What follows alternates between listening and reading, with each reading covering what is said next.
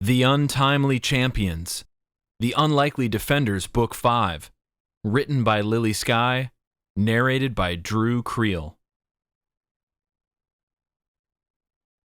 Prologue. The White Forest was normally a majestic, beautiful, serene place located in the town of Montgomery. But today, the forest seemed to tell a darker tale, one of lost hope and impending doom. It was no longer beautiful and serene, but eerie and burned, unwelcoming, foreboding. 5 figures emerged from the heart of the White Forest, each wearing expressions of exhaustion and dismay. Kaos, a manipulative and strong-headed teenager, led the group, his sharp eyes scanning the path ahead as he tried to hide the fear gnawing at him. Behind him walked Amberley, Rose, Trace, and Kire, the other members of the Unlikely Defenders. For these 5 teens, the fate of their realm rested upon their shoulders. Their latest battle had been a bitter defeat. They had faced Resin, a powerful alien-like creature, the last of Yash's Earth-linked minions, whom they were supposed to capture, not kill. They wanted to capture him and lock him away so that Yash could never reach them, but something had gone terribly wrong. As they trudged forward, each member of the group bore minor injuries and carried the weight of their failure.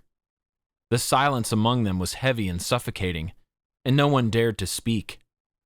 Rose, the most familiar with the White Forest, walked ahead of the others until, eventually, she fell to her knees, too weak to continue, although it was she who was supposed to be their guide out of there. As Kire and Trace raced to Rose's side, both of them placing one of her arms over their shoulder to act as her support while she walked on, Kaos's mind churned, thinking of the horrors that lay ahead now that everything had gone so wrong. He was not one to typically wallow in self-doubt, but this wasn't just a small mistake that could easily be undone. He couldn't shake the feeling that there was nothing anyone could do now. They were now allowing Yash to seize control of Earth. During the battle with Resin, the minion had somehow become aware of their intentions. As soon as he seemed to realize he had to die for Yash to move forward, he chose the sinister path of self-sacrifice, ensuring Yash's malevolent wishes could finally become reality. Despite his manipulative, cunning nature, Kaos couldn't help but feel responsible for the disastrous outcome of that battle's ending. Yes, it was Trace's sword that ultimately caused Resin's defeat. And yes, Trace had been the one wielding it when it pierced Resin's flesh. It didn't change Kaos's opinion, not that he was about to tell any of the others about it. The horizon was dark as they walked slowly, weakly through the trees. Kaos wondered if they would ever see daylight again, or if Yash would come and wreak his havoc long before then. He wondered if, any second now, Yash would appear, his ship, Kaos, taking over the sky in the form of a massive UFO. As they all walked, Kaos noticed how slumped over and defeated they all seemed. He wondered if they all shared the same thoughts he did. They were doomed. Kaos's thoughts continued to swirl. Someone, out of the 5 of them, had to think of a plan, even if it seemed hopeless. And he was the group leader, after all. So as they walked on, he began silently plotting and planning their next move. But as he tried, he couldn't stop it as his thoughts wandered again to Resin, to his final moments, to the glee in his eyes as he realized the consequences of his sacrifice. He was more than happy to do whatever he needed in order for his master to succeed. Yash, the dark force that had attempted to destroy their realm for centuries, now had the very real ability to plunge it into eternal darkness. Behind Rose, still being carried by Trace and Kire, Amberley walked, her hands shaking slightly as she pulled off her magnificent, shining gauntlet. There was something about her expression that the others weren't wearing. She almost seemed to be in a bit of a trance, as if she were still seeing things that were not there. Through the canopy of trees, Kaos briefly looked up to see the moon's glow before he looked back at his teammates, their faces wary. Their realm needed them now more than ever, but they also seemed further apart from each other than ever. There couldn't be a more inconvenient time for that to be the case. Their world was seconds away from ending, and they needed their gifts to save everyone more than ever. Why did they have to be the ones who were accidentally chosen for this?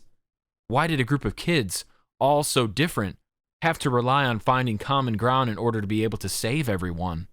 As Kaos stared, first at Amberley and then at Trace, he feared the worst. And the worst was what was probably the closest to the truth. They were never going to get along. Chapter 1. The moon hung low in the sky as the group of teenagers emerged from the white forest, their breathing still uneasy from the intensity of the battle they had just fought. Shadows of trees and shrubbery moved around them, all of them too tired to be as fully aware of their surroundings as they needed to be. Kaos, his tall, slender figure moving with an air of confidence despite how tired he was, now led the way since they were out of the forest. His slicked back hair gleamed in the light of the moon, looking close to perfect even though he had just been in a battle. His menacing stare swept over the group, ensuring that they were all accounted for the 100th time since they left the cave. He wanted to be sure to play his part as the leader well. It didn't matter if he didn't get along with pretty much everyone on his team. He was in charge, and it was part of his responsibility to look out for everyone. Amberley, a stunning girl with blonde hair cascading like a golden waterfall, walked beside Trace, a fact that Kaos noticed bitterly. Her blue eyes, usually filled with a fiery spark of life, were still haunted by the horrors she had witnessed during the battle.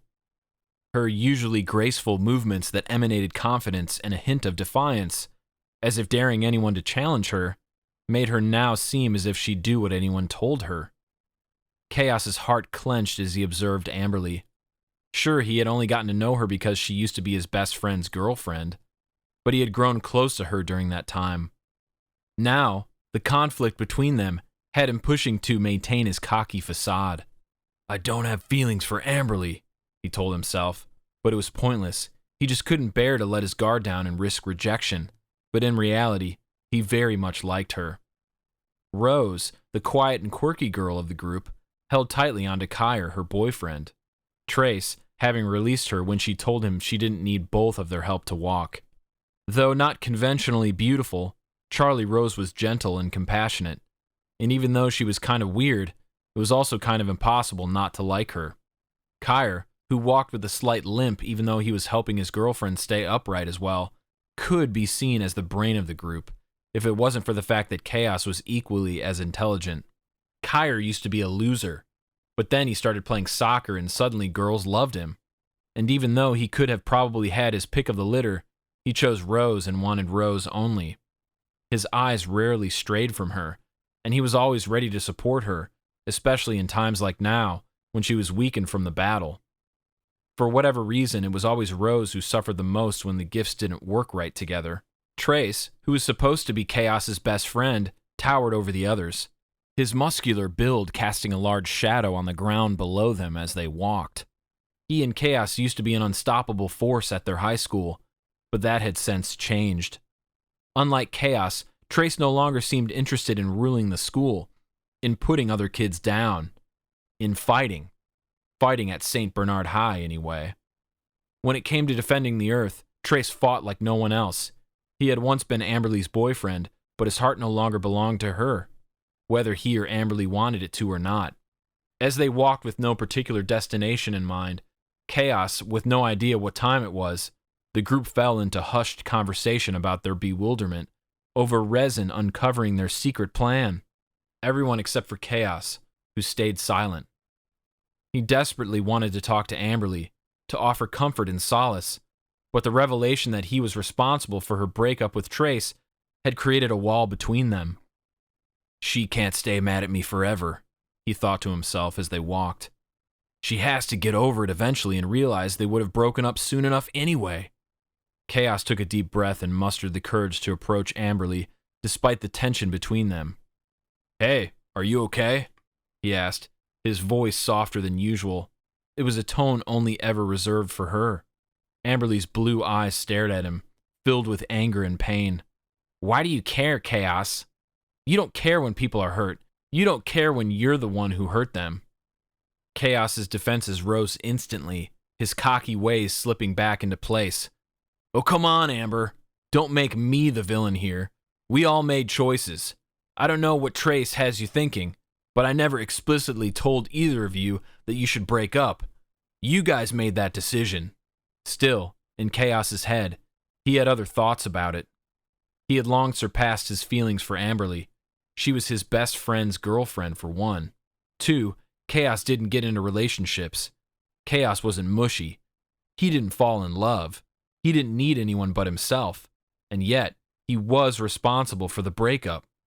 Because he did drive both of them apart from each other. What Amberley needed was for someone to be there for her when her mother died. What Kaos told Trace was that Amberley wanted space. What Trace wanted was to be there for Amberley. To be able to comfort her, talk to her, and care for her. What Kaos told Amberley was that Trace didn't like Amberley anymore because her mother's death had changed her. Still, even to himself, he tried to deny any emotions, pretending that his heart was untouchable. "I'm Kaos, and I don't fall in love." They entered a random neighborhood, Rose falling again as they turned a corner. Kaos, who was closer to her at this time than Trace was, had a quick reaction to catch her elbow and stop her from hitting the ground, while Kire was brought down with her. Despite her exhaustion, Rose still managed to give Kaos a small smile of gratitude.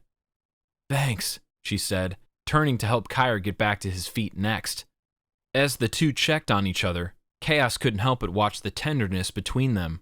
He knew that Kire was fully invested in their relationship, and his feelings for Rose were genuine and deep. "I don't want that," he told himself. "Their displays of affection are sickening."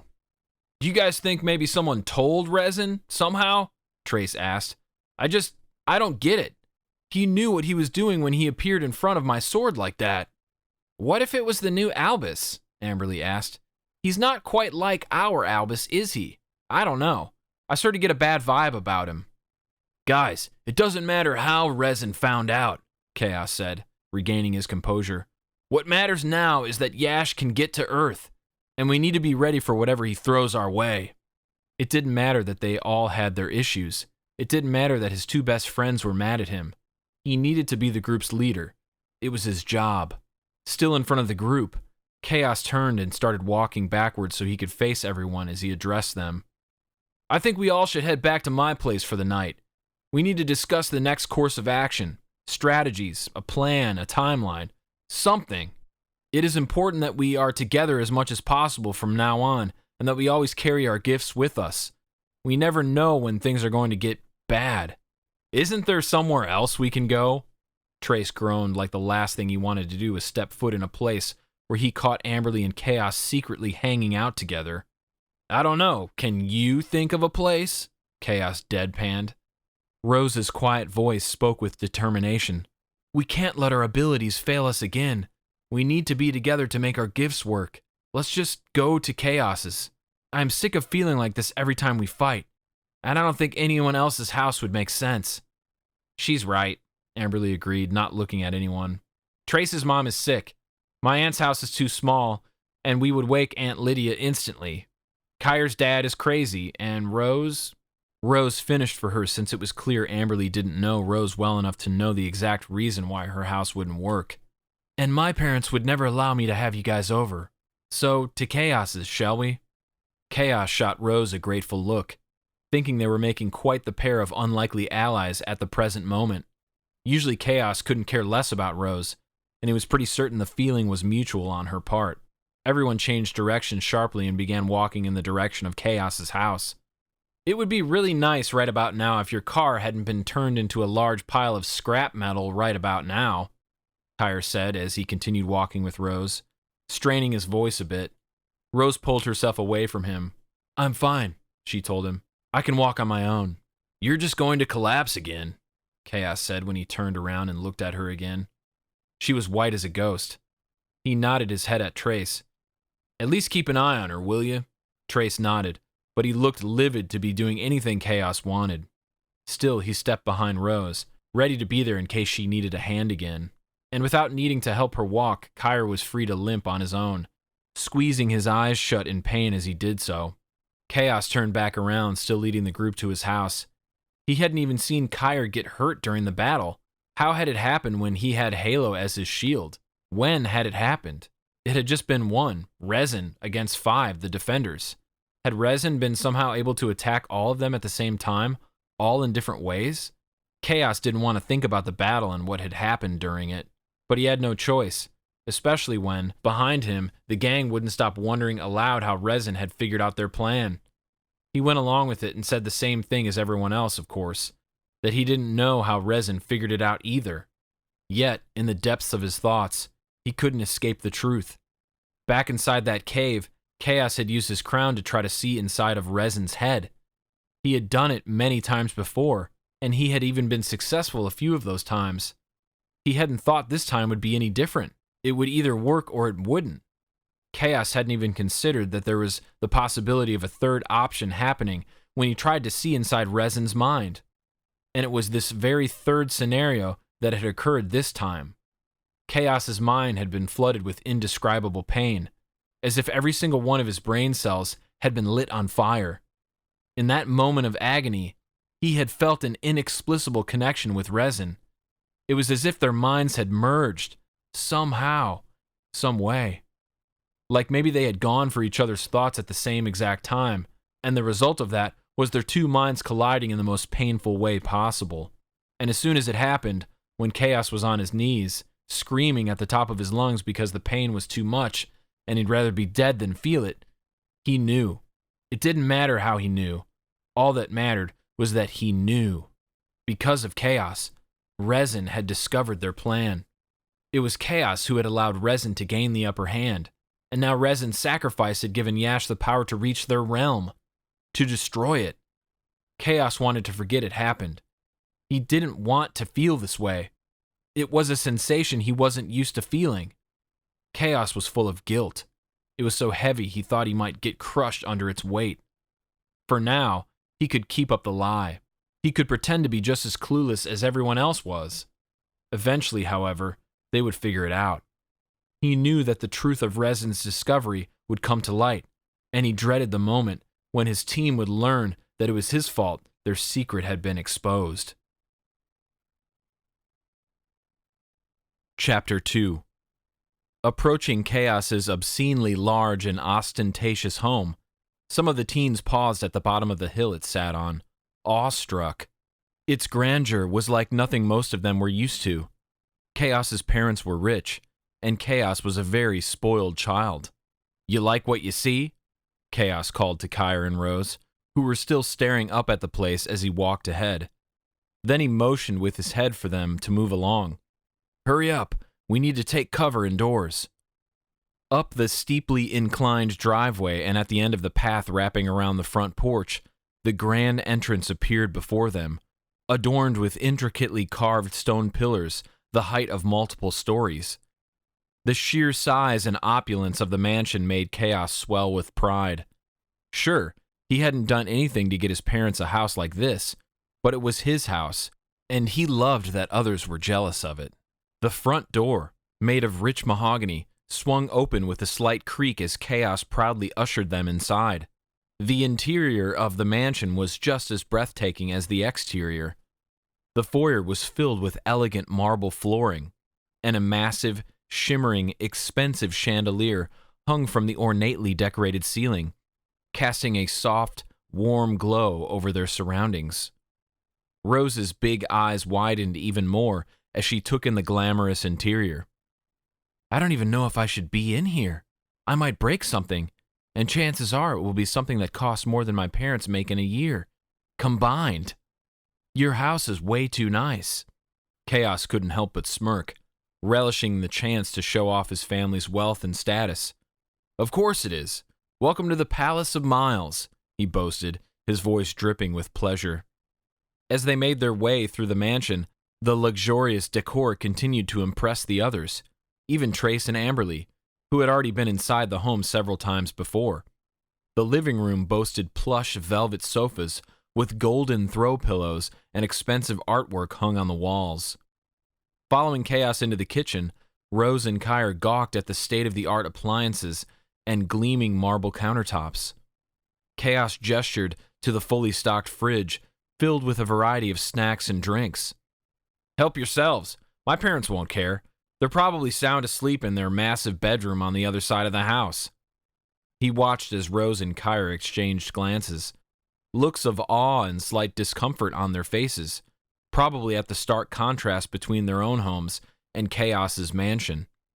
He doubted they had ever been anywhere this nice before, and they probably felt like complete losers, just as Amberley and Trace had the first few times they came over. After everyone helped themselves to snacks and drinks that would refuel and replenish their tired bodies, the group moved toward the game room, where Kaos opened the door to reveal the teenage dream come true. The game room was a massive space filled with the latest gaming consoles, a huge flat-screen TV, and shelves upon shelves of video games.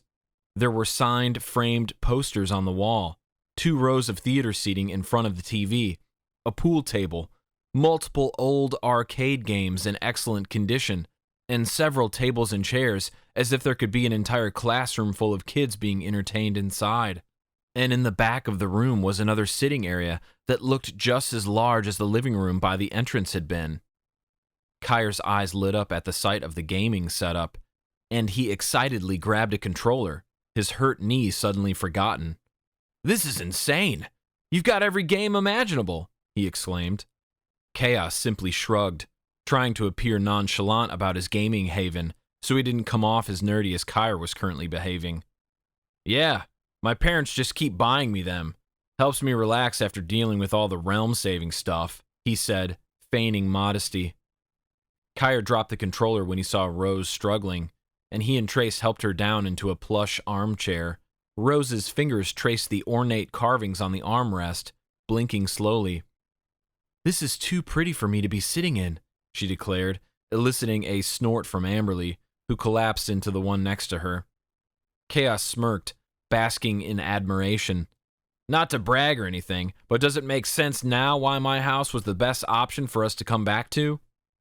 "You're definitely bragging," Amberley called him out. "Agreed," Trace said before turning to address Kire and Rose. "Don't act so impressed. Seriously, it will get to his head." "And it's big enough as it is," Amberley added. Kaos rolled his eyes and ignored them, twisting open a hydration drink and gulping it down. Then he joined the others in taking a seat in an armchair around one of the game tables. He liked having all of them there, not that he would ever admit it. But being in the game room with everyone allowed Kaos to momentarily forget the looming threats and challenges they were about to be forced to face. In here, like this, Kaos could pretend for a moment that they were all just normal teenagers, enjoying a night of games and laughter. Trace handed Rose a bottle of water and a plate of snacks off the table, where he had dumped everything he had taken out of the fridge. "Take it easy, Rose. Dig in. You'll need your strength." Knelt down in front of her, Kire was now dabbing at Rose's nose, which was crusty with dried blood, using a wet cloth he had grabbed when they were down in the kitchen. But he pulled away so Rose could drink some water. "I'm feeling better, I promise," Rose said when she had nearly drained half of the bottle. "We have to come up with a plan. We can't just wait for him to strike. We need to be proactive." Kaos nodded in agreement, forcing himself to tear his eyes away from Amberley, who still wouldn't look at him, so that he could get back to focusing on the task at hand. "Right," he said.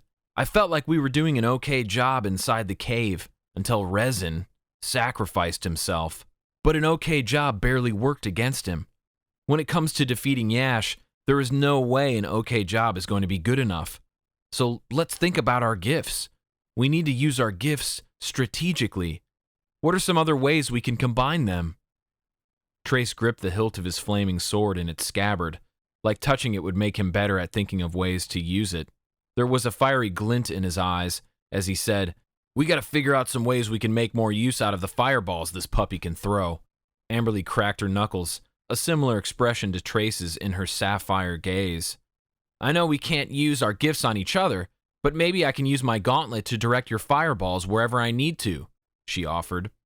They were off to a good start.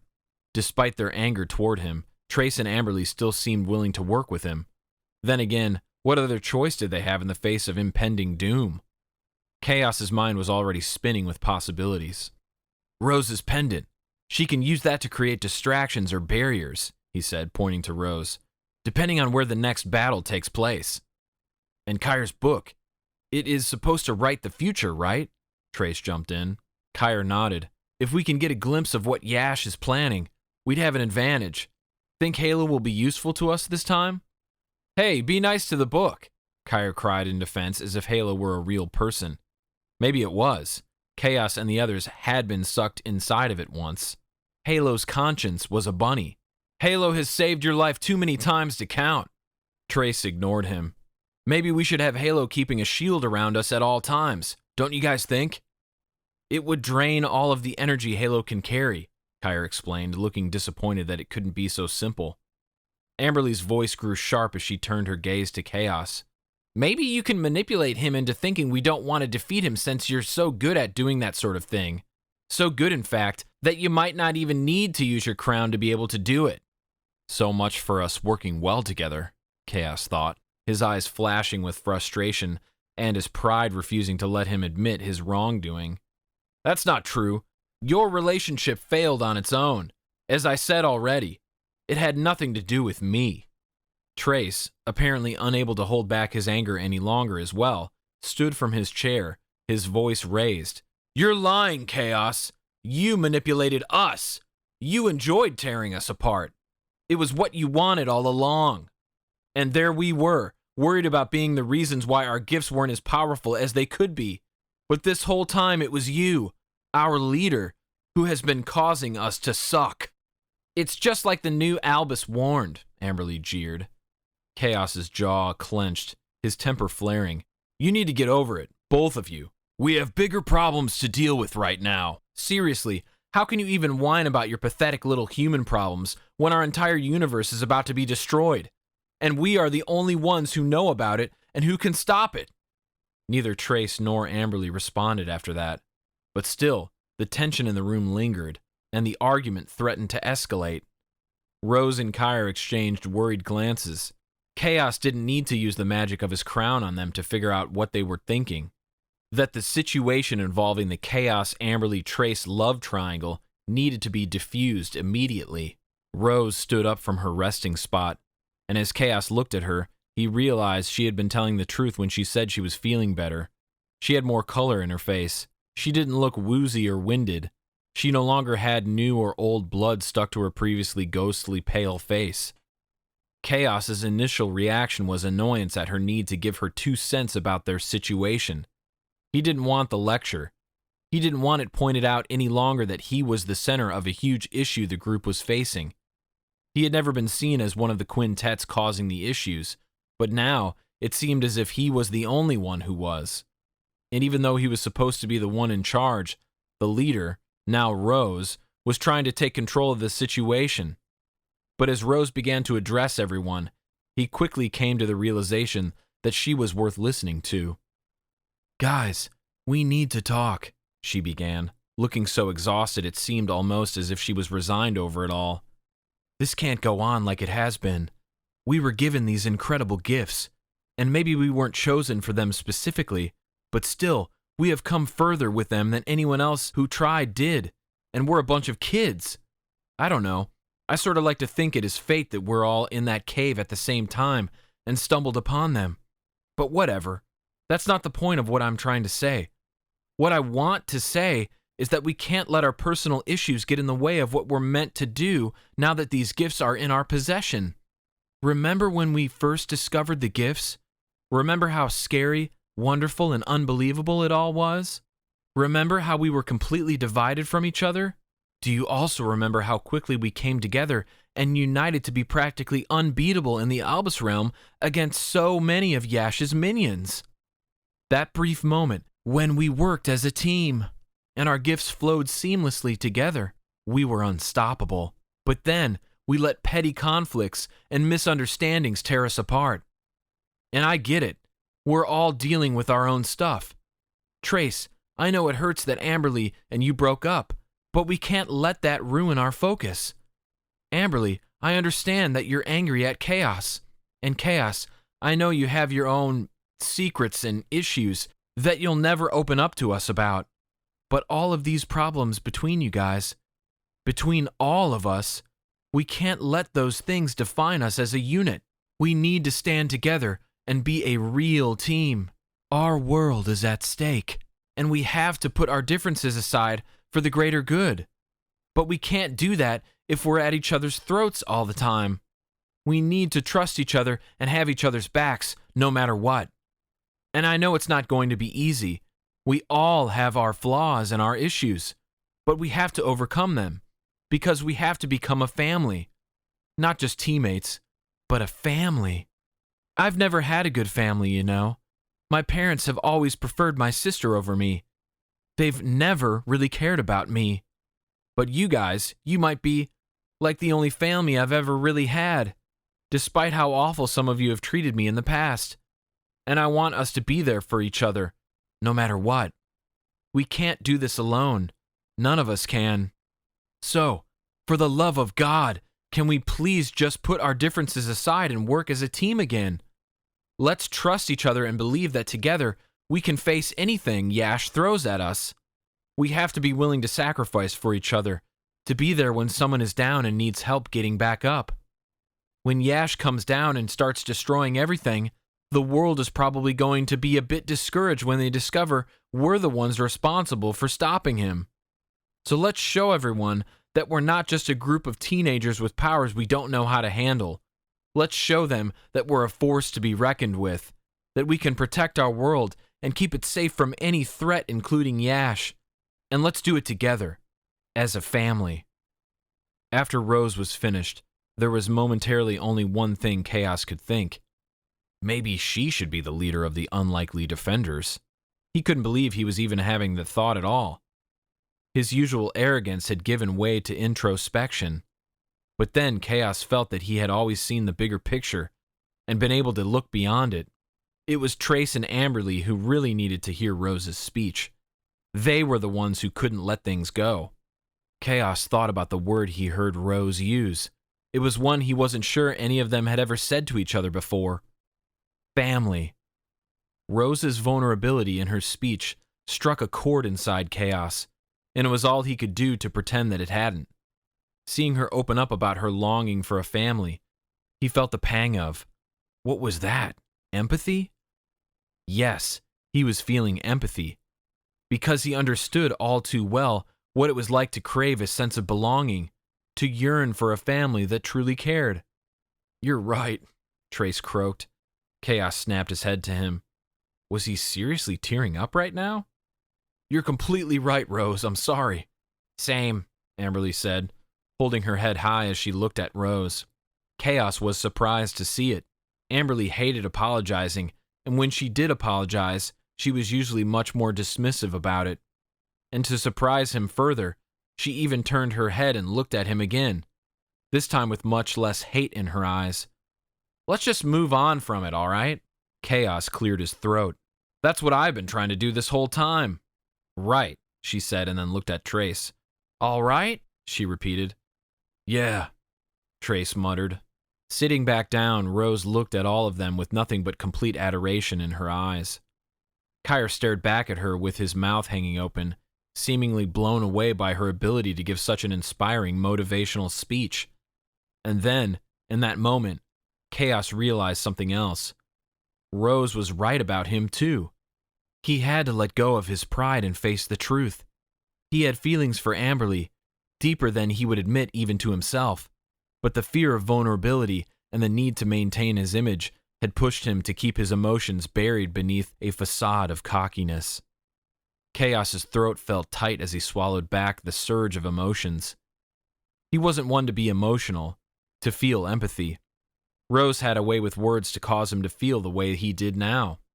He looked at Rose, her eyes shining with hope, and as crazy as it felt, he saw her more than a teammate he was forced to get along with. He saw her as a real friend, maybe even as family. Because of Rose's words, Kaos made a split decision.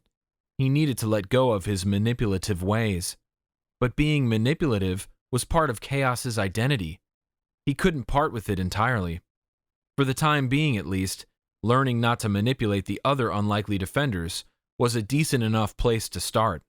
Only to the people in that room would he try to be honest and open, to be a part of the family they were trying to build together. Kaos could tell the air in the room had changed and that he was not the only one deeply affected by what Rose had said. Others agreed with her. For the first time in a long, long while, Kaos felt as if they were all united, sharing one purpose as a group. Sure, they were teenagers, and yeah, they were the only ones who knew of their realm's impending doom, and were the only ones who had the power to even attempt to save everyone. Fine, they weren't as experienced as other adults, and they were filled with uncertainty about what lay ahead. But if they could keep up this unity, they would be stronger than anything that threatened them and their livelihood. As much as Kaos thought it should have been he who made such a powerful and inspiring speech, seeing as he was the leader of the unlikely defenders, he knew it wasn't the time to be petty. Besides, his pride had taken a back seat to the more pressing matter at hand, stopping Yash and saving their realm, at least for now. "We need to work together," Kaos agreed with Rose, his voice deep and strong. "Just like Rose said, our gifts are powerful, but they'll be even stronger if we use them as a team. So whatever problems we may or may not have with one another, we must let it go." Amberley nodded in agreement, determination in her eyes that didn't used to be there. "You're right, Kaos." Kaos was surprised to hear it, but tried not to show it. "We can't let our personal issues get in the way. We have to focus on being the defenders. We're the only ones who have any chance of saving everyone. No one else even knows about the troubles coming." Kaos had expected a bit more attitude from Amberley. He expected her to say something about how she was unwilling to put her anger aside. He expected her to demand apologies and explanations, both from him and Trace. He was relieved to hear her be so willing to listen to him and Rose. Kaos nodded, trying and failing to meet her gaze once again. So he turned to the others. "All right then," he said, looking at Kire specifically. "Get out Halo." Kire reached into his bag and pulled out an ancient-looking book bound in brown leather. The book had an aura of mystery and magic about it, and Kaos knew it held powerful secrets. Kire was the only one who could read or see the language it was written in, since he was the one who selected the book back in the cave all those weeks ago. "What do you want me to do?" Kire asked. "Ask Halo for advice," Kaos said, his curiosity rising. "We need to know what to do next. How to stop Yash from destroying our realm." Kire flipped open the book, his pen writing unfamiliar characters as he messaged Halo. The book responded, the letters forming unrecognizable words in a mesmerizing magical scroll across the page. After Kire translated the words, he looked up at Kaos. "Halo says she can help keep tabs on Yash," he relayed, his bushy brows furrowing in concentration. "We might be able to know when Yash is going to make his move." Kaos felt a surge of hope at the revelation. Was it too good to be true? Things were never that simple. He had learned that recently. Still, having insight into Yash's plans would be a crucial advantage. Then, just as Kaos almost expected it would, Kire's voice turned somber as he continued. "But it's going to take all of Halo's energy. She won't be able to help us with anything else. Not until then, and probably not for a while afterward either." Everyone was silent a bit. The potential sacrifice was something that needed to be deeply considered before they agreed on the best decision. They had come to rely on Halo's magical shield, which had protected them countless times. But now, they had to choose between having that protection and gaining the knowledge they needed to help them stop Yash. Rose spoke up first, her voice oddly confident. "We'll find another way to protect ourselves. We have 4 other abilities between the 5 of us. I think we can let Halo preserve the energy until we get the answer about Yash." Trace was the first one who nodded in agreement, and then Amberley reached out to squeeze Rose's hand in support as well. A rare sight to see. Amberley usually liked to keep her distance from Rose as much as possible. Kaos took a deep breath. "Well, if this is what we need to help with the preparations of stopping Yash, then let's do it. She won't let us down. Right, Kire?" Kire and the rest of the group exchanged glances, understanding the gravity of their situation. "Right," Kire finally said. It was official then. Halo was going to use any ounce of energy possible to keep tabs on Yash's arrival. They no longer had the shield of protection, and they could no longer receive wise advice and future predictions from the book as well. It was a sacrifice they were willing to make for the greater good. As the night wore on, the group's worries about Yash still lingered, but now they had the start of a plan. Kaos, though still scared of what was coming, felt a small, feeble sense of hope. He felt as though he had just aged 5 years. He and they were no longer just teenagers. They were heroes ready to protect their realm with every fiber of their being. Everything else, like the unresolved issues between him, Trace, and Amberley, could be figured out later. Chapter 3. As the first rays of sunlight began to peek over the horizon, the group bid their farewells to Kaos and left his lavish mansion. They had hardly slept and were going to attempt to get some rest before they went to school later and tried to pretend like the realm wasn't about to be attacked. Kaos's mind was a whirlwind of thoughts after the others left before his parents even woke.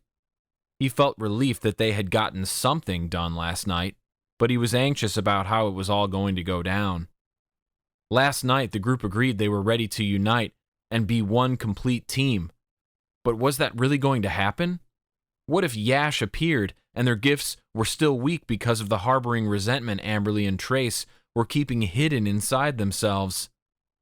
I wish I could just use my ability to read minds one time on them so that I could know, he thought to himself as he yawned greatly and tried to relax his tight, tense shoulders. Somewhere in the echoing mansion, he could already hear the familiar sounds of the household staff starting their day, preparing breakfast and tending to the needs of the house. Knowing his parents wouldn't be awake for a while, Kaos took the opportunity to doze off for a couple of hours.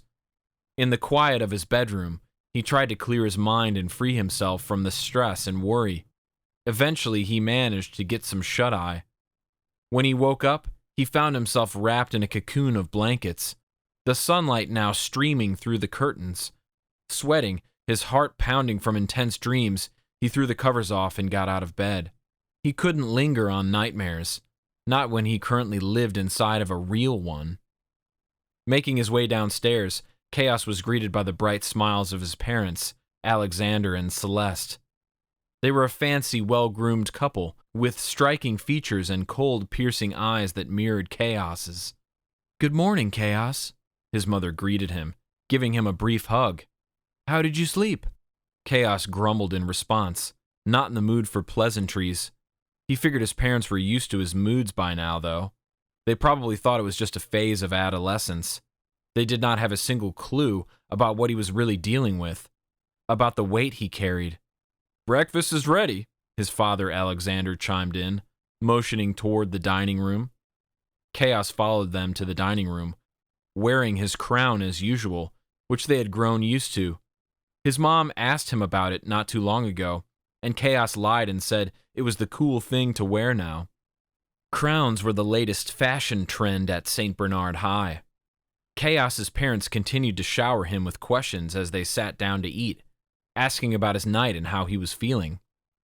Kaos responded with short and dismissive answers, his mind still preoccupied with the upcoming battles. There was still so much that needed to be figured out, so much they still needed to plan. Noticing the short answers and that Kaos was even more moody and distracted than usual, his parents exchanged concerned glances, but they didn't push further. They had always encouraged open communication with their son, but lately he seemed more closed off than ever. They expressed that to him not long ago. Kaos didn't care about making them feel better, to reassure them that everything was fine. It wasn't fine. Not only was their world on the brink of complete annihilation, not only had Kaos been the reason the unlikely defenders failed their last battle, but Kaos's attempt to win over the girl he was crazy about had completely failed, and he might have lost his best friend over it. Yes, they agreed to be a united team, but that was only when it came to being the unlikely defenders. Outside of that, Kaos wasn't so sure. He couldn't shake the feeling of frustration and loneliness that gnawed at him. Anyone on the outside would think he was a spoiled, out-of-touch brat, despite having everything he could ever want. a great house, and a loving, hard-working family, Kaos was internally miserable. And if he was miserable, he thought others should be too. As breakfast continued, Kaos's parents continued to make every effort to engage him in conversation, trying to break through the walls he had built around himself. It made Kaos consider using his powers on them, just to get them to leave him alone. He knew his time left with them might be limited, but he struggled at that current moment to feel anything other than apathy about it. When it was finally time to leave for school, Kaos's mood had worsened. He felt a little ridiculous about it, as well as a bit confused. What had him so worked up? Things had gone well last night when the gang had been over at his house. They were taking steps in the right direction.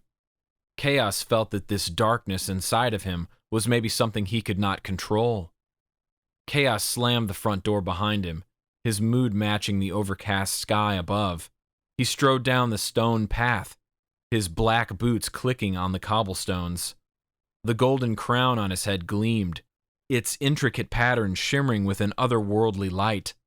The crown granted him power beyond anyone's comprehension, but today, that power felt more like a curse.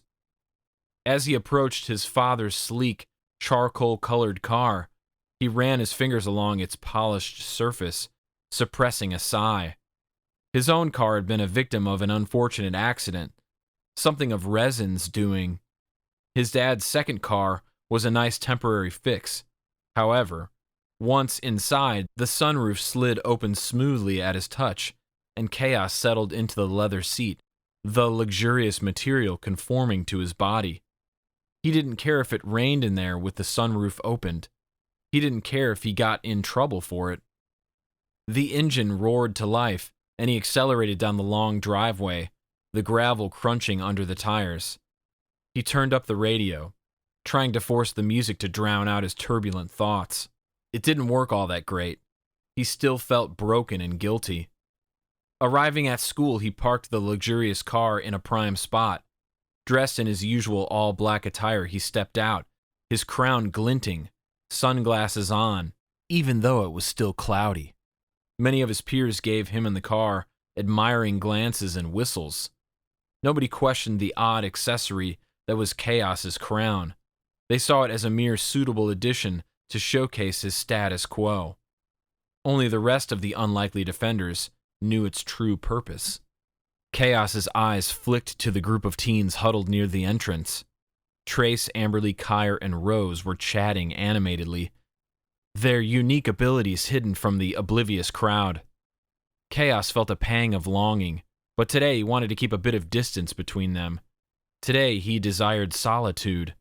He wanted to be alone with his thoughts, to navigate the chaos pounding at his temples from inside his head. He ducked into the shadows before anyone from the group saw him, wondering how he would keep avoiding them successfully all day. As the morning bell rang, Kaos strode through the corridors by himself, feeling the energy of the students' minds ready to be read, to be controlled. Sure, they didn't know they had thoughts so easily accessible to him, but Kaos didn't care if they wanted privacy or not. Reading others' thoughts would keep him from having to listen to his own. He spent the walk to his first class amusing himself by altering their perceptions. He made one kid trip and fall. He made another drop all their books and folders on the ground, causing papers to scatter across the tiled floor. He caused a couple to get into an argument. He made two senior guys start a physical fight. Everyone quickly gathered around and watched that one, but Kaos merely strolled on past, a grin on his face. In the crowded hallway, he encountered Amberley. Their eyes met, a flicker of sadness passing between them. Amberley knew why he was avoiding them, avoiding her. She looked as if she maybe wanted to say something to him. He turned away, his jaw clenched, and continued down the hallway.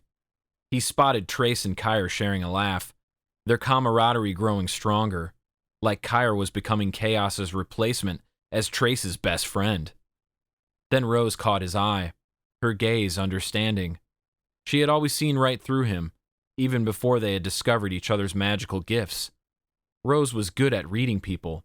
He wondered if she could tell how Kaos was feeling now, If she could understand why Kaos had wanted Trace and Amberley to break up. If she, too, could see that Amberley made more sense with him, not Trace. In class, Kaos wasn't feeling any better. Impulsively, he manipulated them, to get their attention, to laugh a little louder at the things he said and did, to keep their focus on the coolest guy in school. But the more he controlled others with his special ability, the less he felt in control of his own emotions, and the angrier he became. Why did he feel this way? Why did all this keep replaying in his mind? Was it possible that darkness really was consuming him? Kaos leaned back in his desk. His eyes glazed over as their teacher's voice droned on despite his efforts to cause disruptions. The mundane lesson bored him to no end until, at one point, he decided it was time to switch from manipulating his classmates to manipulating the teacher. With a sly smile, he adjusted his crown, its delicate patterns catching the light of the fluorescence above. Before their teacher turned to write something meaningless and unimportant on the whiteboard, Kaos's gaze locked onto them. His mind reached out, sliding easily inside their consciousness and spreading like a spider's web creeping into every corner. With a push, he planted the idea he wanted them to follow. Their teacher paused, the dry erase marker hanging midair, as a strange expression crossed their face. Their thin lips curved into a small smile, and they turned to the class. "You know what? Forget about the rest of the lesson. Let's discuss something more exciting. Like, I don't know, how about we talk about everyone's favorite movies instead?" Confused murmurs rippled through the room, but no one protested. Kaos's manipulation had been successful. He changed it up without drawing too much suspicion. The teacher wanting to switch topics was apparently perfectly reasonable to them. He leaned back in his seat, satisfied with his puppeteering, as the class launched into an eager discussion about movies. Across the room, the unlikely defenders sat together, their keen senses registering the abnormality in the air. Kire's brow furrowed as he exchanged a concerned glance with Rose. Amberley's eyes narrowed, suspicion in them. Trace's jaw tightened, and his gaze was fixed on Kaos. Maybe none of the other students noticed it, but to the group, the disturbance Kaos created was impossible to ignore. None of them participated in the movie discussion. Instead, their attention remained trained on Kaos and his glinting crown. The unlikely defenders knew exactly what he was doing, and it was very clear that they did not approve. Kaos's control over the class was a display of his power, one that he honestly knew would strike a chord with the quintets. Still, it didn't stop him. They weren't his boss. It wasn't as if he was causing any real harm with his ability. In his opinion, he figured they should be thanking him. Instead, Amberley's lips thinned as she glared at Kaos. Trace's fingers tightened around his pencil, tension in his posture. Rose's expression kept changing between frustration and concern. She kept looking between Kaos and Kire, as if Kire was supposed to do something about this. Kaos didn't care. He was satisfied, and it radiated across the rest of the classroom, whereas other peers were satisfied too. In instances like this, the power was intoxicating to him, and he reveled in his control. Let the unlikely defenders silently condemn him. He would pay them no mind. When lunchtime came, Kaos found an empty bench in a secluded corner of the cafeteria. He looked around, the chatter and laughter of his peers thudding loudly in his ears.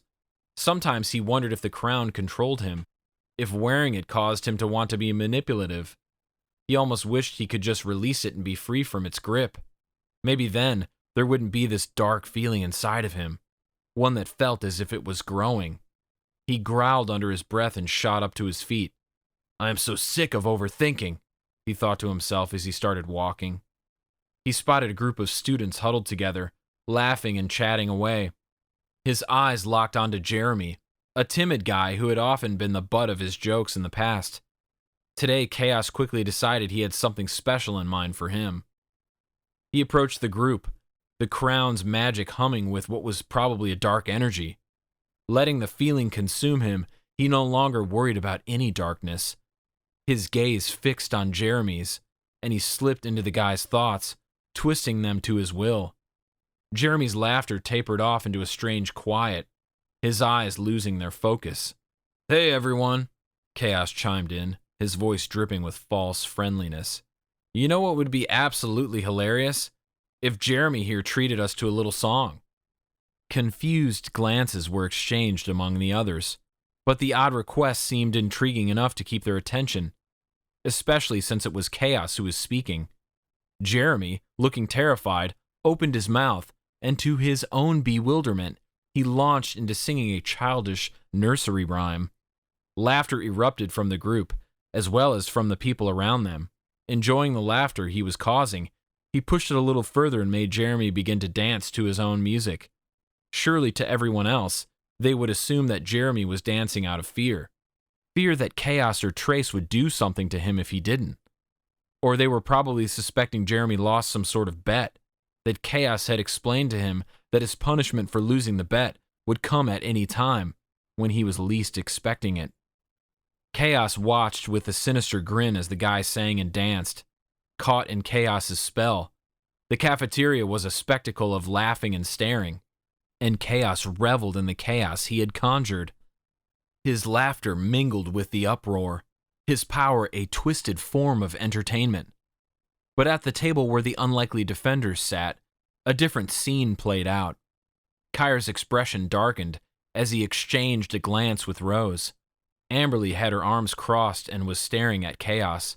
Trace's fingers had curled into fists beneath the table.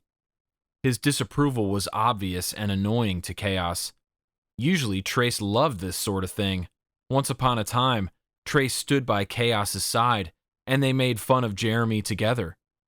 Amid the echoing laughter, their table was a displeased island. Kaos laughed loudly despite it, the sound echoing through the cafeteria. He noticed their stares, their silent judgment, and he merely shrugged, as if to dismiss their opinions. He knew he wasn't supposed to use his powers for ill intent, but what did they expect from him? Chapter 4. When lunch ended, the cafeteria buzz spilled into the bustling hallway. Kaos, being a hidden observer, slipped into a casual stroll behind the other quintets. Amid the chatter, he strained to capture their words. "Hey, Kire." Trace's voice held a friendly undertone. "What were you about to say earlier?" Kire's shoulders sagged. "Oh yeah, just my folks separated." "Because of me?" Amberley asked incredulously.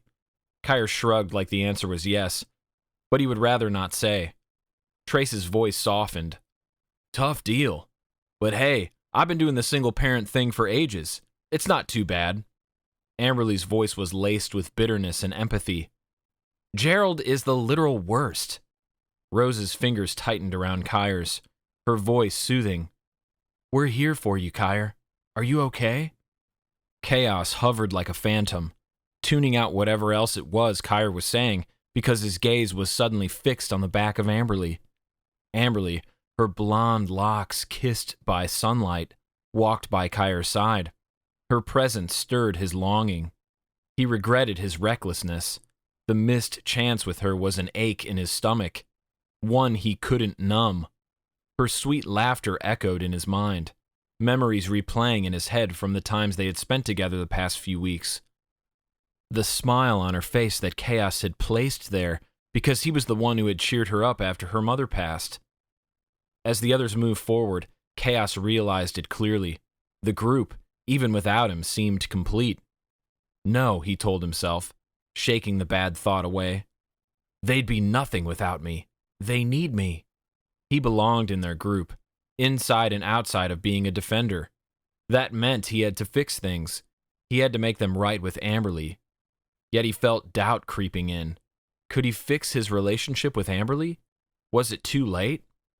His fists clenched. As they neared the classroom, Kaos reassured himself that it was at least worth trying. After school, he decided he'd make his way to Amberley's house. The school day had wrapped up and Kaos stopped by his home before going to Amberley's Aunt Lydia's house. He wanted to give her a bit of time before he showed up so that it wasn't looking like a stressful ambush when she saw him. Then, feeling nervous, he drove his dad's car over, each turn of the wheel making his stomach dip further. Parking the car, he stared at Lydia's small, quaint home, adrenaline coursing through him. Taking a deep breath, he got out of the car and knocked on the front door, the sound echoing in the quiet street. After a moment, the door opened, revealing Amberley, her eyes widening in surprise. "Kaos? What are you doing here?" she asked. "And what was with you today, huh?" Kaos shifted his weight, meeting her gaze with a serious expression as she crossed her arms and didn't offer to let him come in. "Hey, Amberley, can we talk?" he asked. Amberley's eyebrows knitted together. "Is everything okay? Did something happen with Yash?" He gave a half smile. "I'm not here to bring bad news," he assured her, nodding over her shoulder. "Can I come in?" Amberley hesitated, glancing over behind her before turning her attention back to him. "I don't know, Kaos." Kaos's heart started racing. "Amberley, I just want to apologize. I know you're aware of it already, but I messed up. I shouldn't have interfered between you and Trace, especially not the way I did." Amberley's expression shifted from surprise to hurt. "Wow, I can't believe you're actually admitting it. So Trace and I were right then. You purposefully made me think Trace didn't want to be there for me after my mom passed away. And you told Trace that I needed space when I didn't?" Kaos nodded, his gaze dropping briefly before returning to hers. "Yeah, that's exactly it. I know I was wrong, and I'm sorry for it." She shook her head, her voice tinged with exasperation. "You can't just play with people's emotions like that, Kaos. You hurt both of us." Kaos nodded again. "I know." He licked his lips and spat the words out. "But look, Amberley, you and I are a better match. We both have that fire in us, that passion to be on top. You have to agree with me. Look at how great these past few weeks together have been. I've been there for you through it all, haven't I? I always will be, too." "Yeah, but Kaos, the reason you and I spent all that time together is because you made it that way. You manipulated it into being that way. You don't need your crown to control the lives of people around you. You're a natural." Kaos shook his head quickly, mentally panicking because this was not going the way he wanted. I messed up, Amberley. I shouldn't have done what I did, and I know that. Yeah, I sort of forced you and Trace to stay away from each other, but I never forced you to like being alone with me, to enjoy spending time with me, to come to me when you were feeling sad or whenever you had a problem. That was you, Amberley. You had to feel something for me. I'm just saying that maybe, just maybe, you and I understand each other better." Amberley's arms dropped to her sides, her expression a mix of skepticism and bewilderment. "This is all so messed up, Kaos. She cut herself off and stared into the distance, shaking her head slowly. When she looked back at him, she let out a sigh, her gaze softening. "Just come on in." Kaos followed her inside, feeling relieved. "I need some water. I'll be right back," Amberley said before disappearing into the kitchen, leaving him alone in the living room. He sank onto the sofa, taking in the unfamiliar surroundings. Moments later, another knock sounded on the door, and he turned his head to see Amberley's aunt, Lydia, heading toward it. She opened it wide and greeted the unexpected guest with a curious expression. Whoa. Hi there. Well, what do you want?" The reply came from beyond Kaos's view, a voice that sounded serious and grim. "I need to speak with Amberley." Kaos's curiosity was piqued, and he shifted on the sofa to see who had arrived. It turned out to be none other than Gerald, Kire and Amberley's father. His appearance sent a ripple of surprise through the room. Lydia's demeanor was guarded, her tone becoming more defensive. "And just why do you think I'd let you do that?" Amberley's voice floated from the kitchen, tinged with curiosity. "Who is it?" Gerald's gaze settled on Lydia, his expression unreadable. "I need to talk to her." Lydia's eyes flickered with uncertainty. As Amberley rounded the corner, the surprise on her face was evident. Kaos couldn't help but notice that this seemed like an unusual visit, as if Gerald had never set foot in this house before.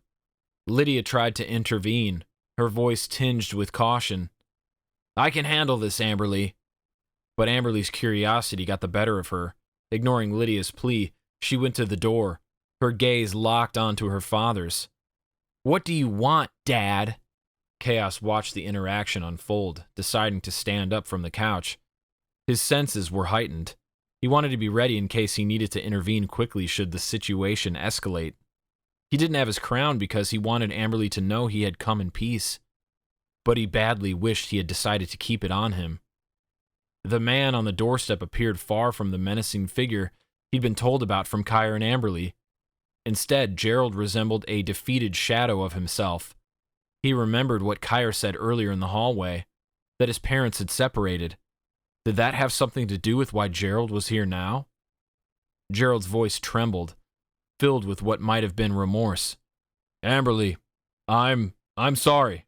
I should have been there, but I wasn't. I ignored you, and I realize now how wrong that was." Amberley appeared to be struggling internally, her eyes glistening as she fought back tears. The sight tugged at Kaos, the raw vulnerability in her expression showing a side he hadn't often seen. Amberley was revealing a layer of pain beneath her sassy demeanor. She didn't utter a word in response, not for a long minute. But then, the biting edge in her voice was back, and she scoffed at Gerald's words. "Oh, how touching. The prodigal father returns with an apology." Lydia's disdain was evident as well as she came to Amberley's aid. "Save the theatrics, Gerald. Amberley doesn't need to hear this from you." Gerald's gaze shifted toward Lydia, a plea for understanding in his eyes. "Please, let me speak to Amberley alone, just for a minute." Lydia's response was venomous. "Yeah, because Amberley's been just dying to hear your voice. You're only here because your marriage is falling apart, right?" Amberley asked as she stood beside her aunt. "You're trying to save your own skin."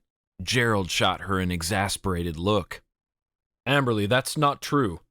I mean, yes, my marriage is in trouble, but it's made me realize how much I've messed up with you." "Oh, wonderful," Amberley snapped. "You actually think I'm an idiot? Seriously, don't think that we are buying it, that we could actually ever believe that this is the dawn of a new Gerald." Lydia put her arm around Amberley protectively. Gerald's voice wavered. Kaos noticed that his expression lacked any warmth. He wasn't used to having to grovel, to force out apologies he didn't want to make. Kaos was on the side of Amberley and Lydia. Gerald was full of it. "Amberley, I'm trying to make amends. I know I've been a terrible father, but I want to change that. Can't you just hear me out?" Amberley's gaze remained fixed on her father, her voice cutting. "You had years to be a father to me. It's a bit late for your redemption arc. Just leave me alone. Your monetary acknowledgement of my existence is more than enough." Amberley turned away, her steps heavy with resentment as she retreated out of the room and into the hall. Kaos followed her, the two leaving Lydia and Gerald behind. As they headed toward her bedroom, the tension of the encounter still hung in the air, and Kaos felt the need to take care of Amberley and make sure she was all right. As he followed Amberley, he strained to catch the fading conversation between Lydia and Gerald. "You heard the girl, Gerald. It's time for you to go. Don't come back." The sound of the door slamming shut reverberated in Kaos's ears. Chapter 5. Later in the day, back at Kaos's house, his phone chimed, pulling his attention from his thoughts. He glanced at the screen, finding a message from Rose. "Rose, unlikely defenders meeting at Aunt Marge's. Be there." The message quickly filled Kaos with anticipation. He practically lunged out of his bed, grabbed the car keys as quickly as possible, and dashed outside to his father's car. As he drove, memories of his conversation with Amberley earlier, after her father had left, played like a movie in his mind. The heaviness in her voice, the way she held back tears. Kaos couldn't help but wish he was still alone with her, giving her the comfort that she needed. He recalled how he'd tried to console her, offering a shoulder to lean on as her emotions spilled forth. It was a side of Amberley that Kaos truly felt he was the only one to see it. Her vulnerability was reserved only to be exposed to him. "I can't believe he had the audacity to show up like that," Amberley told Kaos as the two sat in her bedroom. Kaos understood her anger. Gerald's unexpected visit had brought back a flood of painful memories and unresolved emotions for her. Add in Kaos trying to convince her to be with him instead of Trace. It was a lot for Amberley to handle in one day. "I know it's complicated, Amberley," he'd offered, moving a little closer to her so that their knees were touching. "I don't know. Do you think maybe Gerald really wants to change? Because if you ask me, he just wants his wife back and doesn't care about anything else." The tears continued down Amberley's face as she rested her head on his shoulder and stayed silent. Kaos rubbed her back in small circles of comfort. It had been an intimate moment, a connection he hadn't anticipated but cherished. Now, as Kaos drove, Amberley's tear-streaked face haunted him, a reminder of the complexities lurking beneath her surface. He couldn't deny the satisfaction he'd felt when she'd leaned into his support. It felt like a step in the right direction of her choosing him. Leaving her house had left him with a renewed sense of hope, a belief that they could repair the damage that had been done between them. But also, maybe more than that. Turning into Aunt Marge's parking lot, Kaos's thoughts shifted to the present. He parked his car and took a moment to collect himself. Then he stepped out of his dad's car, the setting sun reflecting off the polished surface. Adjusting the bright crown on his head, he put it back on as soon as he got home from Amberley's. He made his way toward the restaurant, which served as a quiet haven for the unlikely defenders. The establishment, nestled between the busy streets, was often where the group liked to come and strategize. Pushing open the door, the comforting aroma of freshly baked goods enveloped him. The familiar scent was soothing. Kaos walked further inside, heading to the back room where they often held their private meetings. The room was a haven adorned with frilly tablecloths and delicate decor, and even though Kaos felt ridiculous inside of it at first, he had come to love the place. Sliding into a chair, Kaos let out a sigh, his gaze scanning the empty chairs around him. He'd arrived early. Impatient fingers tapped on the tabletop, and Kaos wondered how soon it would be before Trace showed. If Trace was going to be ready to hear anything Kaos had to say about trying to steal his girlfriend. He could admit to himself that he was feeling pretty doubtful. As the minutes stretched on, Kaos worried that maybe something had happened to the others. He checked his phone to see if there were any updates in their group chat, but none appeared. Just as frustration began to gnaw at him, the door creaked open once more. Trace stepped inside, his eyes darkening the second they met Kaos's gaze. The flaming sword that was Trace's magical gift was stored away in its scabbard, but Kaos knew he could pull it out at a moment's notice. He wondered what would happen if Trace tried to use the sword on him. They weren't supposed to be able to use their gifts on each other. But how would the magic prevent Trace from slicing Kaos's head right off the second he heard any of his excuses for what he did? They exchanged a tense nod, the both of them remaining silent.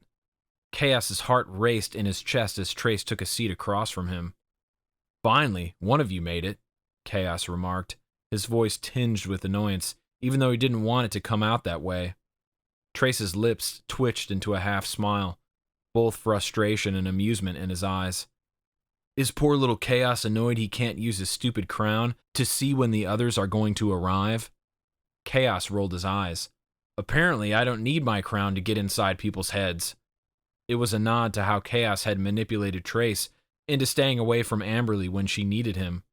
Trace leaned back, his expression growing serious. "Talking about Amberley and me, huh? Are you saying you want to acknowledge your screw-up with me?" Kaos's gaze dropped, the guilt gnawing at his gut. "I never intended for things to get so messed up," he admitted. Trace's stare bore into him. "Are you kidding me? What did you expect to happen? For Amberley and me to go our separate ways, glad for the breakup? For us to then be completely okay once my ex-girlfriend started dating my best friend? You are delusional." The silence between them stretched on as Kaos tried to think of how to best reply. He hated having these confrontations with Trace. He hated not feeling in control of the situation. Eventually, he opened his mouth to respond, but realization about why they were the only two in the room suddenly slammed into him, and when he looked at Trace, he could see that he knew it too. "Wait a minute," Kaos began. "You don't think—" Trace's lips curved into a bitter smile. "That we've been set up?" The absurdity of the situation made Kaos roll his eyes. "The others. They planned this," Trace finished. "They have no intention of being here. They wanted us to talk. Or at least Rose did." For a moment, they both laughed, amused by Rose's attempt to fix things. For a moment, everything felt like it was back to normal. But when the laughter died down, Kaos knew it wasn't. Kaos and Trace then sat there in silence. Neither of them wanted to be the first to break it, even though deep down, Kaos knew he had to. The unity of the unlikely defenders depended on it, especially now when their gifts needed to be at their strongest. Trace's jaw eventually clenched in anger, and Kaos wondered what it was he was thinking about. Was he upset that Kaos still hadn't attempted to rectify the situation further? He fidgeted with the edge of the frilly tablecloth, his mind racing for the right words. But Kaos had never been good at apologies, and this time was no exception. "Look, about Amberley," Kaos finally managed to mutter, his voice hesitant and unsure. What was he supposed to say? That he was sorry he broke them up, but that Amberley belonged with him? How was that going to solve anything? Yes, it was the truth. It was what Kaos really wanted to say. He wanted to say it, and he wanted things to be okay after he did it. But he knew it wasn't possible. Trace's eyes flicked up, his anger unrelenting. "I get the feeling that you were just fine with messing everything up." Kaos sighed, frustration building within him. "That's not true, Trace. I didn't mean to grow feelings for Amberley. I didn't know I would start to feel for her in that way. It's not really like I could stop it from happening, you know." Trace's eyebrows shot up, incredulity replacing some of the anger. "Are you seriously trying to get me to understand and accept why you did it? Are you trying to make me think it's okay? Because you fell for Amberley when you didn't even mean to?" Kaos's frustration mounted, his words coming out all wrong, a jumbled mess of emotions. "No, that's not what I'm trying to do. However, it sort of was. I don't know, Trace. I can't help but feel that Amberley and I make more sense than you and her do. You've changed a lot, but Amberley hasn't really changed that much. And neither have I. And these past few weeks, I've kept her safer than you ever have." Kaos knew he had said the wrong thing immediately. He could see the fire in Trace's eyes. "Safer? You put your own selfish desires above our mission, our friendship." Before Kaos could respond, a sudden and powerful tremor seized the room, shaking everything within it. Plates clinked, glasses rattled, and the frilly decorations swayed dangerously. The ground quaked beneath them, and Kaos instinctively reached out to grip the edge of the table for support. "What the?" Kaos's voice was lost amidst the rumbling chaos. Trace's eyes widened, his anger momentarily forgotten as he too struggled to maintain his balance. The force of the shaking was overpowering, the noise deafening. Kaos's heart raced as he exchanged a stunned glance with Trace, the realization dawning on both of them. The tremors intensified, the room vibrating with otherworldly power.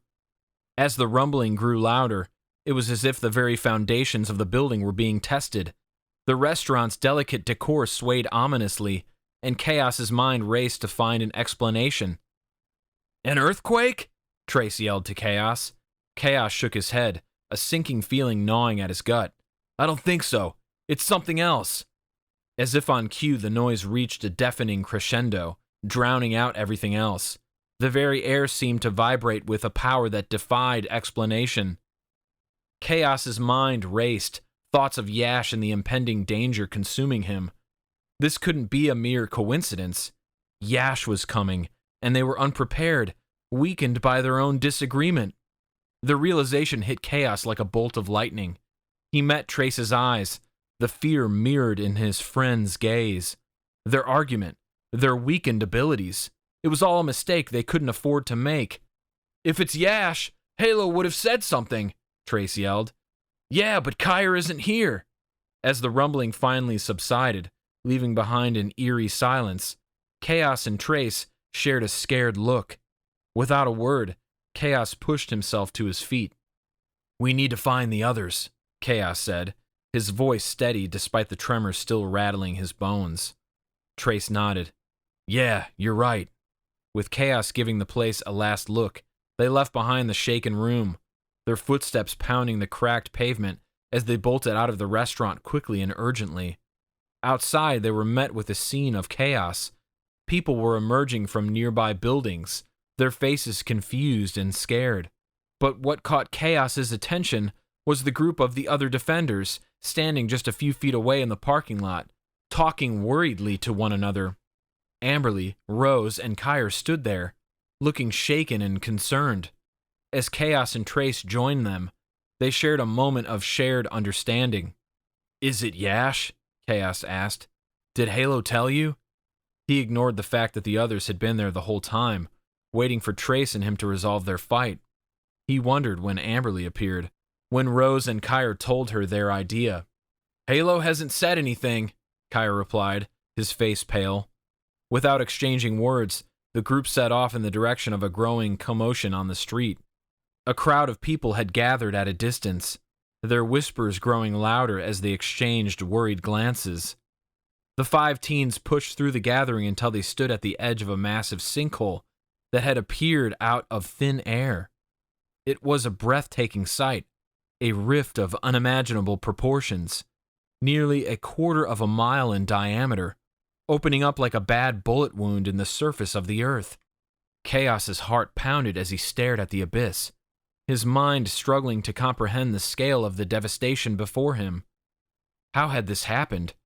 Was it a mere coincidence? A natural phenomenon? Or was it something else? Amberley's voice trembled as she spoke, the disbelief evident in her words. What could have caused this? The townspeople around them murmured and talked worriedly among themselves, sharing theories and speculations. But the unlikely defenders exchanged the same concerned glances for other reasons no one else knew. Kaos could tell the others were wondering the same thing, that maybe this wasn't a natural disaster. Maybe it was a sign of something far more sinister. Yash, the powerful being they dreaded, could potentially be beginning his assault on their world. Kaos looked at the others seriously, and they all looked back at him, ready for his guidance. He knew that the time for disagreements and personal conflicts was over. The unlikely defenders needed to unite like never before, to harness their individual gifts and stand together against the impending threat.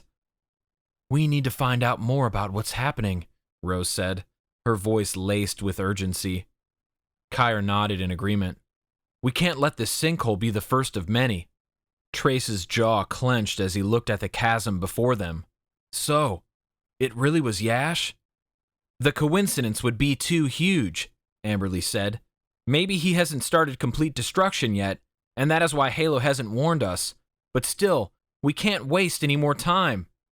As the townspeople continued to speculate and fret, the unlikely defenders exchanged one last determined look. They were all that stood between Yash and the world's destruction. Chapter 6. Kaos stood at the edge of the massive sinkhole that had suddenly appeared in the heart of Montgomery. His eyes were wide, his heart pounding. Beside him, Kire, Amberley, Trace, and Rose shared his shock and worry. The small town they'd grown up in was now a scene of chaos and devastation. Cars had fallen into the gaping hole in the ground, and flames licked at the edges of buildings that teetered on the brink while others lay in ruins. People stumbled through the debris, some with bloodied faces, their voices a cacophony of panic. Sirens wailed in the distance, mixing with the blaring horns of vehicles that had been caught in the chaos. I think it's time we keep planning, Kaos told the others. Kire shook his head as he stared down at the crater, a huge portion of the town down inside of it. He was still in disbelief. Kaos wondered if his head was stuck like that, in a shaking motion. I've never seen anything like this, Amberley trembled as she stared into it as well. Kaos watched as Trace stepped closer to her. It didn't feel good to see. Sinkholes just don't appear out of nowhere, do they? She asked of the others. What is everyone going to think? What if they start speculating that something otherworldly possibly caused this to happen? Trace's eyes were wide, scanning the wreckage around them. Look at that. He pointed at a twisted lamppost bent at an odd angle. It's like something burst out of the ground. This caused Rose to grow horrified. She looked at Trace, quivering. You mean, you think maybe something came out of that hole? Something relatively the same size of it? Kaos hadn't considered the possibility that Yash was massive as this hole in the ground. But would that be really how he arrived on Earth? Through the center of it? It didn't seem likely. Kaos was certain that Yash's arrival would come from above, in the sky. I know we need to keep planning, Kire piped up, but we need to help those people, shouldn't we? I mean, look at them. They're hurt and scared. As they watched, firefighters worked frantically to put out the fires. Police officers tried to manage the chaos, and paramedics attended to the injured. The town that had always seemed so peaceful was now a battleground of destruction. Kaos's thoughts raced. The image of it all would not be erased from his memory anytime soon, maybe even ever. The firefighters and paramedics have a handle on it, he decided. Kire frowned, his brow furrowing. Kaos could tell what he was thinking. Kire felt as though this was all their fault. They had killed Resin, and now other people were hurt.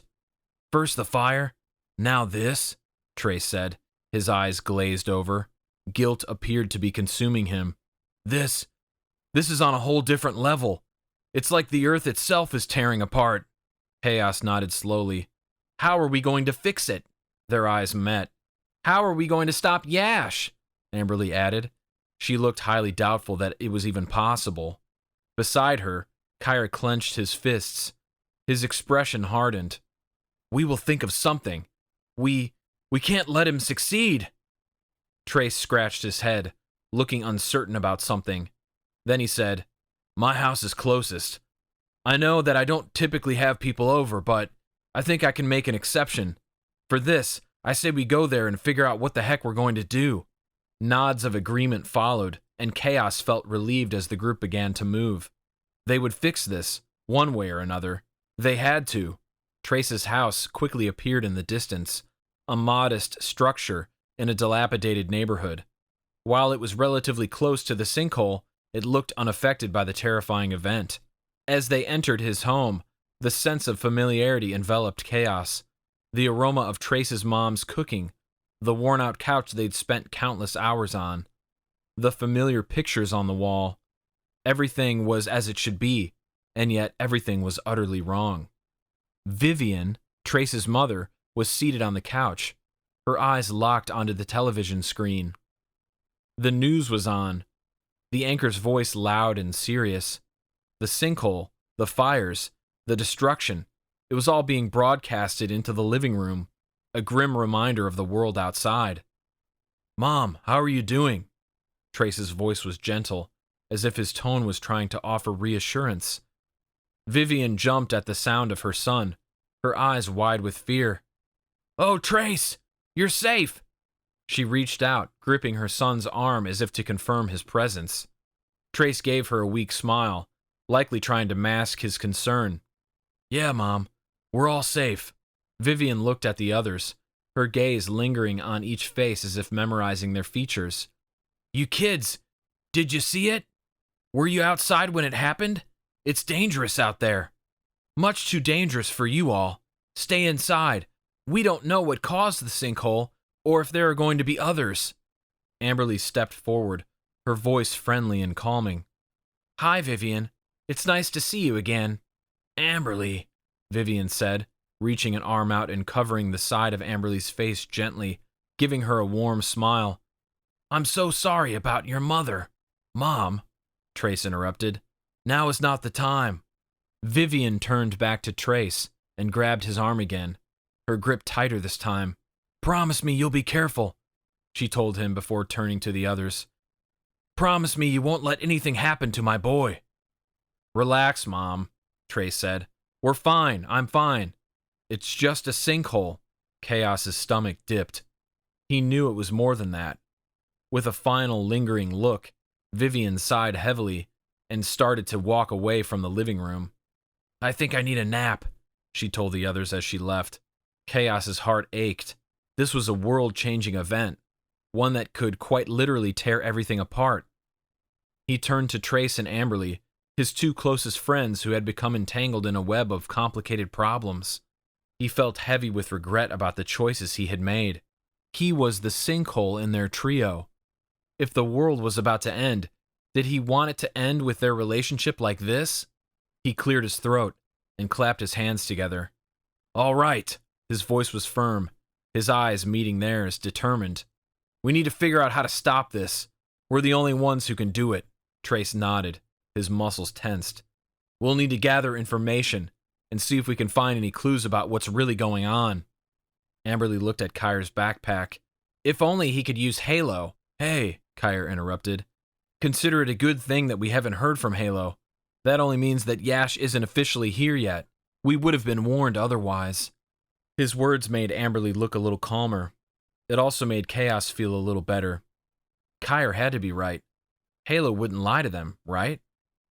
Time slipped by, their focus solely on the task at hand. Yet, their strategizing was abruptly interrupted an hour later when Vivian reappeared from her room. Her demeanor drastically altered. Trace's eyes widened as he took in his mother's disheveled appearance, swaying unsteadily, bloodshot eyes, slurred speech. Anger flashed across his face, a huge contrast to the concern he had shown earlier. "No way, Mom," he growled. "Are you kidding me?" Vivian's shoulders slumped, her voice barely coherent. "Trace, I had a drink, okay? Just one. I needed something to calm my nerves after all of this." She gestured vaguely toward the television, hiccuping slightly. Trace's fist clenched at his sides, his jaw set. "Unbelievable. You can't even stay sober for a crisis like this? I thought you wanted to keep me safe. How are you supposed to do that when you're drunk?" Again, Kaos had found himself in the middle of an awkward family confrontation. He knew Trace was going to be embarrassed about this. He didn't like anyone knowing about his mother's state. Vivian's eyes filled with regret, her voice growing desperate. "I'm trying, Trace. You know it's not that simple." Amberley exchanged a sympathetic glance with Kaos, her eyes full of questioning. Kaos knew she wasn't aware of a whole lot about Trace's mother. Embarrassed by the life he lived and not wanting to overshadow Amberley being in a similar situation with her own mother, he stayed silent about it for most of their relationship. Then, probably because she wanted to help, Amberley stepped forward, her tone gentle. "Vivian, maybe we can—" Trace's voice was sharp, his frustration boiling over. "No, Amberley, you don't get it. You can't fix this. None of you can." Kaos felt like an intruder in this intensely personal moment. He could see the struggle in Trace's eyes, the love he had for his mother battling against anger and disappointment. Kaos truly felt bad for his friend. He lost his girlfriend. His mother was sick and constantly drinking. And now, he also had the weight of having to save the world on his shoulders. It was a lot to deal with. "Trace," Amberley tried. With a bitter laugh, Trace harshly yanked Kire's backpack from the floor. He ripped it open and pulled out the teleportation stone. "I'm done. I can't deal with any of this. I'm leaving, and I'm not coming back." The gang followed Trace outside, the front door slamming shut behind them. The evening air was frigid and ominous, warning everyone that the sinkhole wasn't going to be the last. Trace's voice carried through the night as he shouted his intentions to the others. "I'm going to the Albus realm. I'll stay there forever. I'm not coming back to this messed up world." Kaos exchanged helpless glances with Amberley, Kire, Rose, and even Trace. They were powerless in the face of Trace's anger, unable to find the right words to convince him otherwise. Kaos cast a final curious glance over his shoulder through the window into the living room of Trace's house, catching a glimpse of Vivian slumping onto the couch with a heavy sigh. Chapter 7. Guys, just wait a second, Kaos yelled to the others who were trying to chase after Trace, who was fleeing from them. Upon Kaos's command, they all stopped and turned back to him. He beckoned them over, and they gathered in Trace's front yard, each one of them looking deeply concerned about the fifth member of the unlikely defenders. Kaos knew Trace well. He understood that Trace needed a moment, that he wanted to be alone. Chasing after him wasn't going to solve anything. What? Amberley snapped at Kaos, glancing over her shoulder to see if Trace was still in sight. He was, but it didn't matter if they lost sight of him. He's going to the Albus realm, Kaos pointed out calmly. We don't need to chase him. We know where to find him. But he's saying he's not going to come back, Amberley cried. His mom. Kaos nodded somberly. Why didn't you ever say anything? Amberley asked, her voice quivering. I didn't realize it was my job to tell you about your own boyfriend's life problems, Kaos retorted, a tinge of frustration in his tone. Amberley? Rose interjected, placing trembling fingers to her mouth. You mean you didn't know about his mom? Did you? Amberley shot back. Rose stayed silent at that. Ugh. Amberley stomped her feet. What the heck are we supposed to do, Kaos? What's your big genius plan? Because he's talking about not coming back ever. Yeah, and Kaos, the Albus realm isn't exactly small, Kire added. We know Trace is going there, but what about after? He has the stone. Fine, Kaos conceded. We'll follow him, but we'll stay far enough back until we get to the portion of the cave with the portal. I don't want him to know we're following. The others nodded in agreement, no one questioning why Kaos wanted them to remain hidden. Perhaps it was evident to everyone that Kaos's approach was their best chance to reach Trace, given his deep connection with their troubled friend. Nobody wanted to escalate the situation further. Together, they jogged until they reached the forest and spotted Trace just up ahead. They slowed to a crawl, ducking behind trees and taking care to muffle the sound of their footsteps on the leaves. Slowly but surely, with Rose's assistance around them, the white forest was recovering from the fire that Trace had ignited. It was just too bad that another disaster now plagued the town. There were a few moments when Trace glanced over his shoulder, like hearing the occasional twig snap under their feet. Each time he did, they all hunkered down. This is stupid, Amberley hissed, prompting a sharp, shush, from Rose. Trace turned around again, but he continued on his path, undeterred. By the time they reached the cave, maintaining complete silence had become impossible. The cave's acoustics were unforgiving, and their footsteps and even their hushed breaths reverberated loudly. I know you're back there, Trace growled from somewhere ahead. He didn't use any light sources, so while they could hear his voice, they couldn't see him. Kaos wondered if Trace intended to try to lose them, taking a different route or perhaps finding a shadowed alcove to hide and wait for them to pass into the Albus realm, only to find Trace had remained in the Earth realm. Rose became their source of light since Trace wasn't using his sword. She summoned not only lightning bugs, but also bioluminescence that shimmered along the cave walls, providing ample illumination. Trace, can't we just talk about this? Amberley called out, turning her head sharply to the others afterward. We might as well blow our cover. He said himself that he knows we're back here, she snapped defensively, even though none of them had criticized her for calling out Trace in the first place. It was as though she expected a response from them and had already prepared her rebuttal. Leave me alone, Trace called out. All of you. Why don't you just talk to us? Amberley called again after him. It's not a big deal, Kaos added. To us, I mean. We don't think any differently of you after seeing Vivian like that. Come on, it's us. Like that's saying much, Trace retorted, taking a jab at Kaos and Amberley's previous betrayal. Amberley hit Kaos on the arm with the back of her hand, but he hardly reacted. He was used to Amberley's harmless, bossy swats. We need to fix this, she whispered urgently. Kaos nodded. Let's just follow him from back here, and when he's ready to talk, we'll talk. That's your plan? Amberley growled. What if he never wants to talk? We can't stay in the Albus realm forever, not with no idea what's happening here. When we get back, I bet you only minutes will have passed. Just chill. Amberley took a slow, deep breath, and they all fell silent, trailing behind Trace until they reached the archway at the bottom of the drained lake, along their hidden path in the cave. One by one, they closed their eyes and stepped through the swirling blue arch. When they opened their eyes again, they found themselves in the Albus realm.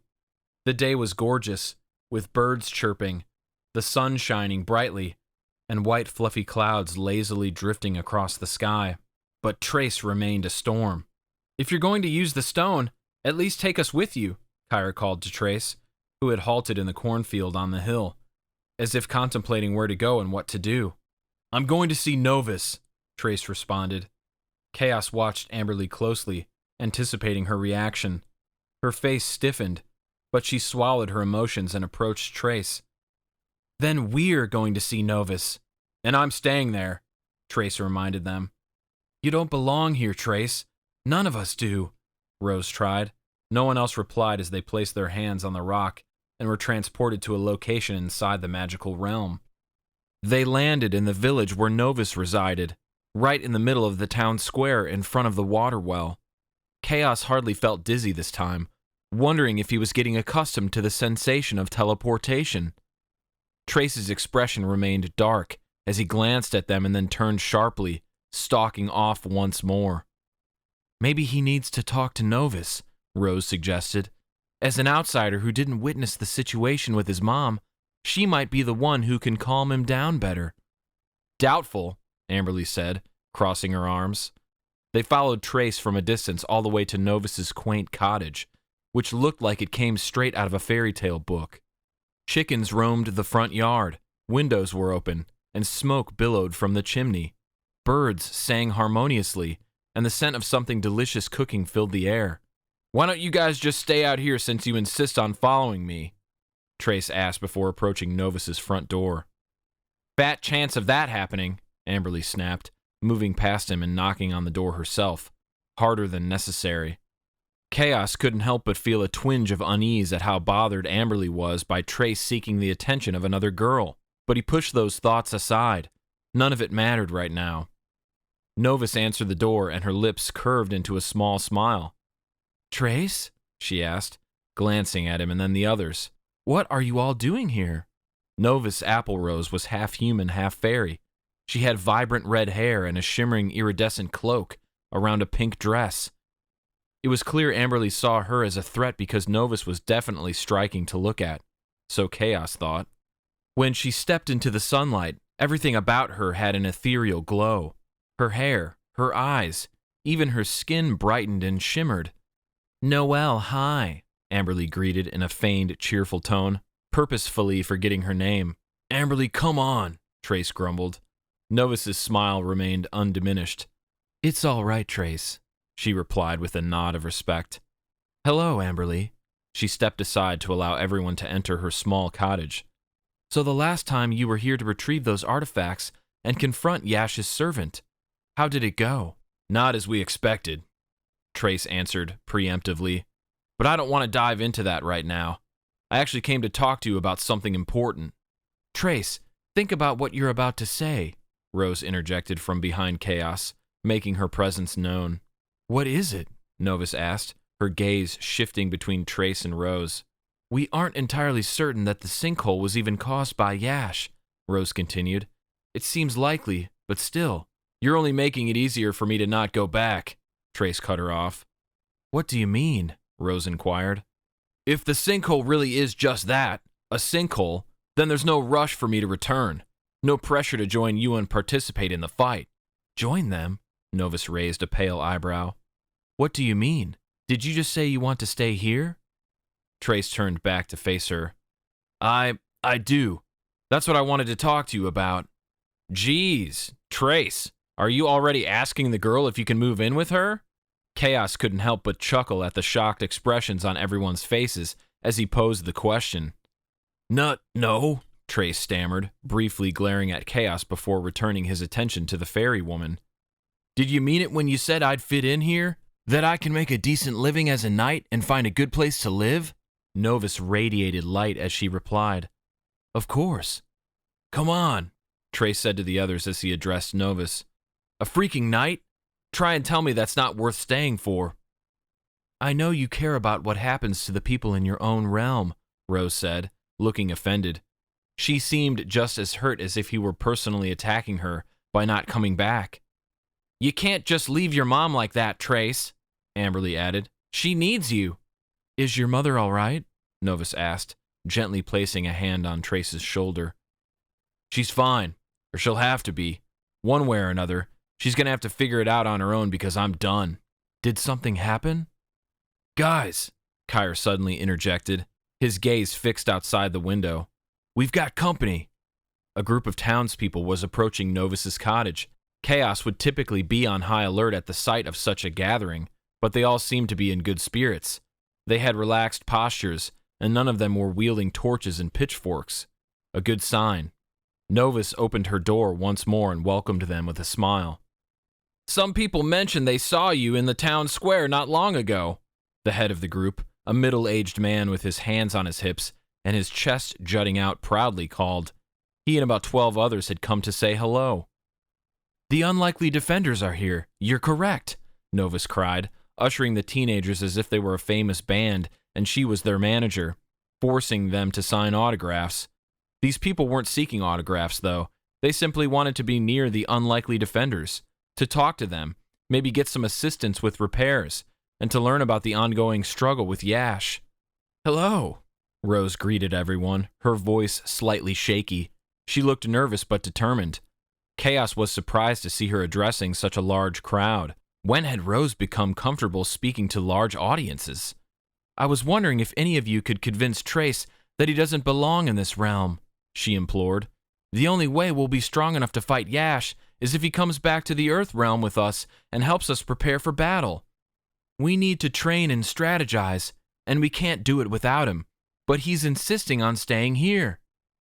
There's going to be a battle? The group's leader inquired. The others began murmuring among themselves, their tones indecipherable. Probably the biggest one yet, Kire affirmed. Yes, Yash wants to destroy our realm. He might already be causing chaos while we're here. He cast a bitter look at Trace. No one asked you guys to come with me, Trace jeered. Well, hold on a second, a young man interjected, pushing his way through the crowd. He appeared to be in his early 20s. If you're gearing up for battle, surely you'll need an army. For a moment, the unlikely defenders exchanged glances. What? You'd come help us? Amberley asked, her voice breathless. The portal is open, isn't it? Another person chimed in. We could go back with you when it's time to fight. You just say the word, added someone else. This is perfect, Kaos muttered to the others. We need all the help we can get.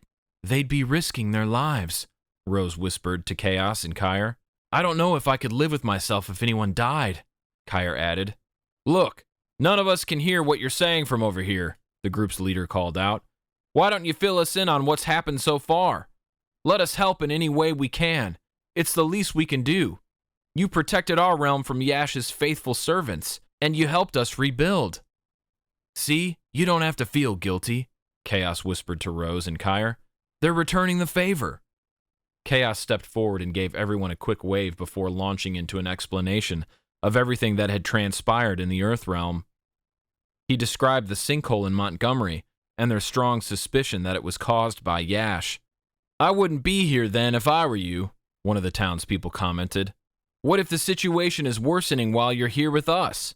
Just a minor hiccup we have to deal with, Kaos assured them. He's right, Trace agreed, not referring to Kaos but to the other townsfolk. You guys shouldn't be here. You need to investigate the sinkhole further and determine if there are any traces of something otherworldly, magical, or alien, or if it just appears to be a regular old sinkhole. Then come with us, Amberley implored. No! She stomped her foot in frustration. Trace! Come on, bro, Kaos urged. Once again, Trace shot Kaos a dirty look. We're not bros, bro. Ouch. Well, we can stay here arguing about this all day while our world's getting destroyed by the sinkhole, or we can let Trace pout here. Check on the sinkhole and figure out what to do next once we know what the situation is, Kire proposed. It was the only plan that made sense, the one they could all agree upon.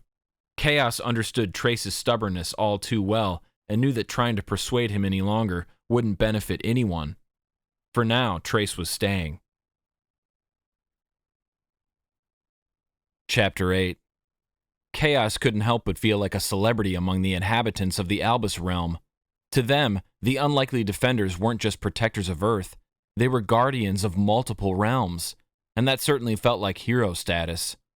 They couldn't even head straight back to the portal after deciding to return to the sinkhole because the townspeople wanted to engage with them. They sought their opinions, offered advice, and some even insisted on sharing their homemade treats. As the group approached the edge of town, Novus walked with everyone, including Trace. However, Kaos noticed that Trace stood back, arms crossed, beside Novus, not participating in the farewell waves. "Are you seriously going to stay?" Amberley asked, mirroring Trace's body language. "I'll make sure he's well taken care of," Novus responded on Trace's behalf, which clearly didn't sit well with Amberley, judging by her expression. "Amberley, if Trace wants to stay, just let him," Kaos chimed in, offering his perspective. He wanted to tell her to stop being jealous and to see what was right in front of her, but he kept those feelings to himself, as he often did. "Oh, before you go," Novus called out, her eyes fixing on Rose. "Rose, do you mind if I have a chat with you for a moment?" Rose sounded a bit caught off guard but excited as she responded, "Oh." Kaos had noticed Rose's fascination with Novus from the moment they had first met. Rose let go of Kire's hand, and the two of them, who seemed inseparable lately, watched as Rose and Novus walked away from the crowd, leaving Trace behind. Kaos couldn't help but wonder what private conversation Novus needed to have with Rose. As far as he knew, Rose had only encountered Novus once when Trace had brought them to her cottage to seek help on how to defeat Resin. So, what could Novus want from Rose now? Kaos didn't have much time to dwell on this, as it became clear that their teleportation with the stone would be further delayed. One of their devoted fans, a younger guy in the group, started bombarding Trace with enthusiastic questions about swordsmanship and his potential usefulness in battles across realms. Kaos found it difficult to get a word in edgewise, and just when he thought the interrogation would never end, Rose suddenly returned. "Are we ready to go?" she asked, casting a pleasant glance at everyone. "Yep," Amberley replied, snatching the stone out of Trace's hand with one final glare. They exchanged goodbyes one last time, even Trace joining in with a small wave. "Stay safe," Kaos told Trace, nodding at his old friend. "Yeah," Trace trailed off briefly. "Whatever." And with that, the four unlikely defenders left the fifth defender behind. The following morning, Kaos mentioned that he still had school. Even though the town was in a state of panic due to the sudden appearance of the sinkhole, his parents grew furious and started making phone calls. "I didn't even use my crown for that one," he thought to himself, wondering why his parents even cared about his school attendance when they were still planning to go to work. It wasn't as if they were going to stay home to take care of him. In the end, his parents couldn't get the school shut down for the day. Kaos didn't want to miss an English test, even though school should have been the last thing on his mind at a time like this. Halo hadn't informed them that Yash was coming, and in the unlikely event that they defeated him and their world survived, Kaos still had college to think about. Arriving at school after picking up the others, two of them missing, Kaos noticed that Amberley was in a terrible mood, snapping at everyone as soon as she got into the car. "Is this because Trace isn't here?" Kire asked while Kaos checked his phone and then continued driving. Kaos couldn't quite tell if Kire was being snooty toward Amberley or sincere. "This has nothing to do with him," Amberley sneered. I didn't sleep well. That's why I'm being grouchy. Sorry." "Has anyone heard from Rose this morning?" Kaos inquired, unsure whether he should try to go to her house, as she wasn't responding to the group chat. "Kire?" Amberley bit out. "You're the boyfriend. Why isn't she responding?" "I don't know," Kire replied. "I haven't talked to her since last night."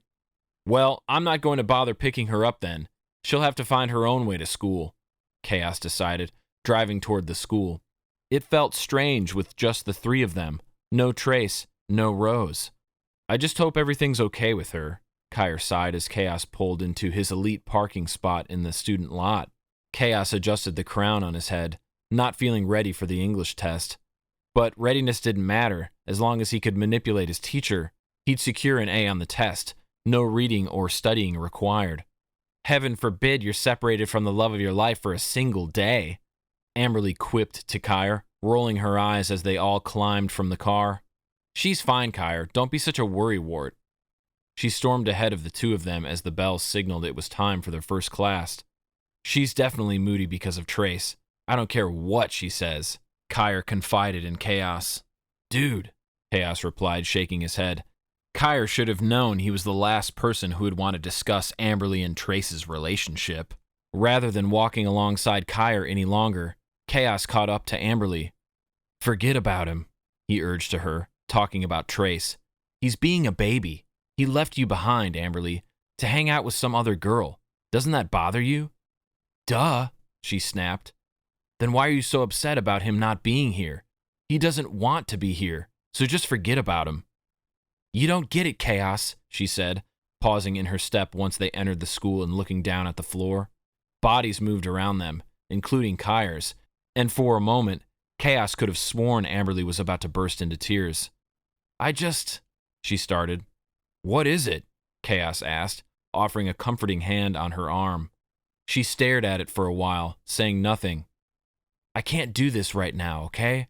She removed his hand, gave him a small head shake, and disappeared into the throng of students. Kaos searched for Rose in their shared classes and even during lunch, but it was evident she wouldn't be attending school that day. I'm really starting to get freaked out, Kire admitted, approaching Kaos in the hallway between classes as the school day neared its end. It's not like her to go this long without saying something to me. What do you think might have happened? Kaos inquired. Kire looked around to ensure no one was eavesdropping before speaking in a hushed voice that barely cut through the hallway noise. Do you remember in the Albus realm when Rose was talking to Novus? Kaos had completely forgotten about it until that moment. Yeah, he replied to Kire's inquiry. Well, do you remember the deal we made with Novus? Money for the artifacts in exchange for a favor, Kaos recalled. Do you think Rose has gone off somewhere to fulfill a favor for Novus then? Kire shrugged. I don't know. It's the only thing that makes sense. Do you think she went to the sinkhole without us? Kaos asked again. Not until you just said that, Kire replied, his eyes wide with alarm. Kaos gripped Kire's shoulder and gave him a small shake. Keep it together, he instructed. School's almost out for the day. Then we'll go look at the sinkhole. I've been keeping my eye on the news, checking my phone every hour. The sinkhole hasn't gotten any worse. No new ones are popping up in other parts of the country, and you haven't heard from Halo, right? Right. Okay. The two nodded at each other before parting ways. However, when the school day ended, Kire didn't seem any less freaked out and worried, while Amberley still appeared as though she might never smile again. Kaos briefed her on the plan and shared the discussion he had with Kire in the hallway about Rose. If she doesn't show up at the sinkhole, he said, sending a text in the group chat for Rose to see about meeting them there, then I think it'll be safe to say that something isn't right. Something is already not right, Kire mumbled. Nothing is right, Amberley added. Okay, drama queens, Kaos snapped. Are we ready to go to the sinkhole or not? Kire and Amberley exchanged glances, both appearing utterly miserable. Geez, Kaos commented dryly. You two are definitely related. Shut up, Amberley muttered. Let's just get this over with. Chapter 9. Getting close to the sinkhole presented quite a challenge. Not only were news vans still scattered everywhere, but the area was also cordoned off with caution tape, with curious onlookers trying to catch a glimpse from behind the barriers. The fires it had ignited had been extinguished, and tow trucks stationed around the perimeter had managed to extract only a handful of cars from the wreckage. The rest lay concealed deep within the colossal crater. If Kaos didn't know better, he might have mistaken it for a meteor that had crash-landed during the night. The sheer enormity of the hole was staggering, and even the news reports seemed to echo the disbelief surrounding this disaster. No one else will ever know it, Kaos mused to himself as they approached the taped-off site. But this isn't a natural or geological catastrophe. He couldn't shake the feeling that Yash was responsible for the sinkhole's creation. It would be too much of a coincidence otherwise. What exactly are we looking for? Kire inquired, his furrowed brow showing that he was still irritated and concerned about the Rose situation. Kaos sensed that he would rather be searching for his girlfriend than investigating the sinkhole. Nevertheless, their duty to protect their realm was far more important than locating one single specific missing person. Especially one who's scared of harmless animals and obsessed with plants, Kaos thought, a faint smile tugging at his lips as he appreciated his own humor. "You're just loving this, aren't you?" Amberley remarked, catching Kaos with a smile on his face. "No," he hastily replied, wiping the smirk away. He hadn't meant for her to see that. He stumbled for an excuse, coming up empty. "I'm not exactly sure what it is we're supposed to be looking for." "Do you expect us to go in it?" Amberley inquired. "Not gonna happen," Kire chimed in. "I don't feel like dying today, thank you very much." "What if Rose fell in there?" she asked casually. "Don't say that," Kire snapped. "Guys," Kaos shouted at them. "Stop acting like a couple of whiny babies, come on." They pushed their way through the crowd toward the sinkhole. Kaos tried to attune himself to the surroundings, seeking any sign the sinkhole might offer that hinted at Yash's involvement. Reaching the tape blocking the area, Kaos put his mind-manipulating powers to the test. Despite two unlikely defenders missing from their group, he managed to utilize his gifts effectively. A city employee lifted the tape and signaled for the three of them to pass underneath. When the onlookers began to complain about the apparent favoritism, the city worker responded in a monotone voice. "It's for a project for their science class," just as Kaos had intended. "I can't believe that worked," Kaos said, satisfied with his manipulation. "Me neither," Amberley agreed, her voice tinged with sadness. "Not without the other two." Her lip quivered. "God, I feel so stupid," she whispered to Kaos, turning so that only he could hear her, not Kire.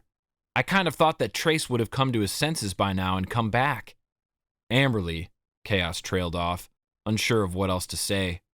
Amberley looked devastated by Trace's decision to stay in the Albus realm with Novus. Bringing up the fact that Trace had likely spent several days there, given the realm's unique time flow, would only intensify her anguish. "Guys!" Kire called out. Startled, they turned to him, realizing he was several feet away, carefully moving around the sinkhole's perimeter, peering down into it. "Am I crazy, or—" "Whatever you're about to say, don't shout it out for everyone to hear," Kaos interrupted, taking Amberley's hand and pulling her with him to join Kire so they could converse privately.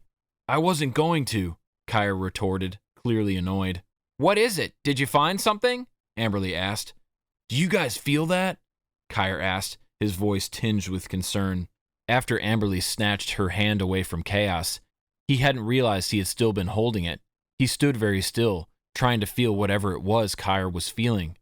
He carefully studied the expression on Kire's face, trying to figure it out. Kire looked astonished, as if he was experiencing something surreal. Kaos didn't exactly know what to make of it, but then, suddenly, he felt it too.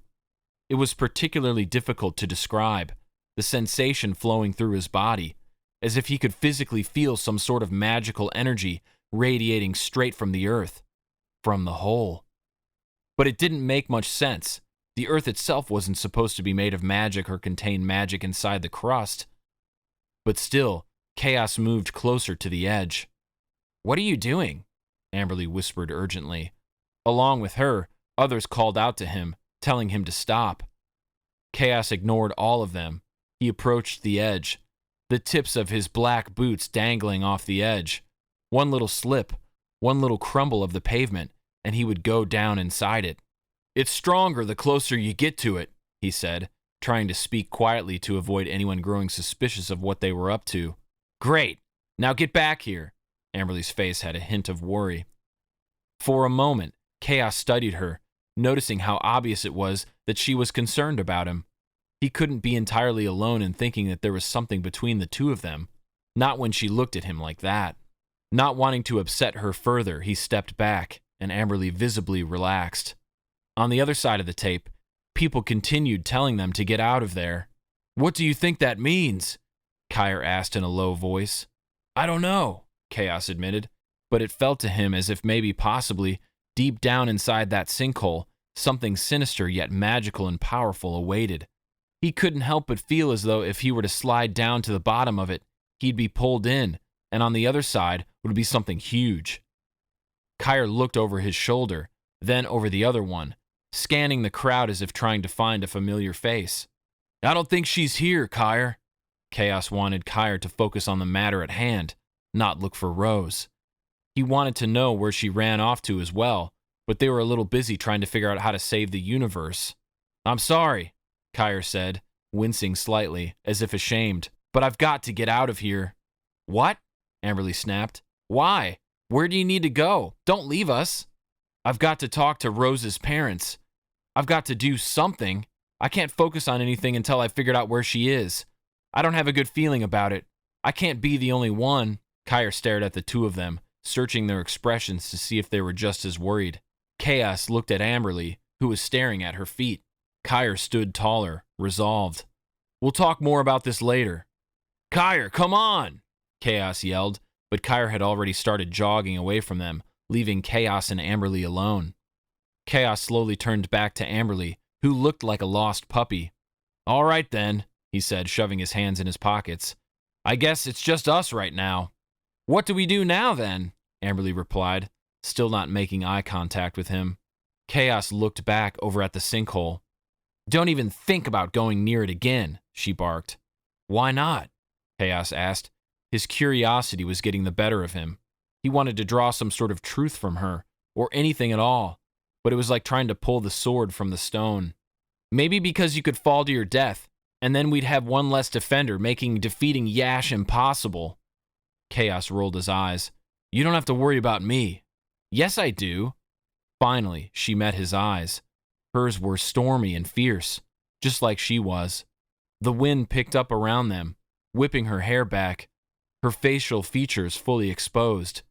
She was so beautiful to Kaos that it hurt to look at her. Aren't you too busy worrying about Trace? The bitterness was clear in his tone. Amberley's shoulders slumped. Can we go somewhere and talk? I think it's about time we hash everything out. Finally. Without saying a word, he nodded, and it was Amberley who led the way. They left the crowd, left the scene of the sinkhole and the chaos surrounding it. They walked for a while in silence, and Kaos wondered where exactly Amberley was leading him. They had passed so many potential private spots to converse. An alleyway, a bench, a quiet coffee shop. What she chose instead was a children's playground with a pair of swings. They were set further apart, in a separate sandbox away from the jungle gym. A few kids played around on it while their parents talked worriedly on their phones to their loved ones about the sinkhole. They were all far enough away not to be a nuisance while Amberley and Kaos had their talk. Swings? Kaos asked, arching an eyebrow. He hadn't sat on one of those in years. What's wrong with swings? Amberley asked, grabbing onto the rusty chains and taking a seat. Sighing, Kaos repeated the motion, and they sort of just pushed off the sand with their feet and swayed, getting close to bumping into each other. Kaos was waiting for Amberley to speak first, but when some time passed, he wondered if maybe she was waiting for him to speak first. So, he began at the same time Amberley finally lifted her head and said, Kaos, listen. They both stopped speaking at the same time, too. Then they broke into nervous laughter. But while Kaos's laughter quickly died away, Amberley's turned into tears. What is it? Kaos asked, not liking the feeling inside his stomach, as though he had a bug, like he was going to throw up, and his chest. He felt a squeezing sensation, as if something was gripping his heart tightly. He didn't like it one bit. Oh, Kaos, why did you do it? Amberley hung her head and continued to sway. Kaos, on the other hand, had gone very still. What do you mean? He asked. With me and Trace, I mean, I know why you did it. That was a dumb way to phrase the question. I guess I just want to know why you were even willing to risk ruining everything. Ruining us. All of us. To be honest with you, Amberley, I wasn't thinking much at all. I was just reacting. It felt strange to finally be able to admit the truth, to finally come out with it. He knew what this talk was about. He knew this was his last chance to try and get what he wanted. It was now or never, so he couldn't lie anymore. He couldn't manipulate his way into Amberley's heart. If he was truly going to win her over, it would have to be with whatever he said right now. You made me feel like an idiot, Amberley told him. Ouch, that was not what I had been hoping for. He tried to redeem himself. But I just thought that if what? She asked. If you pushed us apart, I'd be more than open and willing to start dating you instead of Trace? That I'd be over him in an instant and ready to date his best friend? Trace and I were together for a long time. I know you didn't know what it's like to be in love, but to teach you a little something about it, feelings don't just disappear because two people break up. It hurts. He hurt me. You hurt me. And I'm already dealing with so much on top of it all. I was just raised to go after what I want, okay? He didn't want to apologize for that. It was one of the life lessons he appreciated his parents instilling in him. Sometimes you gotta fight for it. Sometimes you gotta take that risk. Sometimes you gotta act now and think about the consequences later. And that's what I did. Are you not sorry at all? Are you not at all interested in being with me? He replied. I'm sorry, Kaos, but no, Amberley replied, staring him dead in the face as she said the words. In a world full of so much uncertainty, how sure Amberley was of this statement couldn't be clearer to Kaos. He and Amberley would never work. Amberley only wanted Trace, and maybe she would only ever want Trace. Maybe they'd be one of those few couples who made it through high school and college and married each other, high school sweethearts. And maybe Kaos would just become a memory, a friend the two of them once had a long, long time ago. The friend who tried to come between what was unbreakable. Then fine, Kaos said, clearing his throat and getting to his feet. The wind picked up further, sending a chill down his spine and causing him to shudder. I am sorry. I guess I'll just stop trying. I think you need to, she agreed. Things are better the way they were before. I just want to get back to that. Kaos understood, but it didn't make it hurt any less. Going back to the past was exactly where he didn't want to be. But what choice did he have? Chapter 10. Later that night, Kaos lay on his bed in complete darkness, with the only light coming from the glowing screen on his phone as he sent messages back and forth in the group chat. The only person responding to him was Amberley. Half the day had passed since their earlier conversation, but Kaos was still reeling from it. He didn't feel like doing anything, not even his homework, practicing with his crown or figuring out what to do about the massive sinkhole. But Amberley was being herself, demanding a response from someone. When he finally started replying, she had just sent the text. Amberley, am I just sitting here talking to myself? Kaos, we're going to figure out a plan. It's all good, Amber. Chill. Amberley, chill? Good joke. So funny. Kire isn't the only one who felt something at the sinkhole. If only he'd reply to this group text so I could confirm that I felt the same thing as him. Amberley, Kire, text us back. Kaos, you better listen to her, dude. She's gonna show up at your house. Not even 10 seconds passed before Amberley texted again. Amberley, I cannot believe you're ignoring us, Kire. This could be the start of the end of the world. Did you feel something, Kaos? It was like a weird buzzing feeling in my bones. IDK, I don't know how to describe it. Kaos, you're not alone. I felt it too, so I'm guessing that's what Kire felt. Amberley, it was Yash. That's the only explanation, right? Everyone else I've talked to hasn't mentioned anything about feeling weird energy around the sinkhole. And this chick from the cheer squad was literally standing right behind the caution tape. I saw it on her social media. Kaos, I feel like you want me to say that it's still a possibility that it wasn't Yash, but to be honest with you, I'm pretty sure you're right. It was Yash. Amberley, exclamation points. Amberley, so this is it then. The world is literally ending. It started. What are we going to do? Kire, what is Halo's status? I'm freaking out here. Kaos's stomach dipped. He preferred to think Amberley was just being dramatic about the whole thing, but in reality, she was acting typically, the appropriate way for somebody to react to such an awful situation. Everybody else in the world thought the sinkhole was just an unfortunate natural phenomenon. To them, it sucked that it happened, and it sucked for those who got hurt and lost their property and belongings down inside of it. But they were thinking ahead about the future, about how they would get past it. Little did they know that unless these 5 teenagers could save them, there was no future. The nausea was back and stronger than ever, and Kaos had to sit up, debating whether he should run to his bathroom or wait it out. He felt clammy, and his head was pounding. Amberley. Kaos. Amberley. Don't tell me you've fallen asleep. How can you sleep when the world is literally on the brink of devastation? Kaos checked the time of his last response. It had only been 2 minutes. He sighed and replied, Kaos, I'm not sleeping, but maybe since it's just the 2 of us talking, we should get off the group chat. Seconds later, he had a text from a different thread, but it was still from Amberley. Their conversation was now private.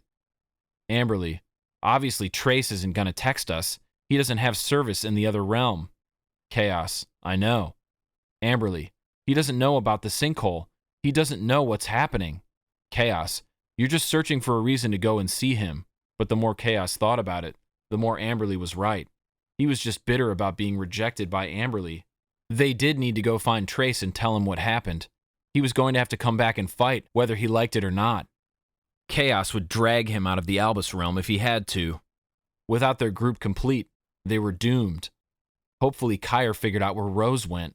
Amberley, fine, don't come. I'll go alone. Kaos, I never said I wouldn't come with you. Tomorrow, okay? Amberley, now. Kaos, we might need the extra help convincing him to come back. Tomorrow, since Kire is ignoring our texts, we have to find him in person and bring him with us. Good night. Kaos's phone continued to buzz, but instead of reading any more of Amberley's anxious responses, he simply shoved his phone under the pillow on the far side of his king bed and let the darkness take him over. When he woke up the next day, his phone had all sorts of notifications, not just from Amberley.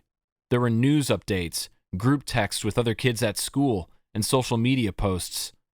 As Kaos yawned and skimmed the notifications, he could make out that it was no longer the sinkhole everyone was freaking out about. The topic of worry had seemingly moved on to Charlie Rose. Kaos clicked on an article link.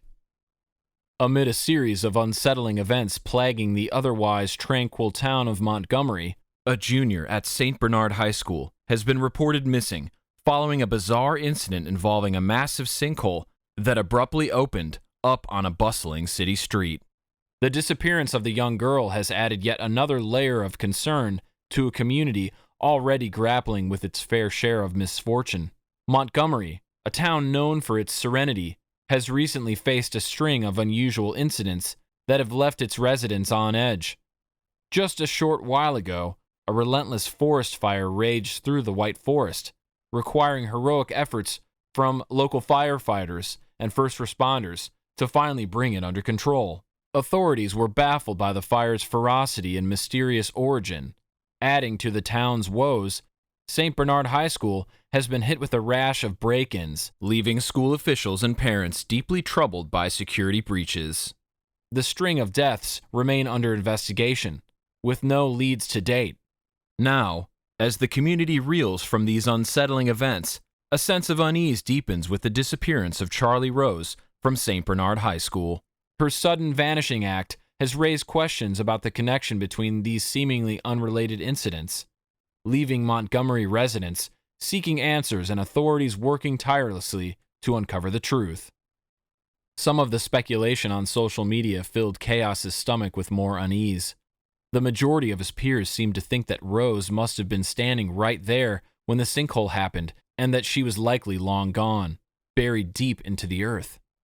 Things were worse than Kaos anticipated. He thought he'd wake up this morning and find that there was a simple explanation as to why they hadn't found Rose yesterday, or why Kire hadn't responded to any of their messages from last night. But Rose was still missing. She can't be dead, Kaos thought to himself as he got ready for school in a hurry, since he didn't hear his alarm with the phone shoved under his pillow. We'd know if she died. We're connected by our gifts. He wasn't sure how he'd know, but he was certain that there would be some telling sign. Rose had to still be alive, but where was she? Kaos didn't even bother trying to text Kire again this time. He wasn't normally one to make phone calls, but he figured this matter warranted one. And he definitely wasn't the kind to ever leave a voicemail, but when Kire annoyingly didn't answer, Kaos felt as though it was his only option. Dude, what is going on? The news says Rose is missing. Everyone's freaking out. Why are you being so impossible to get a hold of? Answer your freaking phone. Growling, he threw his phone into his backpack aggressively and rushed off to pick up Amberley and then go to school. He didn't bother trying to pick up Kire at his house because he was sure they wouldn't get a response from him there either. Kire probably wasn't even home. He was probably out in the White Forest, looking for the love of his life. He better be here, Amberley said through her teeth as Kaos pulled into the student parking lot. She unbuckled her seatbelt and was out of the car in the blink of an eye, and Kaos nearly had a jog to keep up with her as she stormed to the front of the school, her eyes scanning the crowd of students. Kaos noticed instantly how sad everyone looked. He saw faces with tears. He heard whispers of woe. He only wanted to roll his eyes because he felt it was all an act. No one actually cared about Rose. She hardly had any friends. All these kids wanted was to be consoled by the disappearance of somebody else. All these kids wanted was to turn it into being about them. I'm sick of high school, he thought. There he is, Amberley screeched, gripping Kaos's arm and digging her fingernails into his skin as she pulled him along to the side of the greenhouse. How Amberley was able to spot Kire from so far away was unknown to Kaos, but he was grateful for Amberley, and he was annoyed at Kire for ignoring them for such a long time. What the heck, dude? Kaos said when they reached him. Kire was slumped on the bench outside of the greenhouse, where he and Rose were often seen sitting and talking. They don't even know, Kire mumbled, hanging his head and refusing to look at them. He was wearing the same clothes he had on the day before. His hair was disheveled. He had blotches of dirt on his knees and elbows and under his jaw. Kire? Amberley asked, sounding more concerned than angry. Were you out all night? I can't do it, Kire continued to mutter, shaking his head. He was talking so quietly that Kaos could barely hear him. He stayed back, sensing that Kire didn't want to be messed with, letting Amberley take the lead with this. Can't do what? Amberley asked timidly, taking a cautious step closer to him. I can't go in there. What do you mean? He snapped his head up so abruptly that it almost made Kaos flinch. I can't go in there. He pointed at the school with a shaking finger. Rose is missing, and I'm the only one who actually cares. They're all faking it, even her parents. Her parents don't even care. Amberley and Kaos exchanged looks.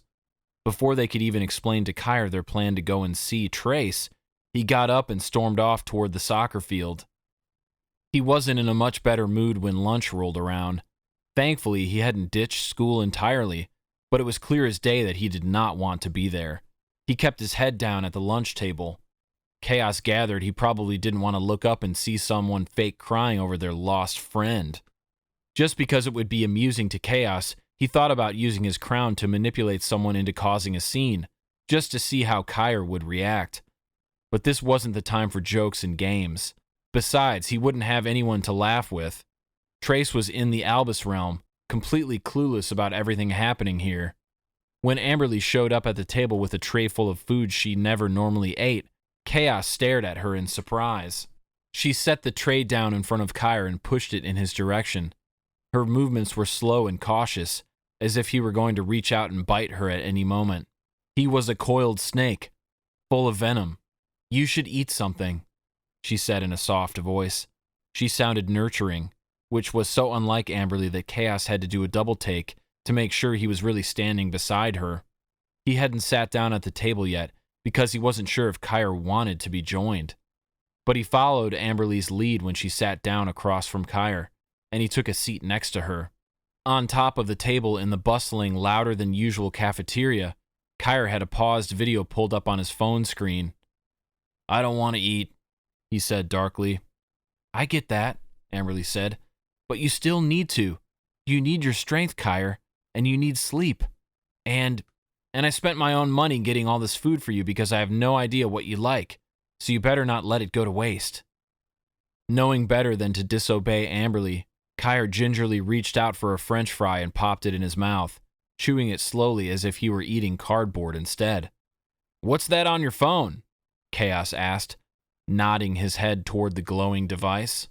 Kire pushed the phone in Kaos's direction. "Just watch it." Kaos read the headline of the news article above the paused video. "Desperate plea. Missing girl's parents release emotional video seeking answers." This ought to be good, he thought. Surrounded by microphones and flashing cameras, standing on the front porch of their home, a man and a woman blinked rapidly and shared anxious glances at each other. It was the woman, very short and very strict-looking, who cleared her throat and leaned into the microphone first. Hi, my name is Beverly Rose," Rose's mother said, her voice quivering as she reached for her husband's hand and held it tightly for everyone to see. Her eyes went to the camera, big and fearful. "And this is my husband, Tim Rose." She paused to take a deep breath, and it looked to Kaos as though she was struggling to keep her composure. "Our daughter, Charlie, is everything to us. She's a bright, beautiful young girl with dreams and aspirations." Tim nodded, the also short man adjusting his tie and getting ready to speak next. When he did, his voice choked with emotion. "Charlie, or Rose, since I know you prefer to be called that, if you're out there, please know how much we love you. We miss you so much, sweetheart." His voice cracked, and then he swallowed hard, his eyes lined with tears. "We'd give anything to have you back. Anything at all. Please, if anyone knows anything, come forward. Our family is incomplete without her." Kaos watched Beverly's grip on Tim's hand tighten as she wiped her own tears. "Charlie, Rose, we're not angry. We want to know that you're safe, that you're okay. We'll do whatever it takes to bring you home." She turned her gaze back to the camera, her eyes pleading. "Please, help us find our daughter." Kaos swallowed the lump that formed in his throat. He had expected to see something entirely different. As far as he knew, Rose wasn't close with her family, but right there, on that screen, showed two humans who were living a parent's nightmare. It seemed real to Kaos, raw. But when he stole a glance at Kire, he had the feeling he was wrong or that Kire thought differently. His eyebrows were furrowed deeply, his eyes dark. "Huh," Kaos said, having to clear his throat to get rid of the emotion he felt welling up inside him because of the video. "I don't know." He slid the phone back over to Kire. "It seemed pretty genuine to me." Amberley nodded slowly beside him, having watched the video over his shoulder. Kire was silent for a moment. "It's because they know how to put on a show," he said in that same low, dark voice from earlier by the greenhouse. Kaos had never seen Kire like this. He hardly even recognized him. "You don't think," Amberley started. Kire knew what she wanted to say. He cut her off with a sharp shake of his head. "I know it's all a bunch of lies. It's all for show." "I don't know, they seem really devastated." Amberley cringed as she said it, as if she was expecting a blow afterward. "Come on, look at them," Kire shouted loudly. "Yeah, they seem devastated, but they're lying." "Hey, dude, come on," Kaos said, stepping in. "We believe you, okay?" Kire shook his head repeatedly, getting up from the table. "I've got to get her back." "Where are you going?" Amberley asked, getting to her feet as well. Kire didn't answer her. He stormed away yet again. Amberley going after him for only a few steps before she decided to give up and let him go. She groaned loudly in frustration and spun around to Kaos, dejectedly slapping her hands to her sides. "Great. Until we fix that issue, there's no way we can leave to talk to Trace." For the first time in a while, Amberley and Kaos were finally on the same page about something. Chapter 11. Kaos wasn't typically the type of person to feel stress, but he was certainly starting to feel it now. As the day continued, Kire was nowhere to be located. Yet Amberley was insistent on finding him, and equally insistent on making sure Kaos helped her with it. It was a lot for Kaos to deal with.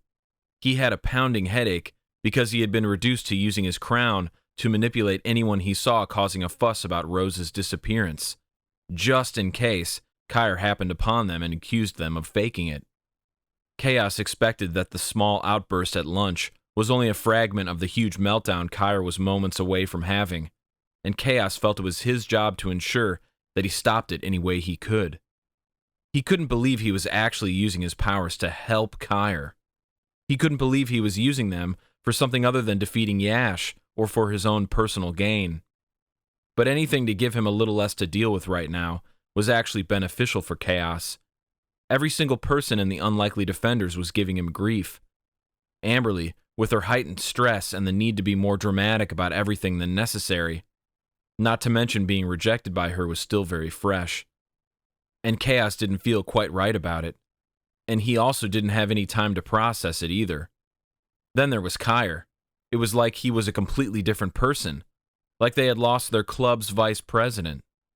Like Hino took him over just as he took over Andrew and turned him into a raging, hungry monster. With Kire so worried about Rose, so desperate to find her, and so mad at everyone else for pretending to care about her, he probably wasn't paying much attention to Halo. The old relic was likely inside Kire's book bag at that very moment, being completely ignored. And it stressed Kaos out because what if Halo had given them a warning about Yash's arrival? He thought it likely that Kire hadn't even glanced at the thing over the past 24 hours. Each time Kaos thought about the unopened book, his stomach dipped.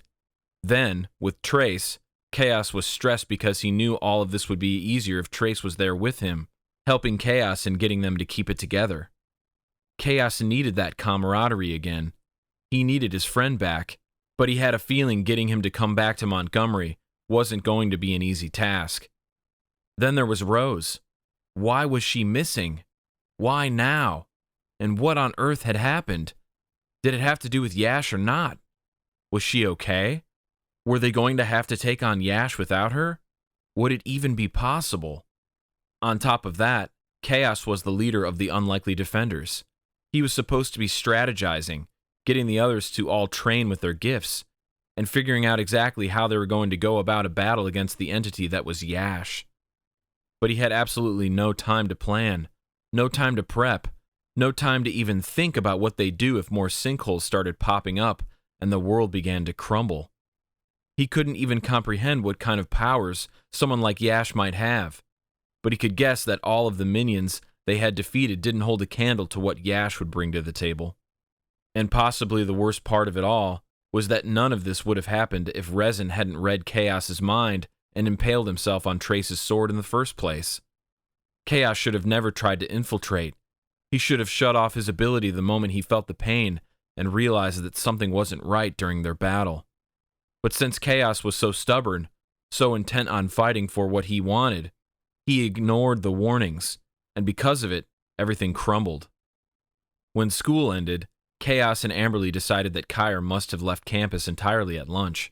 He had not been in any other classes, and he had not been in the hallways, or even in any of the bathrooms. Kaos had checked them all. He and Amberley stood in front of the school as everyone left for the day, and Kaos rubbed his tender temples with his pointer fingers while Amberley tapped her foot and stared around at the throng of students. "I don't like what you told me about Halo," she said to Kaos after a moment. Kaos had filled her in on his worry about whether or not Kire was remembering to keep an eye out for Halo's warning. "I hadn't even been thinking about Halo, to be honest, but you're probably right. Kire has probably forgotten all about that stupid book. Kaos, we need to find him." "Tell me something I don't know," Kaos said. "What's wrong with you?" she snapped, as if angry at him for having a headache. "Nothing, I'm fine." He stopped rubbing his temples and rolled his shoulders back. "He's got to be around here somewhere. Let's check the most obvious possibility. His house?" It looked like the last thing Amberley wanted to do.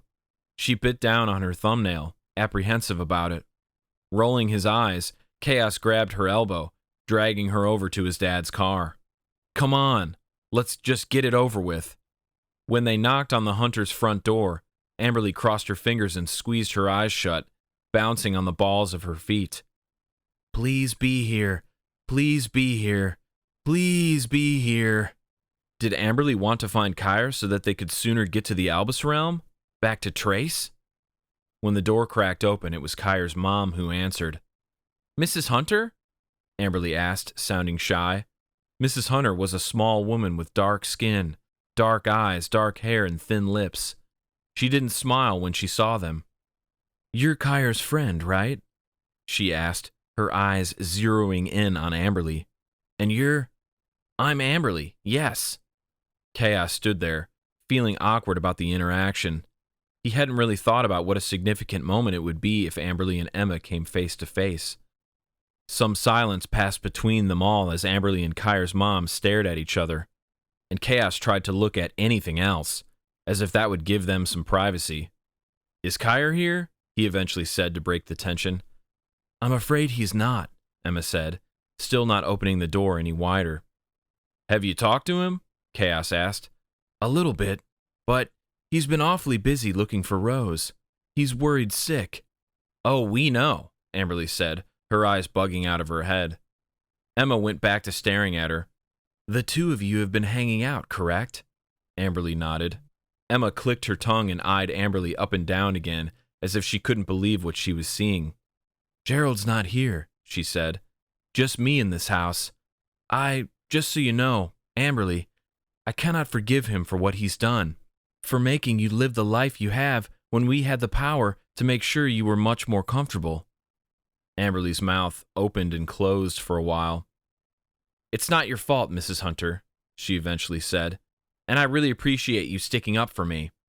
I'm just ashamed it took me so long to get rid of him." The two shared a slight smile, but this wasn't the time for that. "Do you know where we might find Kire?" Kaos asked, wanting to move the conversation along. "I'm not sure," Emma replied.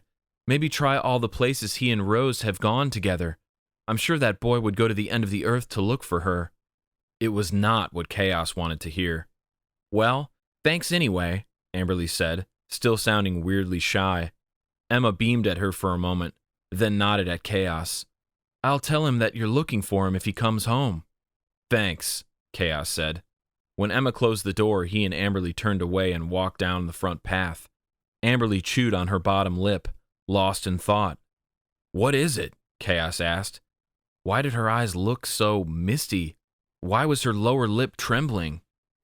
I don't know," Amberley croaked. "That was weird." "Because of your dad?" She nodded, unable to speak.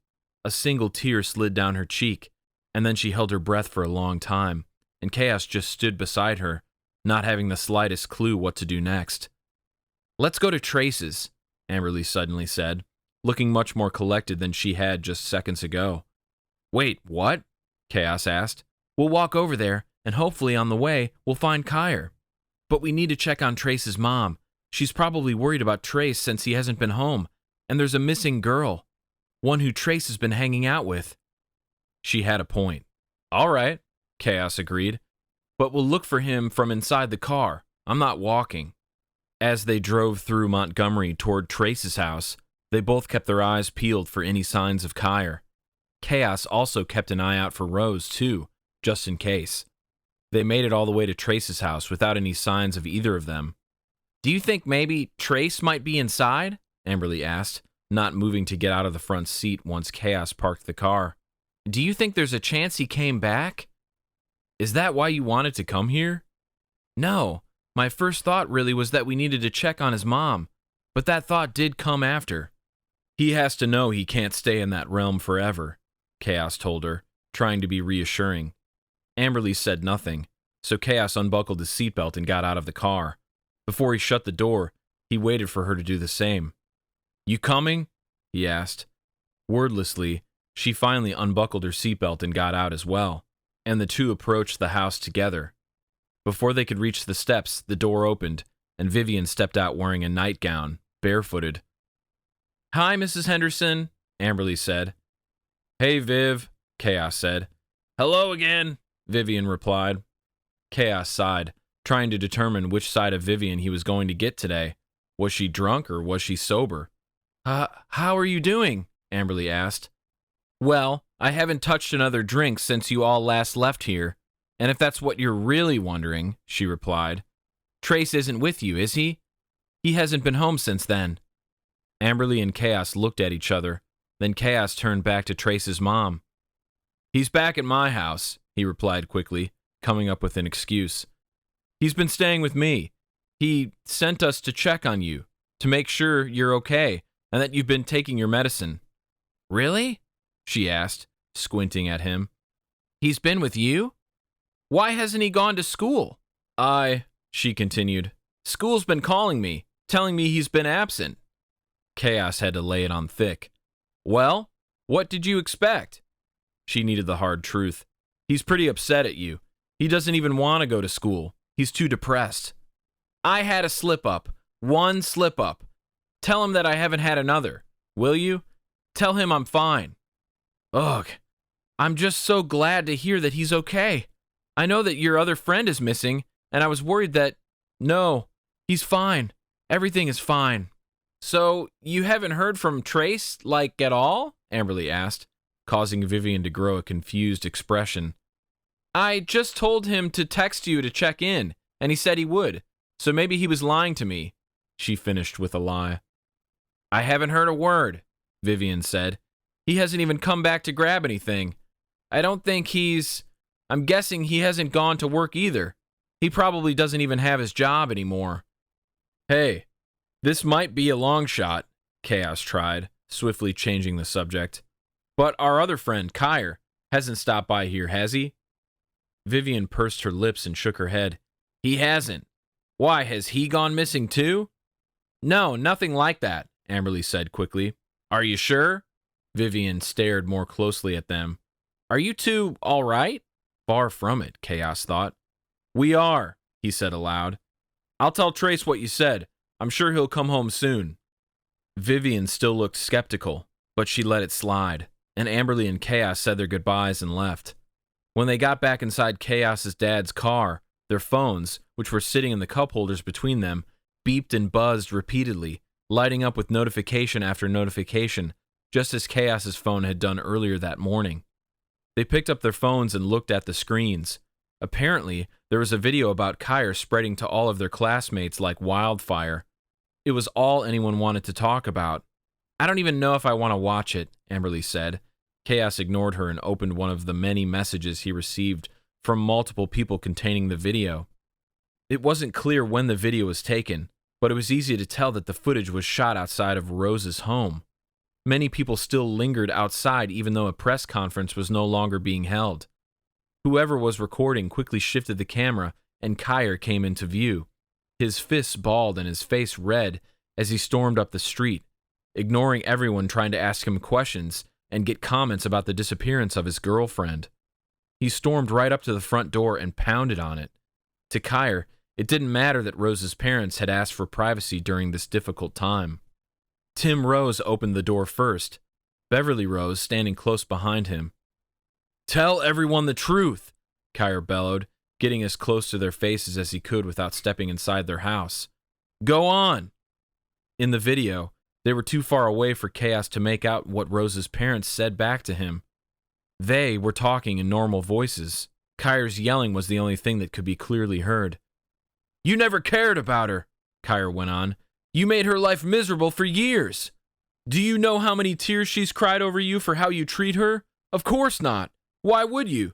You better get out here and come clean. Tell everyone about how you prefer your other daughter over her. How I had to spend hours convincing you to even file the report in the first place."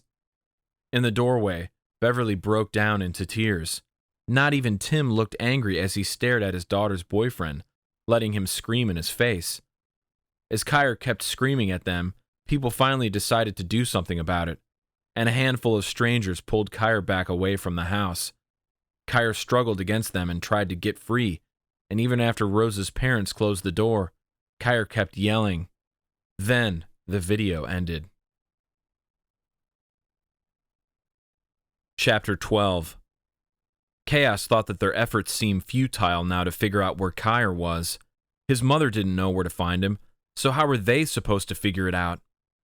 "I don't know where I'm supposed to look," Kaos sighed in frustration, gripping the steering wheel of his dad's car tightly as he and Amberley continued driving around, searching for Kire.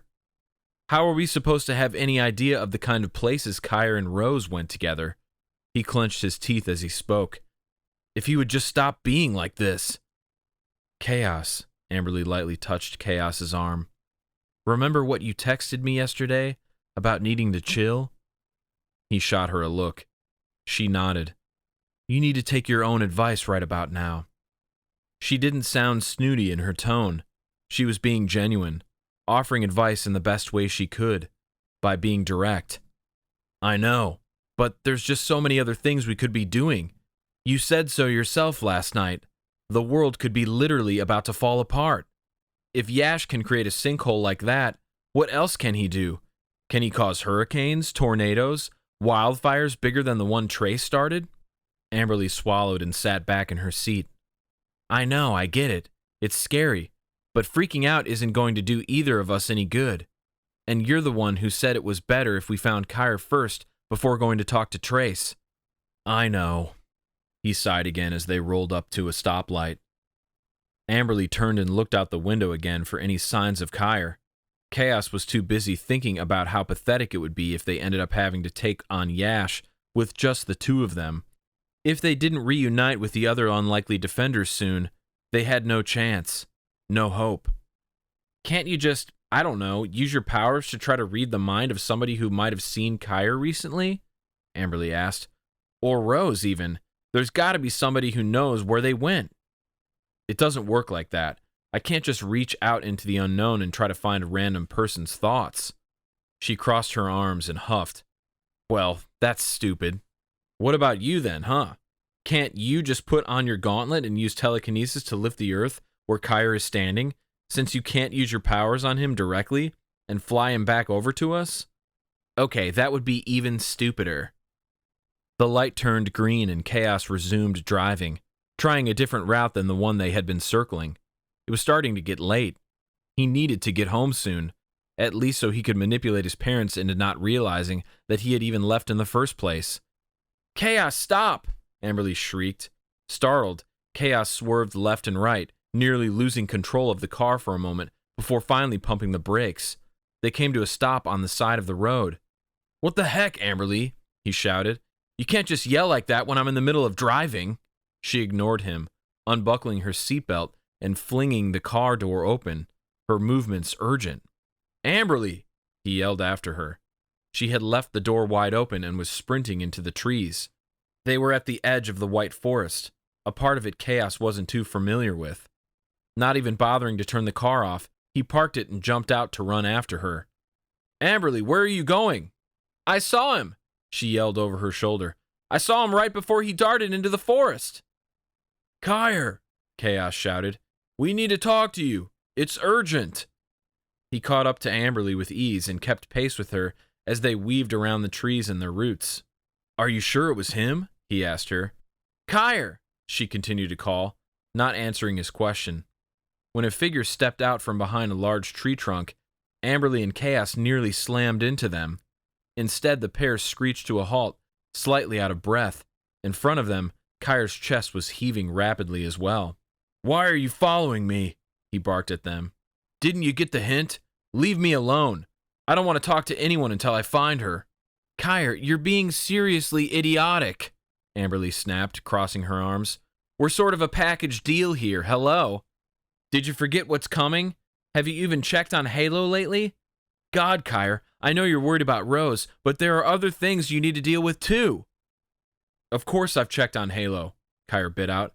I check the dang book every 2 minutes, trying to stop myself from doing something I'll regret. What are you talking about? Amberley asked. Kaos, quick to understand, answered for Kire. He's been thinking about asking Halo to find her. Amberley gasped. Staring back at them, Kire couldn't hide the shadow of guilt that crept across his face. You can't do that, Amberley shrieked. Kire, Halo can't be touched until it's time for the big warning about Yash. Here, give me the book so you can't be tempted. She held out her hand. Not a chance, he said, staggering backward. I said I've been thinking about it. I haven't actually done it. And how are we supposed to stop you if you become too tempted again? When you keep running away from us and ignoring our texts and calls? I'm starting to feel like there aren't any other options, Kire cried out. He looked lost, broken, torn apart. I'm worried sick about her. I'm desperate to know if she's okay. And Halo has the potential to give me the answers I'm looking for. I mean, Rose is the most important person in my life. I love her. But yet I have to remember that she doesn't matter as much as the collective universe matters. And I just... He cut himself off, hanging his head. Kaos barely heard him when he muttered, "Maybe someone should take Halo away from me." "I'm sorry, Kire," Amberley said, stepping toward him, "but I think it's for the best, at least for right now."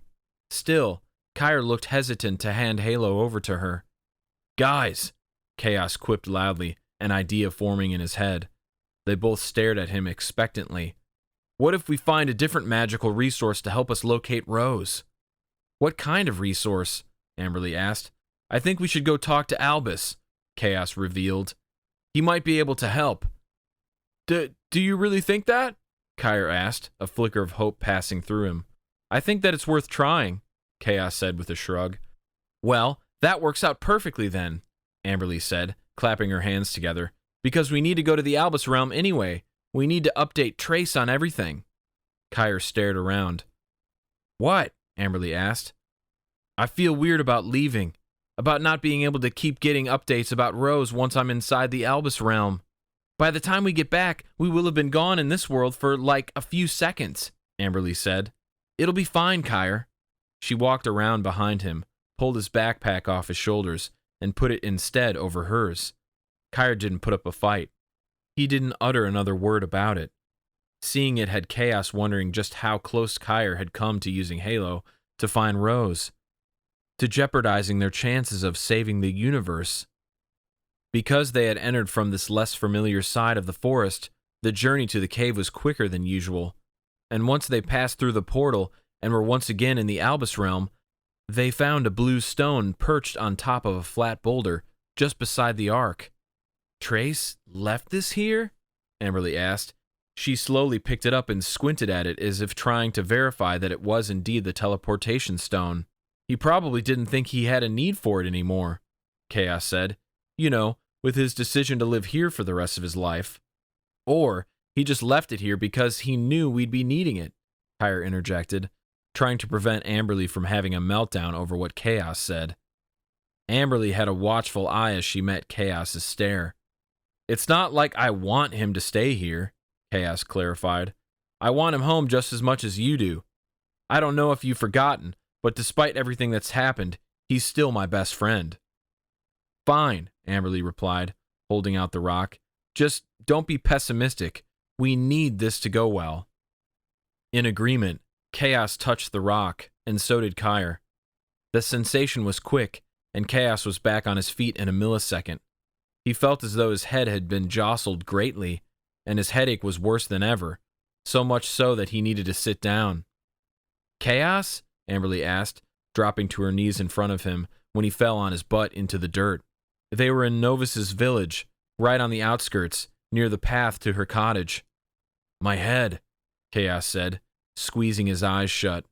He felt his crown pulled away from him, and when he opened his eyes, Amberley was holding it.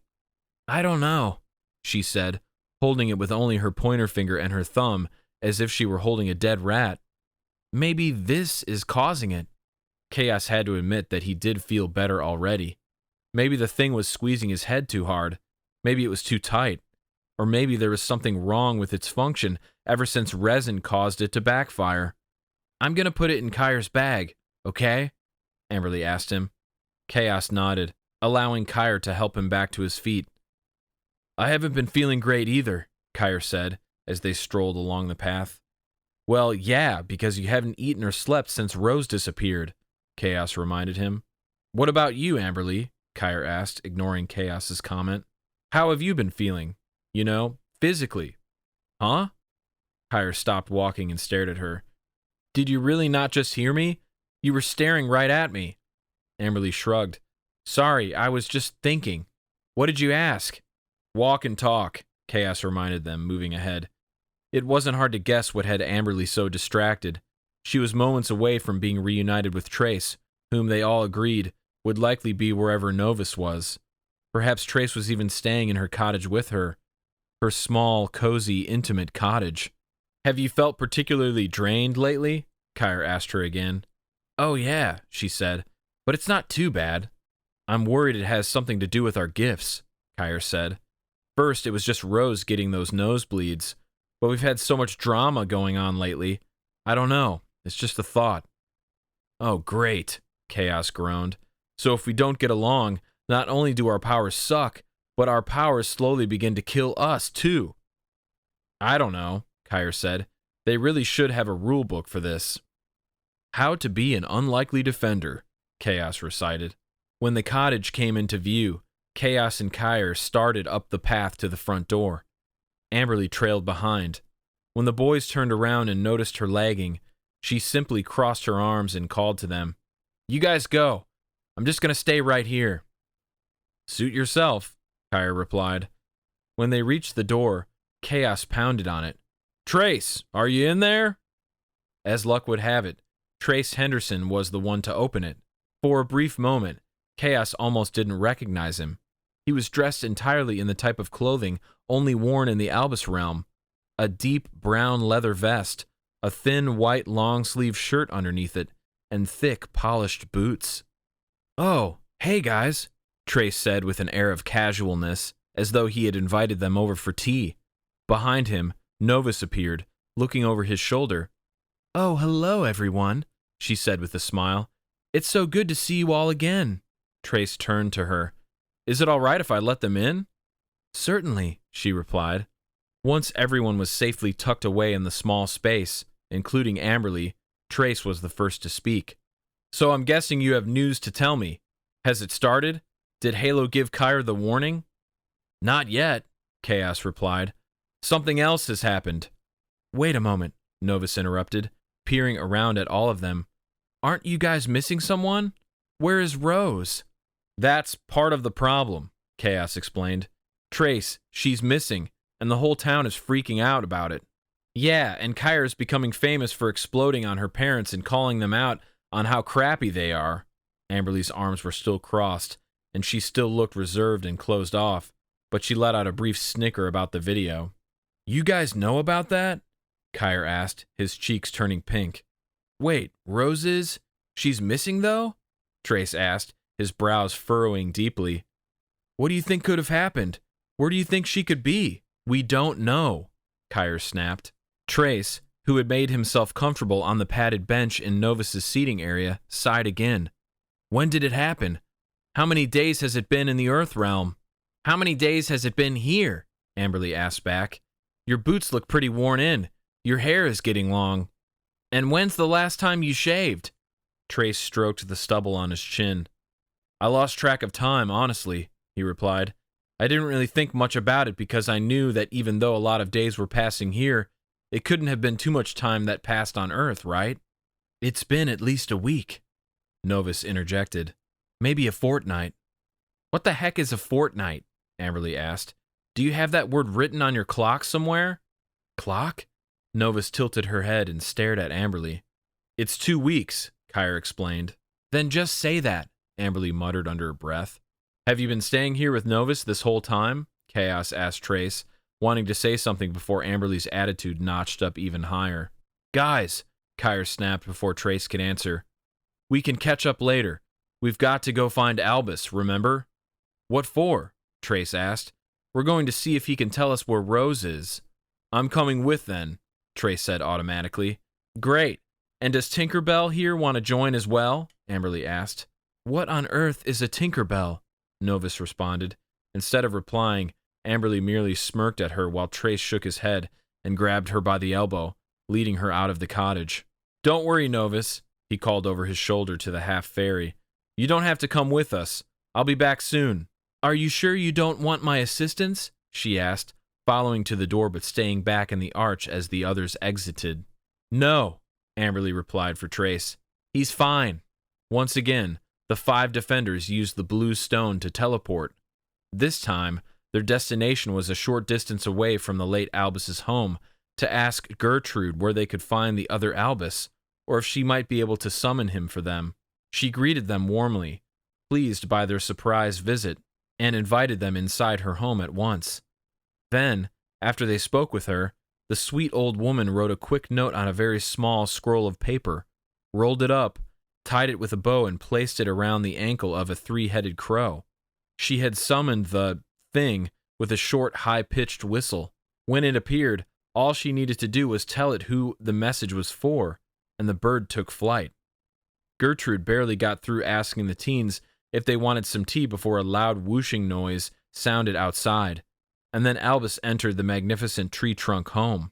The team had all been sitting around the table in the kitchen area, but they stood at his arrival. Something about this Albus's presence made it seem as though they shouldn't be seated when he walked into a room. He wore dark navy robes and a strange-looking velvet hat. "I poofed over the second I got the message, Gertrude. What brings you all here today?" he asked in his strong, commanding voice. Kaos had hardly gotten to know the other Albus, but still, he was so different compared to the one before them.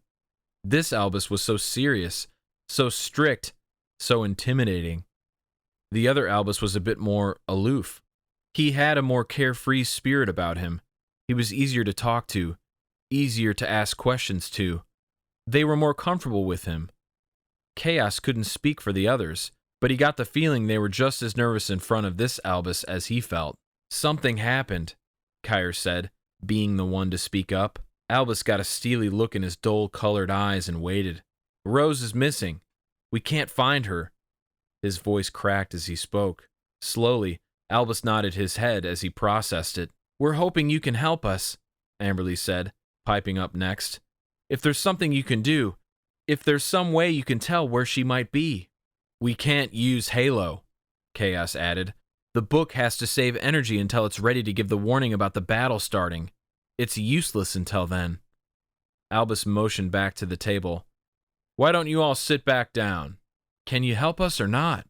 Kire asked, refusing to do as Albus suggested while the other three moved to sit. "Sit, Kire," Albus demanded. Reluctantly, Kire finally obeyed and joined them around the table. Gertrude sat silently, watching the scene unfold before her. "Now," Albus began, commanding the presence of the room, "I cannot tell you where Rose is." Kaos felt his heart sink. It wasn't good news. Not only did they need Rose, but Kaos was actually worried about her, wondering what happened, where she was. Who could have taken her? Or did she run away? "Great," Kire said, his voice dark and his attitude darker. "But I can tell you this," Albus continued. All of their heads snapped up with a sense of hope as they waited. "She is still alive." "She is?" Kire gasped out. How would you know that?" "I know because of your gifts, and you should know because of your gifts. If something had happened to Rose, you all would have felt it. You are all connected by those gifts in the physical, literal sense. You may not know it, but your bodies and minds do. Your gifts would have shown you that part of the unity you all have was broken, each in their own way. But what if they have done something, and we've just missed it?" Kire asked. "Not possible," Albus said. "From all of the past fighters that failed, they recalled knowing without a doubt, even though they didn't have proof when another member of their team had passed."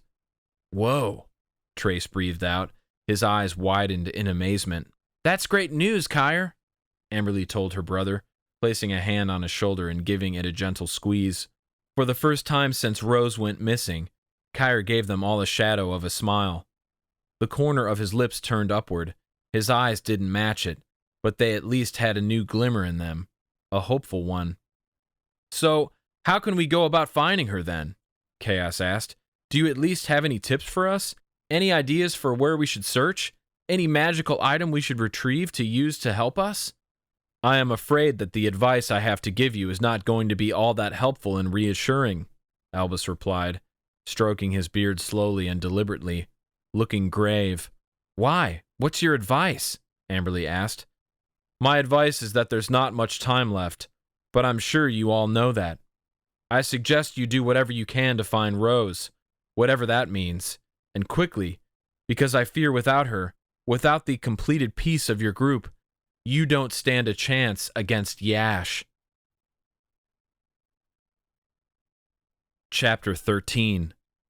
The advice from the great and powerful Albus had not been what Kaos wanted to hear, not what any of them had wanted to hear. It felt more like a lecture than anything. "Thanks, but we all could have told you that," Kaos barked at the old man, unable to keep quiet because he had grown so frustrated so quickly. We have been looking for her, Kire complained loudly, slamming a fist down on the tabletop. So many people are out there looking for her. They say the first 24 hours are crucial, and it's been longer than that. It's great that she's still alive, but we don't have the first clue where she could be. What could have happened to her? We're not police officers. We're not detectives. If they can't find her, how are we supposed to? This is horrible, Amberley said in a quiet voice, lowering her head. We should have never let Rose out of our sight. We should all be sticking together at all times right now. We just don't know what's going to happen at any point anymore. Times are too scary, too unpredictable. There's no use talking about what we should have done, Kire snapped at her. It doesn't help anything. What are we going to do? How are we going to find her? We're all connected by our gifts, right? Kaos tried. We would know if she died. Our gifts would be able to tell us somehow. What if that also worked for locating a member of the group? What if our powers give us some sense of direction if we just lean into them and listen? It sounded stupid to him even as he said it, but he had always thought the idea of magic being real was stupid before he became a defender. Well, maybe you guys can do that, but I can't. Kire crossed his arms and leaned back in his seat. He was so defeated, so hopeless, so wrecked about this whole situation. Kaos had been told many times that love in high school was just puppy love and that it was impossible to compare to the real thing. But looking at Kire right then, Kaos could tell Kire loved her more than just puppy love. He could tell how real it was. Albus cleared his throat, and everyone went silent. I want to tell you all a story, he began. Do we even have time for that? Kire interrupted. Perhaps not, but I do think it is a story you'll want to listen to. It's about the other Albus, about one of the last times I had an important conversation with him. About what? Amberley asked. Why, about you. About the defenders, of course. What did he say? Kaos asked. Well, if you all stop asking me questions, I might be able to tell you. The defenders pursed their lips. Kaos used to say he couldn't care less about anything their Albus had to say, that he couldn't care less about Albus at all. He didn't like that this destiny had been thrown at him, and he didn't like that this old man with no clue about how their realm worked was trying to tell them how they needed to act and what they needed to do. But Kaos had since learned that it was all valuable information, that while Albus had seemed somewhat like a strange, senile old man nobody would take seriously in the Earth realm, Kaos now wanted to hang on to every word of this story. We were walking through a meadow together, Albus began. He had his hands clasped together on the top of the table as he shot Gertrude a supportive glance, as though to tell her she'd recognize this story. I was helping him forage for ingredients for a certain procurement he needed. I knew that the defenders were weighing heavily on his mind, that he couldn't stop thinking about them, even for a second, because, as you know, the Albuses are connected. That's right, Amberley recalled with a nod. Albus continued. I sensed something was weighing on him, so I invited him to talk about it. I asked him if everything was all right, and he told me that actually, everything was all right. Everything was surprisingly far better off than it had ever been, because the newest group with the gifts had gotten further than anyone else had, and it was hard to believe because it was just a bunch of children. The gang all looked around at each other, Kaos smirking at them triumphantly. Maybe they were children, but they could kick some serious alien and magical creature booty. So then I asked him what the problem was, because I could tell something ailed him, and he told me he was restless. He told me it was giving Gertrude a hard time because she's always been so caring and so giving, and it was difficult for her to see Albus so stressed out. Gertrude nodded. You were all so important to him. I don't think you'll ever realize just how much. Maybe it's because we are kids, Trace suggested, giving a light shrug. Maybe he worried about us more because he felt like he had some sort of responsibility over us, like a parent or guardian. He was indeed your guardian, Albus said, and you're on the right track, Trace.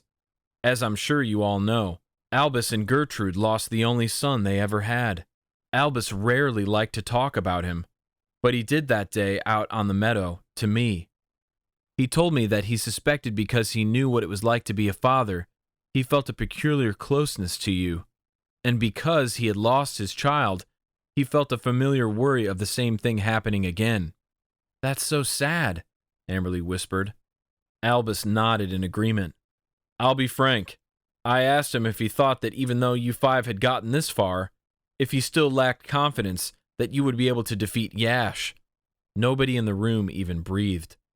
Kaos certainly wanted to know what their Albus really thought of them. He wanted to know what the next words out of this Albus's mouth would be. He stopped walking and looked up at me with an expression so serious, so certain. And he said, I have the utmost belief in them. They might be young, but they are powerful. Their youth, their naivety, their lack of knowledge of how cruel the world can really be. I think all of that has aided them. I truly think they can do this. I truly think they have a shot at defeating Yash once and for all. Kaos looked at the others to see them smiling, but Kaos was more surprised than anything. He had expected Albus to badmouth them, to say there wasn't a chance, that he was thinking about them so much only because he was planning how to revise his strategy for the next group of defenders. So then, what had him so bothered? Amberley asked. Your suffering, Albus replied.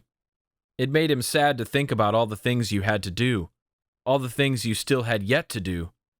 He said your youth would be stripped away from you because of all of this. He hated that. As kids, you should be off enjoying your lives, but instead, you had a larger responsibility than even any grown adult ever had. The corners of Kaos's lips turned downward as he thought about it. When was the last time he had some real fun? When was the last time he had gotten to act like a normal teenager? It wasn't like he would get another chance. This was it. This was all he had. Adulthood was just around the corner. Kaos no longer felt like he could be a kid. Wow, Trace muttered. When Kaos looked over at him, he saw that Trace was eyeing Gertrude. You're completely right, he told her. I had no idea how much he cared. Well, now you should have a better sense, she replied, her voice airy and her eyes shining. I just can't get over that he actually thought we could do this, Kaos pointed out. This got a chuckle out of everyone. It eased the tension a little. He did, and because of that, Albus said, I think you can too.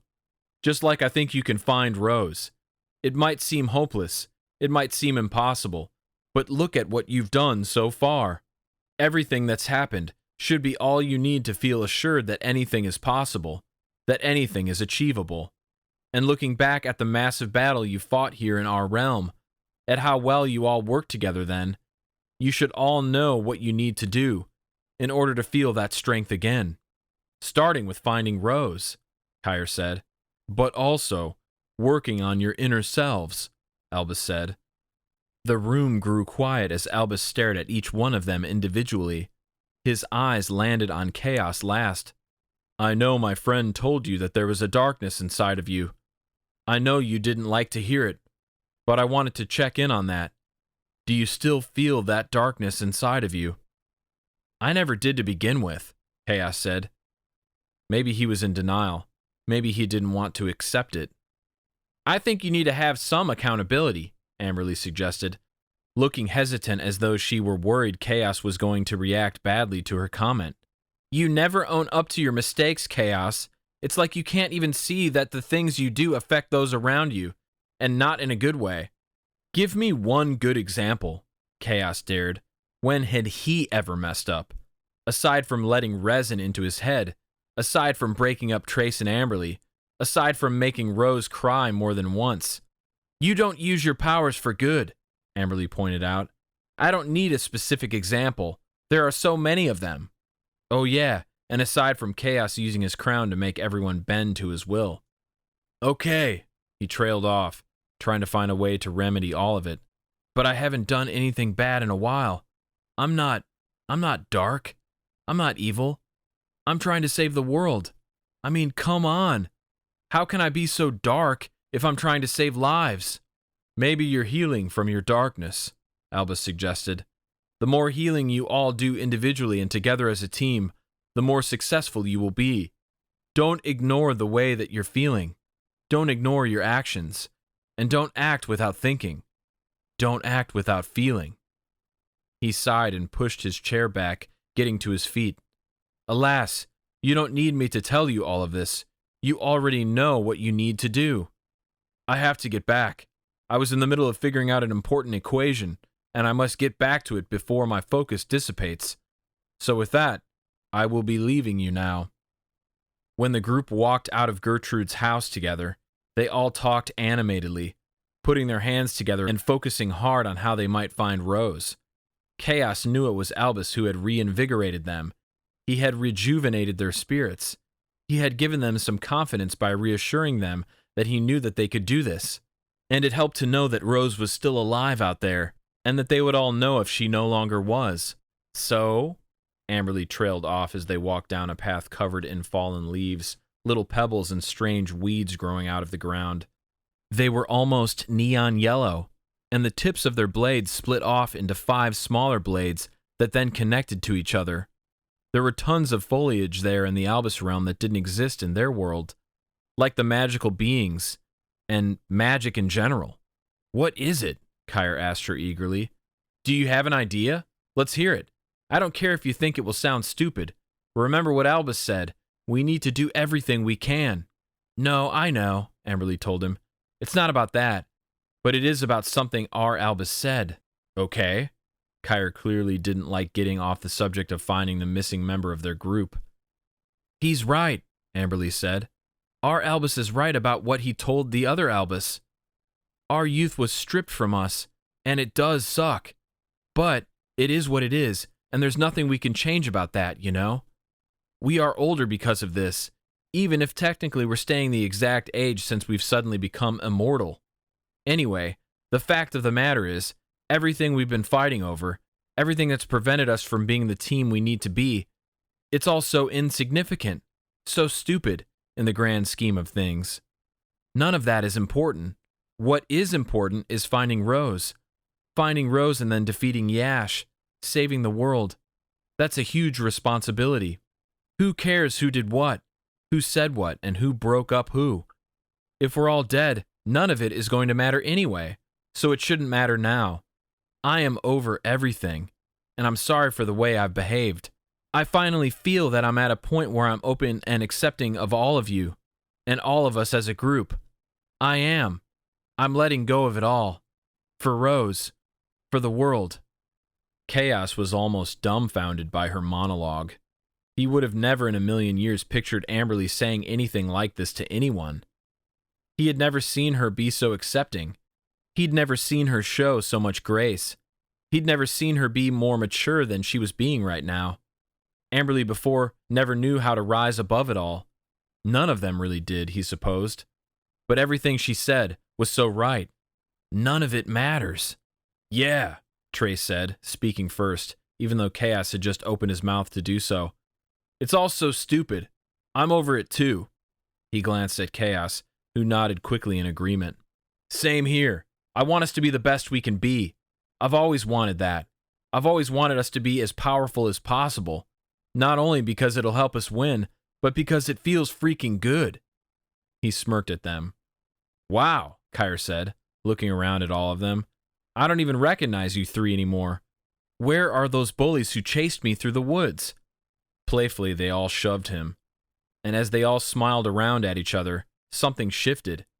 Kaos didn't have his crown on, but he could still feel it, as Amberley let out a small gasp, staring at her gauntlet, while Trace and Kire snapped their heads up to look at each other. Kaos knew that they could feel it too.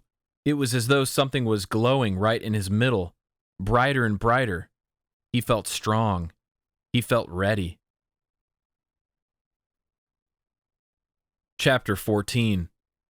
The group of teenagers could have all taken the magical stone and popped right back to the portal that would lead them into their realm, but instead of doing so, they walked. It was as though none of them wanted to leave and go back to face what might be waiting. Any second they could stay here, they held on to.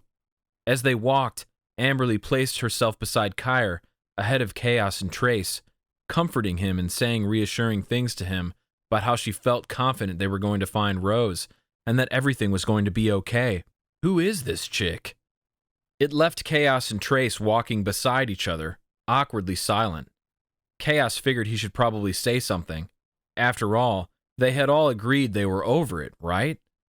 They could stop hating each other finally. Do you ever think the Albuses all get together and have competitions on who has the best beard? He asked Trace, breaking the silence between them. Trace chuckled, his mouth spreading into a grin. Definitely. I know I haven't seen the other Albuses closely, but I think our Al would win. I don't know about that Albus back there, though. His looked a little short. It was silly to say because while the new Albus's beard was shorter than their Albus's, this Albus's beard was still longer than any Kaos had seen in his realm. The beard went almost down to Albus's navel. Do Albuses even have navels?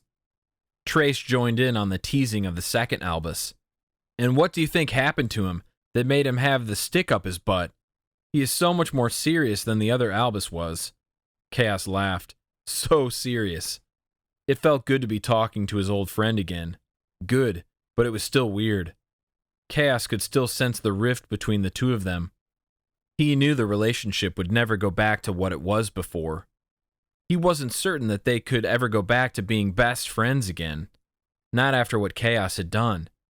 Not after the stunt he regretted greatly. The one he regretted even more so now that he had been forgiven. He didn't deserve their forgiveness. He realized now that what he had done was truly horrible. He knew what it took to be a good person, and he had never been one in his life. But that could change. I'm so glad that my girlfriend being missing is humorous to you, Kire threw over his shoulder at the other two. Amberley turned him back around and forced him to keep walking. Just ignore them, Kire. I'm sure they're still worried about finding Rose. They're just having a moment. Don't make it so weird, Trace called to her. She briefly stuck her tongue out at him. Then she smiled at Kaos.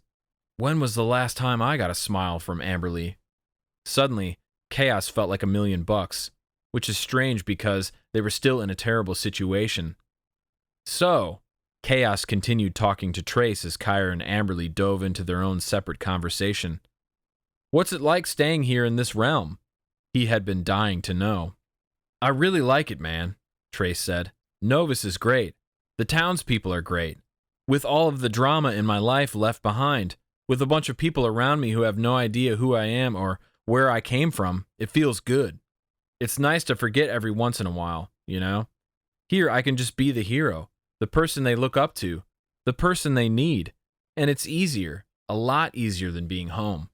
I get it, Kaos said. And you've really been staying at Novus's place this whole time? Yeah. Trace had a sheepish expression on his face. What's that look for? Kaos asked him, noticing it. Mom would kill me if she knew I've been having sleepovers with a girl. He said it quietly so that Amberley couldn't hear. But it's not even anything like that, he added. Still, if I tried to tell my mom that, she wouldn't listen at all. But you guys have become pretty good friends? Yeah, she's cool. It's hilarious because she wants to visit our realm. But I tried to explain to her that it's not worth seeing. That this place is way more exciting. She doesn't believe me. It's hard to picture anyone being excited about visiting a place like Earth when they have literal magic where they live. Exactly. Actually, it was kind of weird. I was going to bring her to our realm. I told her we could go check it out, but that I didn't want to stay long, and that I didn't want to see anyone. I was ready to go and everything. But then she suddenly changed her mind. Makes me think she just pretended like she wanted to go to be nice or something. I don't know, chicks are confusing. You got that right. Kaos stared at Amberley as he said it. But I don't know, Trace said with a shrug. I've been thinking about it a lot. About going back. About you guys. About everything going down. I've been feeling responsible. Guilty, I guess. Good. You should feel guilty, because we've needed you, and your mom definitely needs you. Don't you think that as her child, I should be the one needing her? Yeah, I guess that's true. So then if you stay here, what are you going to do? What do you mean? Trace asked. Are you going to live with Novus forever? Or are you going to eventually get your own place? Build your own place? Are you really going to be a knight? I don't know. Trace rubbed the back of his neck. I've sort of just been living in the here and now, you know what I mean? Huh? Kaos snuck a look at Trace, trying to figure out how he felt about Novus. If he maybe had feelings for her. And if he did have feelings for her, what did that mean about his feelings for Amberley? It was hard to tell. Kaos was terrible at that kind of thing. He himself could never even tell if a girl liked him. In front of them, Amberley and Kire stopped walking when they reached a fork in the road. They turned around and eyed Trace. What? Trace asked them. Why'd we stop? I think this is where we part, if that's what's going to happen, Amberley said slowly, nervously. Trace looked at the two separate roads, one leading back to Novus's village, the other one leading back to the portal. Oh, he said, as though he hadn't realized the time to decide had already come. You still want to stay here? Kire asked. I know it may seem like this realm needs you, but your home needs you more, Amberley said. Her eyes dug into Trace as though she were searching for his soul. I don't know, guys, Trace said, walking over to a large boulder and collapsing down on it as though exhausted. I like it here.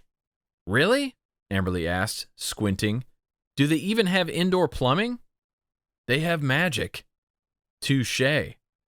Come on, Trace. We need to put everybody's heads together if we're going to find Rose, Kire said. And Amberley is right about what she said earlier. She's actually been right about a lot of things today, which is weird. Amberley slapped him on the shoulder. Kire continued, but we really do all need to stick together right now. Everything is so unpredictable. When Halo finally gives the warning that Yash is coming, how much planning time is going to come with that warning? Yeah, Amberley said. What if you're here and Yash strikes? What if we're so busy fighting him and trying to be the defenders of the Earth realm that we can't get to you to tell you to help us? Look, Trace started, I get what you all are saying, but there are a lot of benefits to me staying here too. The army, for example. All of those villagers want to help us. They are willing to come to our world to protect it as we have protected theirs. It's not like you can't come back here ever, Kaos said. Periodically, sure, you can return, and you can train them and get them prepared and whatever. I don't really know how one would prepare for the end of the world, but that's just my 2 cents about it. And I know you're upset with your mom, Amberley continued, but she's actually been doing really well. The last time she drank was when the sinkhole happened. She said it with a slip-up, that she hadn't had 1 since, Kaos told him. She actually wanted us to tell you that. Yeah, because we went and reassured her that you're okay so she wasn't beside herself with worry, Amberley added. Trace refused to look at any of them, and he also refused to reply. At the end of the day, it's your decision, man, Kaos said, but I think you know what the right thing to do is here. Staying here would just be selfish, Amberley argued. Everyone is selfish, Trace told her. To an extent, people don't generally make all of their decisions based on what other people want. They make their decisions based on what they want. You could say it's selfish that you want me back in the other realm. You don't care that I'm suffering. You don't care what I want to do. You are only thinking of yourselves. Am I right? Dude, we're thinking about the human race, actually, Kire interjected. You know, the one we're supposed to be saving? I get that, I'm just saying. There's always something in it for everyone. Selfish is a stupid word. Oh my God, fine, Amberley groaned. What else do you want me to say? Do you want me to beg? Do you want us to beg? Do you want us on our hands and knees, Trace? Because we need you to come back. Kaos can say it's up to you and it's your decision and whatever, but he's only acting like he doesn't care. He wants you to come back too. Everyone does. Trace was still uncertain. What? Amberley asked him, her hands on her hips. What do you want, Trace? I've changed, he replied. A lot. I am not the same person I was at the beginning of the school year. That guy? That one who antagonizes people? Got in trouble and fought people for money? I don't want to be that guy anymore. I'm not that guy. I don't want to be a bully. I don't want to be some sort of lackey to Kaos. You make it out like I forced you into being the way you were, Kaos snapped. I never forced you into doing anything. I know, Trace hung his head. I like helping people. I like being the good guy. Being a defender has taught me that. Consider yourself a saint then, Amberley said impatiently. Consider all of us saints. We're the good guys now, until the end of time, okay?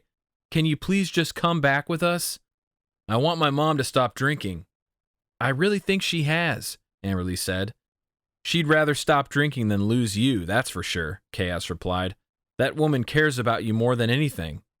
Trace let out a long, uneasy sigh. He ran his hand through his hair, sneaking glances at everyone. They all waited, some more patiently than others. What's it gonna be, Trace? Amberley demanded. We can't stand here forever and wait for you to answer. You're either coming or you're not. No, scratch that. You're either coming or we are dragging you back. Speak for yourself, Kaos said, holding his hands up and stepping away. I'm not going to force him to do anything. Trace trailed off and continued to keep them all waiting. Then finally, when it looked like Amberley's head was about to explode, he let out a sly smile and looked up at them. I guess I have been really wanting to get a haircut. Chapter 15. I hope you boys are ready for an all-nighter, Amberley said, when they returned to their realm and neared the mouth of the cave. We have some rose searching to do, and to start off, we need to search this forest. They stopped just outside of it, and Kire, Trace, and Kaos nodded at Amberley in agreement. Kaos had no trouble letting Amberley take the lead on this one. His thoughts were a bit scattered. Everything that had happened in the Albus realm earlier replayed in his mind. What do we tell our parents? Kire asked. A lie, of course, she said, tossing her hair back. Everyone texts their parents that they're staying at one of our houses for the night. Don't let them say no either. Don't pose it like a question. It's a statement. And if they want to punish us, they'll have to do it later. Kaos hesitated, only because he didn't think he needed to bother with the text message to his parents when he could just use his crown on them when he came home to make them believe that he had never been gone in the first place. But then he remembered what he had discussed with the others before. Kaos wasn't a dark person, and he needed to stop messing with people's free will just to benefit himself. So he did as Amberley instructed, and sent his mom a text. What's next? Kire asked. It was a strange sight to see him patiently waiting to be told what to do by his former arch-nemesis. Okay, so now, she looked around, scanning their surroundings, while she thought about it. I know I said that we needed to stick together, but now I'm saying we need to split up. We'll spread out and only search in half-mile increments in opposite directions. Then we'll reconvene, move to a new location, and repeat the strategy. What if we don't find her? Kire asked. Where do we search next?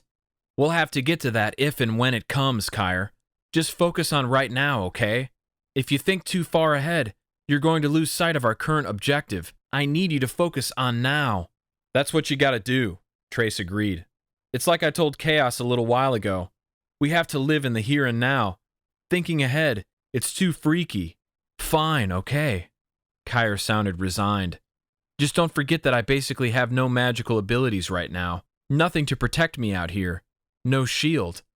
Just yell if you need us, Amberley said. Like I said, don't go further than half a mile, and then come right back here.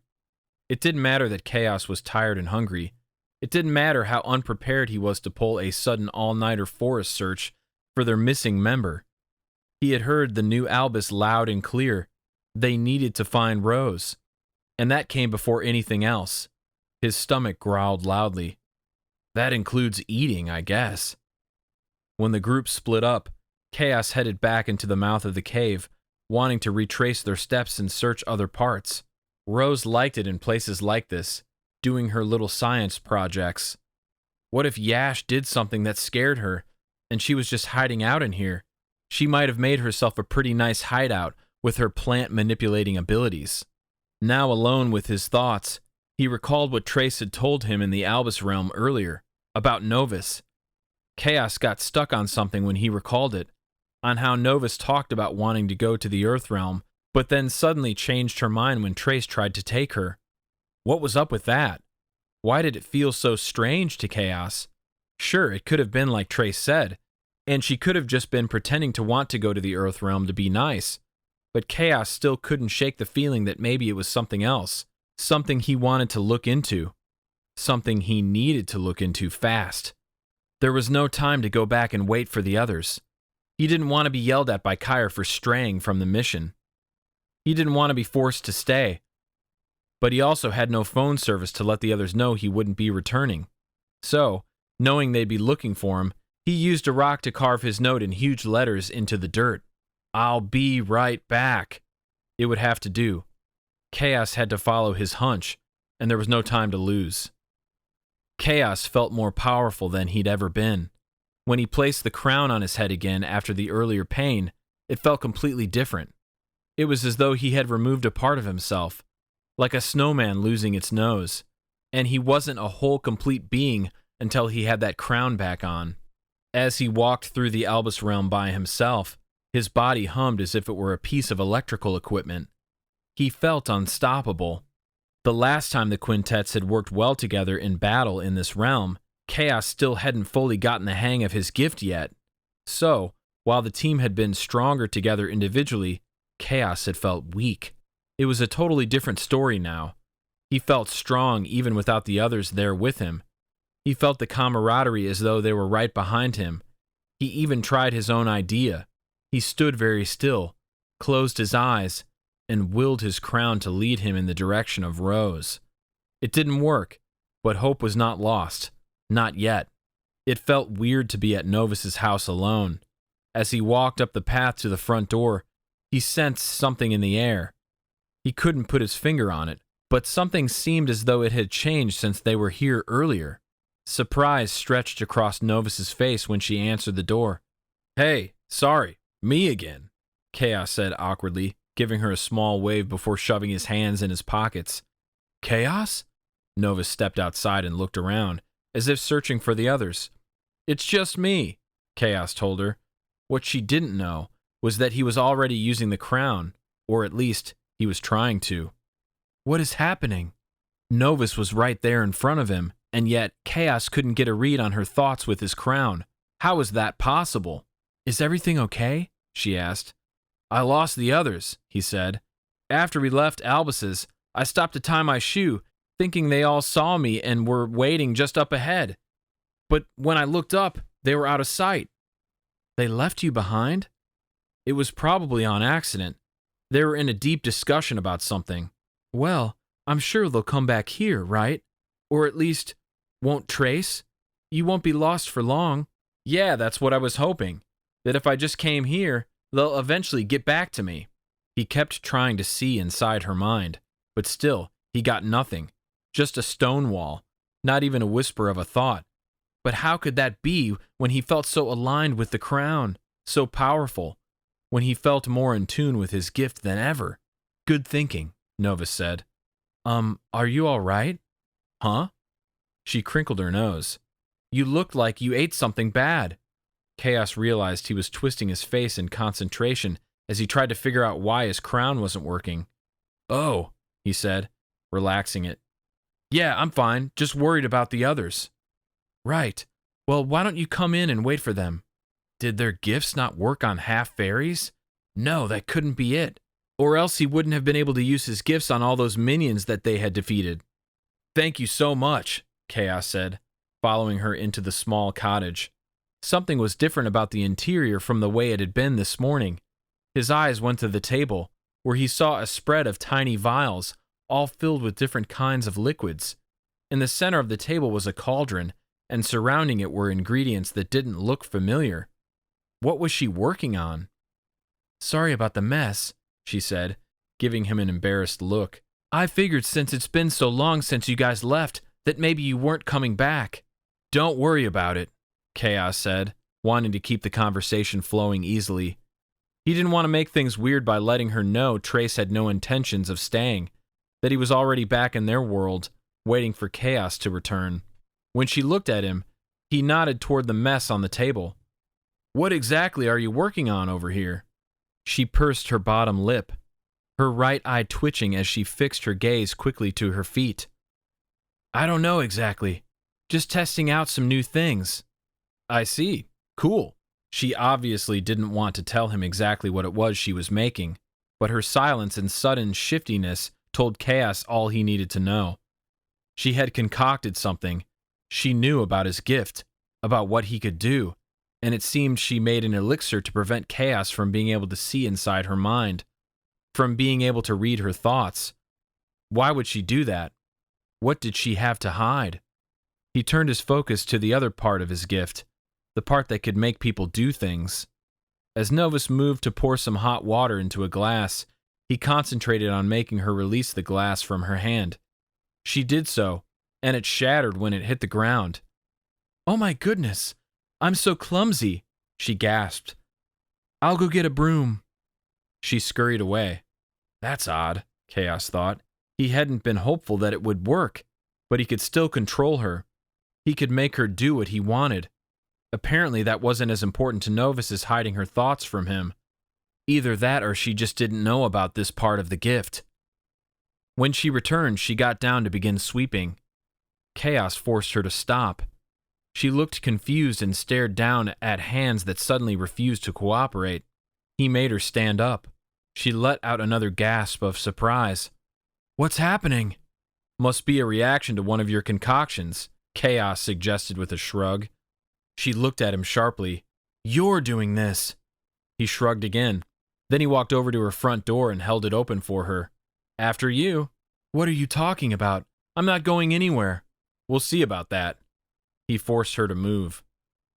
She tried to resist, but there was nothing that could be done. Making someone do what he wanted had never been easier. He was so glad that he had made up with the others earlier that this would work so well. "Stop," Novus tried. "What are you doing to me? I don't want to go anywhere." She went outside anyway, and Kaos followed her. He kept her in front of him, having her lead the way as they started to make their journey to her carriage and Pegasus. From there, they soared through the sky, and Kaos was able to take a breather on the mind control because what was Novus going to do? Jump out of a flying carriage?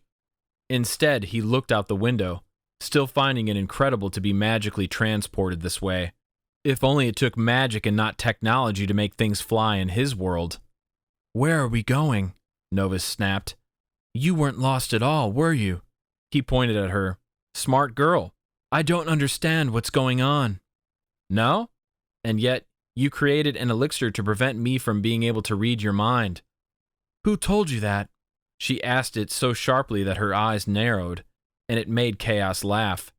"Nobody told me that. I figured it out myself, and you've just confirmed it by reacting like that." "Where are we going?" she seethed. "To the portal. I'm sorry, Novus. I know you told Trace that you didn't want to go, but we need you in our realm. Trace specifically needs you. He went back already. But then something happened. I don't know exactly how Trace thinks you can help him, but he told me it was an emergency, and that I had to get you there no matter what." "But I can't go. I was in the middle of something when you rudely interrupted. You have to bring me back. Trace will be fine." The Pegasus began to descend. Kaos straightened his crown, ready to keep manipulating Novus. "Don't do it," she demanded. Kaos cackled. "Like I would listen to any of your demands over my best friend's request. He knows I have his back." "I can't just up and go to your realm, Kaos. Time works differently there. It would screw things up for me here when I got back. I have duties, obligations." "Yes, you do. And one of those obligations is getting to Trace and helping him like he requested. It's not a big deal, Novus. It's not going to take long." She nervously chewed on her bottom lip again. When the carriage landed, he had to force her out of it. "Please stop," she kept begging. "I can't go, Kaos. I can't do this right now. You have to let me go back." But he kept forcing her to make her way to the glowing blue arch. "I don't get what you're so freaked out about," he said. "Did Trace really make our realm seem that bad?" "It's not that." "Then what is it?" Novus was only steps from it now. Kaos manipulated her into going through it, and yet she didn't. Her body would not move into the glowing blue mist. Her feet stayed planted firmly on the ground. "Oh, Novus," Kaos said, making a tisking noise and slowly shaking his head at her. "I was afraid of this." Kaos had been right in his suspicions. Whether or not Novus wanted to go into the Earth realm, she couldn't. The portal would not let her enter. because it only allowed the good to travel through it. Novus was evil. But now the question was, what had she done? Chapter 16. Upon Kaos's return to the Earth realm, after he abandoned Novus and hurried back, his phone started working again. Even though it still didn't have service, he could see the time. Only 30 seconds had disappeared while he was away. He hadn't even needed to make that note in the dirt. He retraced his steps and met up with the others, once more back at the mouth of the cave where they had first separated. He was the last to get back, but probably only by 30 seconds, he told himself. "You guys," Kaos said before any of them could start freaking out about how they still hadn't found Rose. "I went back to the Albus realm to see Novus." "You what?" Trace asked, his eyebrows raised sky high. "Why?" Amberley asked next. "I had to follow a hunch I was having," Kaos admitted, "and it turns out I was right." "What are you talking about?" Trace asked. "About what?" Kire asked. "Trace," Kaos began, "Novus isn't who you think she is." "Who is she?" he asked. "And who do you think I think she is?" "Wait, what?" Amberley asked with a puzzled look. "When I got to her place," Kaos explained, "she had obviously been concocting something like some sort of witch. Trace, are you sure she's a half-fairy?" "I don't have any reason to not believe her," he replied. "Well, anyway, I tried to use my crown on her to see into her mind, to see if she had any secrets, anything she was hiding, and guess what? It didn't work. I was blocked because of some concoction she whipped up, I'm sure of it." "Why would she do that?" Amberley asked. "I'm getting to that." Kaos couldn't get the words out quickly enough, but he wanted to make sure the others fully understood what had happened. "The thing is, Trace, did Novus know that my powers could also control people and make them do things?" "I don't know. I don't think so. I think everyone knows what our gifts do in that realm. Stories of our battle are everyone's favorite thing to tell at get-togethers." "Maybe she just hadn't finished that potion," Kaos said, just thinking aloud. "Finished what potion? What's going on? Do fairies even make potions?" Trace asked. "I was able to make her do things still," Kaos informed them. "So I took her to the portal. It was weird what you said to me about her, Trace, how she seemed all gung-ho about going to the Earth realm, but then changed her mind when it became a reality." "Wait, are you saying Novus couldn't get through the portal?" Kire asked, jumping to the conclusion and figuring it out before anyone else. "Exactly," Kaos said. "Hang on a sec." The gears turned a little slower in Amberley's head. "So then, she's a traitor? She's not good? She's evil?" "Yep," Kaos said. Trace was completely bewildered. "Evil? Is it so hard to believe?" Amberley asked. "I know for sure I didn't get a good vibe from her." "Well, yeah, but that's just because you didn't like that I was talking to her," Trace pointed out. Amberley's expression turned sour. "Wait a second," Kire interrupted their quarrel, his voice suddenly loud and commanding. Everyone turned their heads to him. "You don't think Novus could have Rose, do you?" "Oh my God," Amberley gasped. "She has Rose!" "Guys, let's just think about this for a second," Trace tried. "Why would she help us, give us money, and give me a place to stay, but then kidnap Rose? What need does she have for her?" "Who cares about her motive?" Kaos said. "Did you hear me? I tried to make her go through the portal, and she couldn't, Trace. You know what that means. It speaks for itself. It's a fact that Novus isn't one of the good guys." "It just doesn't make any sense." Trace was crushed by the news. The betrayal was written all over his darkened expression. "What on earth are we still doing here?" Kire barked, turning on his heel and taking off in a quick run back inside the cave. "What is he doing?" Amberley said with a tired sigh. "We don't even have a plan yet." "We do," Kaos disagreed. "The plan is to follow him. Come on." The other three charged after him, and Kaos was more than willing to follow Kire's lead this time. He was excited, even for the opportunity to catch Novus with her evil plot, to have that confrontation with her, to knock her off her high horse. They would get Rose back, and they wouldn't let any of her stupid fairy magic stop them from making that happen. After they all dove back through the portal and returned to the Albus realm, Kire whipped out the stone to teleport them to Novus's village. Before the others could put their hands on the rock, Amberley sternly placed a hand on Kire's shoulder. "What exactly do you expect us to do once we get to her?" she asked. "Think about this, Kire. What is the plan? Are we just going to march in there and kill her? I know you're angry. I know you're anxious. I know you're ready to get Rose back. We all are. But we can't just barge in. What are we going to do?" "If I have to kill her, if that's what it takes, I'm prepared to do it," Kire replied, holding his head up high. "You don't understand, Amberley. I will do whatever it takes. Whatever it takes." "So you're going to kill her? When? Before she can even tell us where she's keeping Rose? This is just Kaos's theory anyways. We don't know for sure that she really did kidnap Rose," Amberley said. Kaos was impressed to see Amberley even bothering to try to reason with Kire right now, to try to make him see some sense in the situation, to think with rationality. Kire was smart. He had a good head on his shoulders. Overall, he was a good person. But when it came to Rose, there was a switch in him that flipped. All his morals, all his rationality, and all of his thinking flew out the window. "Amberley!" Kire yelled, sick of the sisterly advice. "Put your hand on the dang rock!" "Kire!"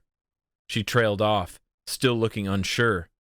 They really are siblings, Kaos thought to himself as he watched them interact. Holding the teleportation stone out in the center of their circle, Kire shook it violently at Amberley. Kaos was fine with Kire's plan to just wing it and see what happened once they got to Novus, so he placed a hand on the rock, preventing Kire from being able to keep shaking it at Amberley. The others joined in, touching the rock and getting ready to teleport. Amberley was the only one still hesitant. "I will leave you here," Kire barked, and Kaos believed him. Like Kire said, he would do anything to get Rose back. Scoffing, Amberley reluctantly touched the stone at last, and the gang teleported right in front of Novus's cottage. There was no need to distance themselves from her first and sneak up on her. They all had a plan to not have a plan, so barging in was the best course of action. Kaos ran after Kire, alongside Amberley and Trace, up the path to Novus's door. Kire burst through it, and they all crammed themselves inside the small space. Kaos wasn't certain what he would find waiting for them inside, but he hadn't been expecting Novus to be standing in her kitchen, glowering at all of them, her fists balled, ready to fight, as though she had been waiting for them. "Where is she?" Kire didn't waste any time. "Where is who?" Novus asked, her voice completely different from the last time any of them had talked to her. She sounded purely wicked now. "You know exactly who I'm talking about," Kire raged. "Come on, Novus, I told them everything," Kaos added. "I know Rose is here somewhere. I know you're hiding her. I know why you can't get through that portal." "I knew you'd be back," she growled at him. "You're smart, Kaos. I learned that from your best friend." "I don't have time to sit here and talk about this," Kire barked. "You better let her go, you wench," Amberley snarled. Out of all of the things any of them could have said, Amberley's insult seemed to anger Novus the most. "Wench?" The half-fairy picked up an elixir of some dark blue liquid inside a vial, throwing it at them. They all ducked in cover as it shattered on the ground, and the dark blue liquid turned into a thick smoke. "Get her!" Kire shouted, even though they could hardly see. Amberley lifted the dining chair nearest her in the air with her telekinetic abilities and sent it flying through the smoke toward where Novus had last been standing. It crashed into the wall, unsuccessfully hitting her target. They choked and sputtered on the smoke around them. Kaos tried to listen to her thoughts in case maybe the potion had worn off since he was last there, but he still couldn't make anything out. Trace lit his sword, allowing them to see right through the smoke. Novus was at her kitchen stove, preparing another concoction. "I don't think so," Kire called, running at her. It didn't appear to matter to him that he didn't have an actual magical ability other than Halo's shield, which wouldn't work right now anyway. It didn't matter that he was running head first at an evil fairy with magical potions. Kaos practically rolled his eyes at the scene of it, thinking Kire was behaving recklessly. Then he ran after him to intervene.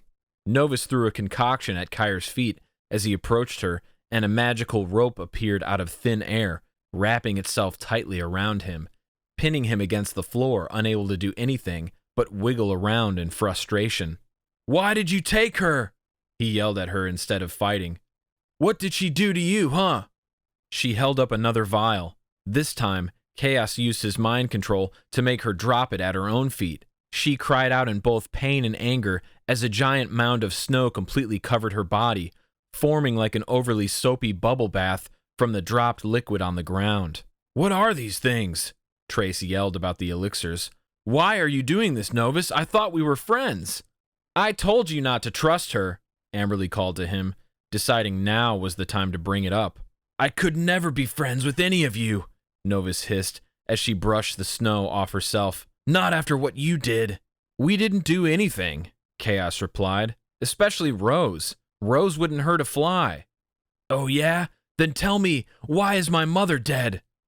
Free of the snow, Novus raced over to her table. Trace, fireball, Kaos ordered, catching on quicker than Kaos had ever seen his friend catch on to anything in his life. Trace used his sword, aiming it at the table with all of her other magical mixtures and concoctions, and a fireball flew out of the tip of it, whizzing past Kaos's head and crashing into the table, causing an explosion, destroying all of the concoctions in a fiery burst. No! Novus roared. I don't understand. Trace yelled at her. There was something hurt in his voice, like he didn't want to destroy her belongings, like he didn't want to be doing this to her, but he knew he had to. He knew he had no choice, and he would protect the other defenders over Novus any day. Why are you doing this? I lied about what I said before, she growled, dodging another flying object from Amberley. I just wanted to gain your trust. Lied about what? Kaos demanded. About how my mother died. Wait a second, Trace said, growing still as he realized something. When I first met you, that day at the cemetery when I was visiting Albus's grave. Finally catching on now, are we? She asked, sneering at him. Betrayal was plain on Trace's face. It wasn't a coincidence that we were both there at the same time, he deduced. How are you just this moment, finally figuring it out? She growled rhetorically. Trace's betrayal changed to anger. You've been following me, watching us, plotting. I'm surprised that you would be the first to realize it, Trace, Novus hissed wickedly. All things considered when it comes to your wit. What? Amberley asked. Realizing what? Get me out of this, Kire shouted, still tangled in the magical rope. Get me out of this so I can kill her. Where is Rose? At this point, Kaos put the pieces together too. Since Trace temporarily looked too angry to explain it to Amberley, Kaos took the lead. During the battle, he announced, disregarding Kire and staying on topic with Novus. The battle that we fought trying to protect this realm. Your mother was killed in the crossfire, wasn't she? Kire stopped wiggling and shouting for justice for a single moment, acknowledging and realizing what must have happened. Why Novus was so infuriated with them. Novus was simply getting her revenge. You destroyed so much on your oh-so-heroic journey to save our world, Novus raged on. You destroyed whatever you could in the process, caring about little else besides yourselves. Is she joking? Amberley asked. She has to be joking, right? Hello, Dingbat. We were risking our butts trying to protect your world. Explain to me how that makes us selfish. My mother was a healing fairy. She worked tirelessly and on dangerous grounds to provide aid to the wounded, and now my mother is dead. As Novus unexpectedly rose into the air, Kaos didn't know why he hadn't predicted it happening sooner. Novus was a fairy, after all, wings and all, even though most of the time they were concealed. It was easy for Kaos to forget she wasn't just a pretty potion-wielding girl. None of the quintets could fly. This gave her an edge, and an advantage. It was a shame that it was Rose who Novus decided to kidnap in retaliation. Were Rose there now, she would be the one to apologize to Novus, to explain how completely and totally sorry they were for the harm they caused when all they were trying to do was protect everyone. None of them wanted to apologize to Novus. They were all too proud, too stubborn. Maybe Kire would have, were he not so angry that the love of his life had been kidnapped by her. Kidnapped! Thinking the simple words stirred something inside Kaos's head. He looked at Kire, still tied up in the ropes, still struggling to get out. Then he turned to Amberley, the smoke clearing more and more as their fight to get Rose back ensued. "Amberley, can you use your gauntlet to get those ropes off Kire?" "I almost think he's safer like that," Trace muttered. "Shut up," Kire snapped. "I can," Amberley said to Kaos. "Good. Wrap her up with them." Nodding, she held out a gauntlet-clad hand, her arm fully extended in front of her, and the ropes around Kire began unwinding and sliding off him. Above them, Novus fluttered overhead, trying to make an escape through the door. "I don't think so," Amberley shouted at her, aiming the ropes right at the fairy, manipulating them to snare her. Novus screamed and writhed in a panic, an angry, ferocious, desperate panic. But with her hands tied and her wings bound, she dropped to the ground with a painful thud, crying out. She began sobbing, her sadness overtaking her anger. "It's all your fault! I just want her back!" They stood in a circle around her, Kire dusting himself off. They were all braced and ready in case Novus made any sudden moves. They had her surrounded. They wouldn't let her get anywhere. "Trace," Novus cried, "how could you let them do this to me? How could you do this to me, after everything I did for you?" "Where is Rose?" Kire asked. Novus ignored him, taunting Trace instead. "Nobody wanted you, Trace. Nobody cared about you, not even your own mother. I sat around listening to your pathetic sob stories, despite my mother being dead because of you. And this is how you repay me? I was the only one who showed you any care, who gave you any kindness." "He doesn't owe you anything," Amberley told her. "You're a liar, a snake, and you're wrong about Trace." "Says the girl who broke his heart and tossed him aside like he was nothing. For your information, not a day has gone by where I haven't loved Trace with everything I have. Maybe he thought nobody cared about him. Maybe you think you've been someone heroic and special, but you've done nothing. You are nothing. Now, either tell us where Rose is, or we'll kill you. We'll let Kire do it." Novus's expression shifted to Kire, who had his fists balled, his facial expression resolved. He still hadn't changed his mind from earlier. He would kill Novus if he had to. "I know what it's like to be manipulated," Trace told her. "I should have seen this coming from you, but rest assured, Novus, if you've taught me anything, it's to not make this mistake ever again. You won't get any help from me." They waited while Novus gritted her teeth, seeming to think it over. Then, finally, even though it was clear how desperately she didn't want to help them, she sagged under the ties of the magical rope. "Just take your stupid friend and never speak to me again." "Where is she?" Kire said once again. "She's in my shed out in the garden." "You guys stay here," Kire shouted, the words flying quickly out of his mouth in a rush of eagerness. "In case she tries to pull anything else." He darted out of the house. "I'll go with him," Kaos called, knowing that, out of all of them, Amberley and Trace would be the best ones to keep Novus detained. He raced out of the cottage after Kire toward a small shack that looked 100 years old, covered in moss and rotting wood planks. Kire's backpack shook awkwardly as he sprinted toward it, bursting inside and yelling, "Rose!" By the time Kaos reached the doorway, a very filthy Rose, covered in a smattering of cuts and bruises, had been enveloped in Kire's arms. "I thought the shed was so ancient and breakable that it would be easy to break out of," Rose was crying into Kire's neck. "But she must have enchanted it somehow. I couldn't escape, no matter what I tried. That's why I have all these bruises and cuts. I tried everything to get back to you guys. I swear I did." "It's going to be okay, Rose. It's going to be okay." Even though his back was to Kaos, Kaos could tell Kire was crying as well. "Thank you," Rose said, her eyes meeting Kaos's gaze. "All of you." "Well, that's one thing out of the way," Kaos said, leaning against the surprisingly sturdy doorframe, wanting to diffuse the awkwardness of him interrupting their intimate moment. "Now what do we do with the fairy?" The solution ended up being rather simple and fair. Novus wouldn't have agreed, but the defenders all did. None of them had it in them to kill somebody who wasn't directly trying to kill them. But Novus couldn't be trusted. They couldn't simply leave her alone and hope to never have a run-in with her again.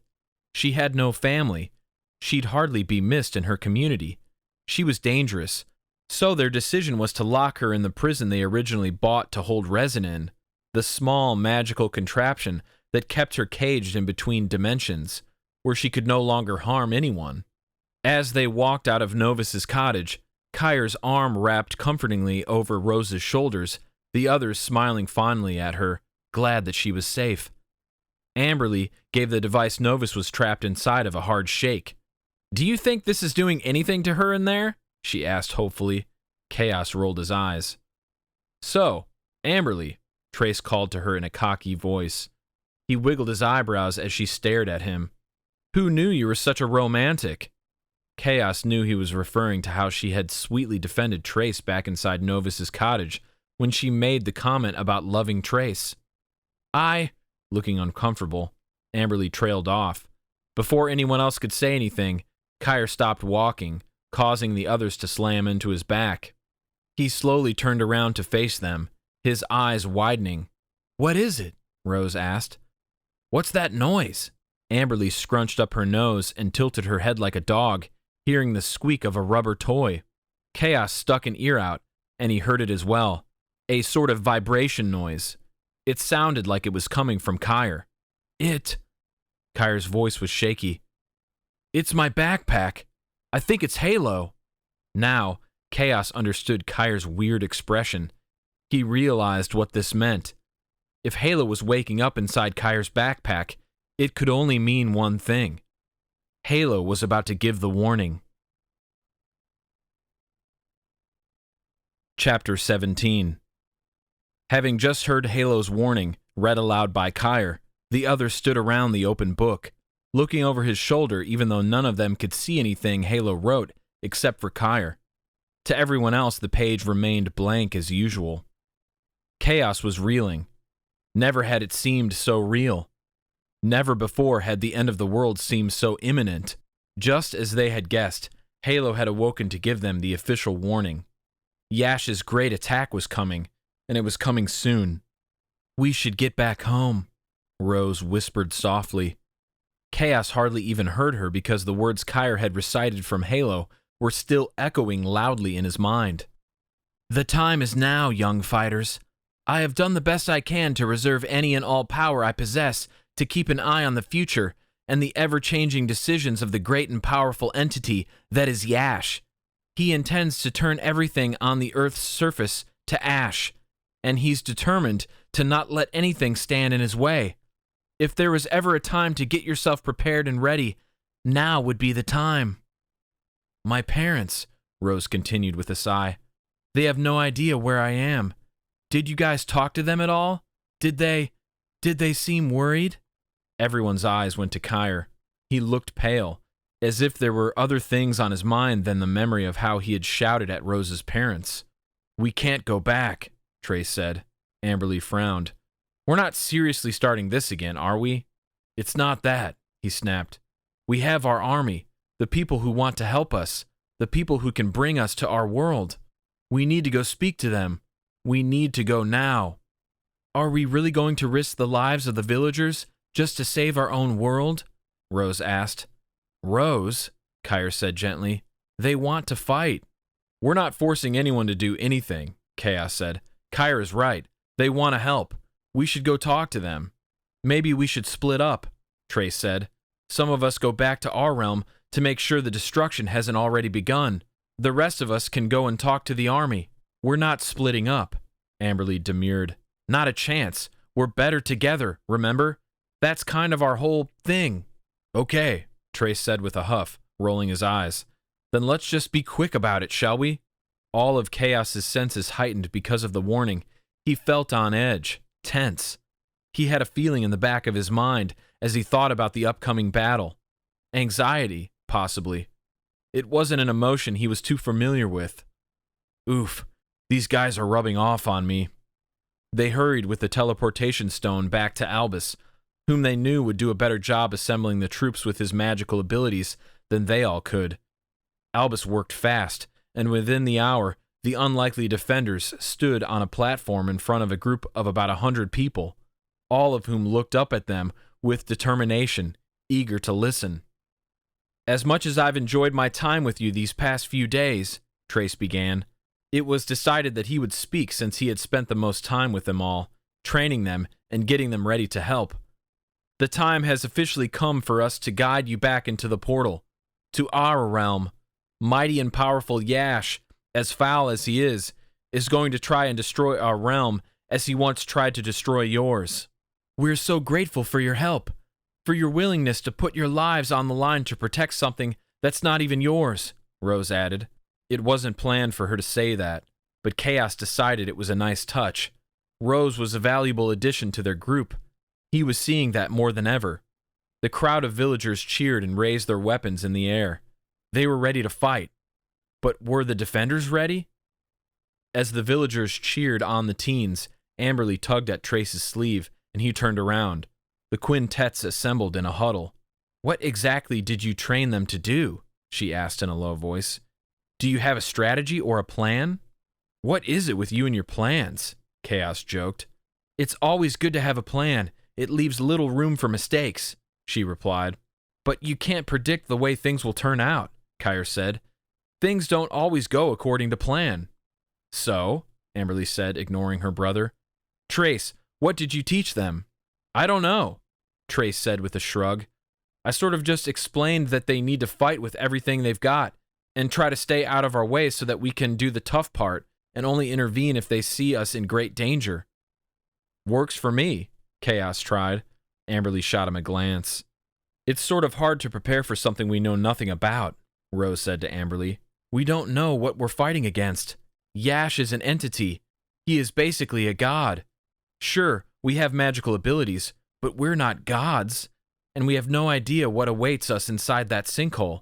We have no idea what the battlegrounds are going to look like. We don't know what to expect, so how can we plan properly? I think Trace was right. They just have to fight. We all just have to fight and hope for the best outcome. We have to fight with everything we have. Who are you and what did you do with my girlfriend? Kire whispered in amazement as he beamed at Rose. She smiled at him sheepishly. Amberley's anger morphed into something unlike her. She seemed sad. Her shoulders sagged. I don't know if I'll be able to take it if something happens to one of us. Any of us. We'll look out for each other, Kaos said, placing a hand on her shoulder. We have this far, haven't we? I guess. Oswald! Trace called loudly, turning back to the crowd. A man Kaos recognized parted through the crowd. By looking at his commanding presence, the stern expression in his eyes, and his hard-set jaw, Kaos could tell he was someone in charge, someone the others looked to. You've trained your troops before for other battles in the past, correct? Trace asked the man. Correct, Oswald replied. It occurred to Kaos why he looked familiar. He had been the one who led the villagers to Novus's cottage when they first expressed that they wanted to help the defenders. Change of plans. I need you to stay here and continue that preparation. Get your weapons ready. Gather some strategies. Keep in mind that all of those magical beasts we destroyed here in your realm not long ago are going to be nothing compared to how powerful and strong Yash will be. Think you can handle it? I'll do my best. Good. We're going to go back and scope out our realm. Once we gather the intel, we'll come back and bring you over to the other side. Yes, sir. He raised a fist proudly in the air, a sign of unification, and the others followed, letting out a resounding collective grunt of confirmation. Trace turned back around to the others. That better? He asked, looking mainly at Amberley. Actually, yes. She looked a little less tense than she had before. You really have a way of addressing an entire group of people. I do? Kaos watched the two of them stare at each other with googly eyes, and when they reached for each other's hands, they did it right in front of Kaos. It was as though they knew they could. They knew before Kaos himself had even been really sure that he would be okay with it. But Kaos was okay with it. It was inevitable for Trace and Amberley to rekindle their romance. They were meant to be together. Kaos had lied to himself about it for a long time, but deep down, he was sure he always knew. And they made sense together. More sense than Amberley made with him. Amberley and Kaos were both stubborn, both full of fire, both in need of control. They would butt heads, but Trace was the yin to her yang. They were the perfect balance for each other, and Kaos was truly happy for them. Well, okay then, Kaos announced to his team, rubbing his hands together. Let's get back home and, as Trace put it, Gather some strategies. He smirked at Trace, who playfully rolled his eyes, and it felt in that single moment like all was right in the world. If only that were true. Chapter 18.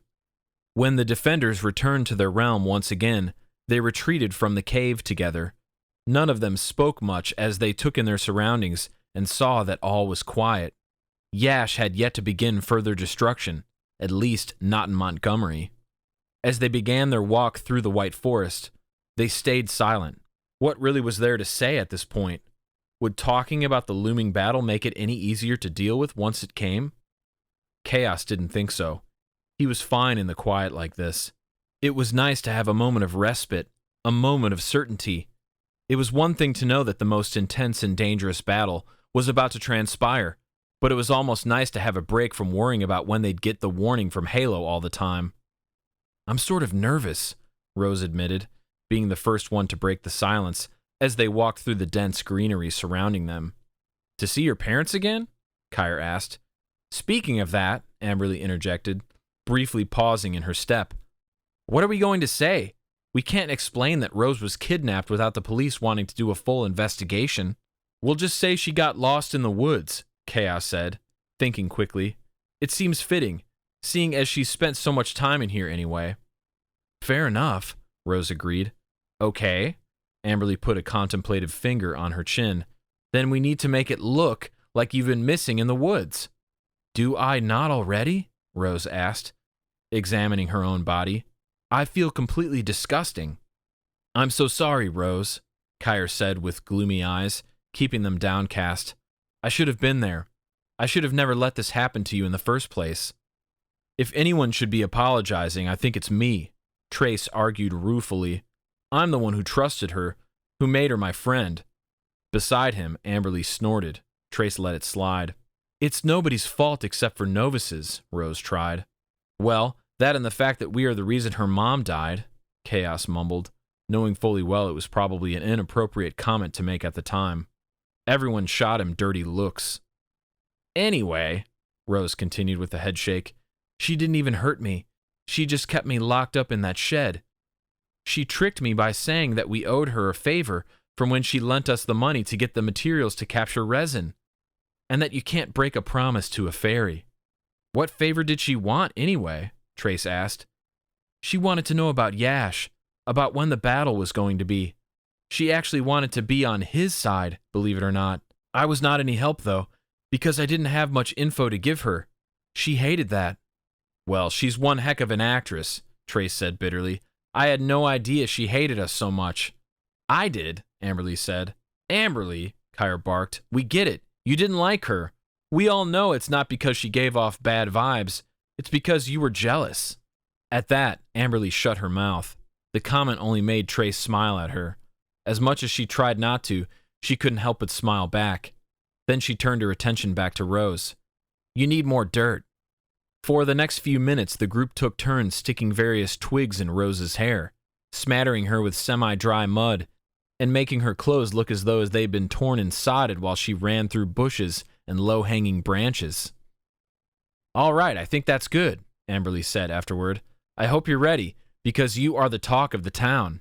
"Lovely. We all know how much I love being the center of attention," Rose said dryly.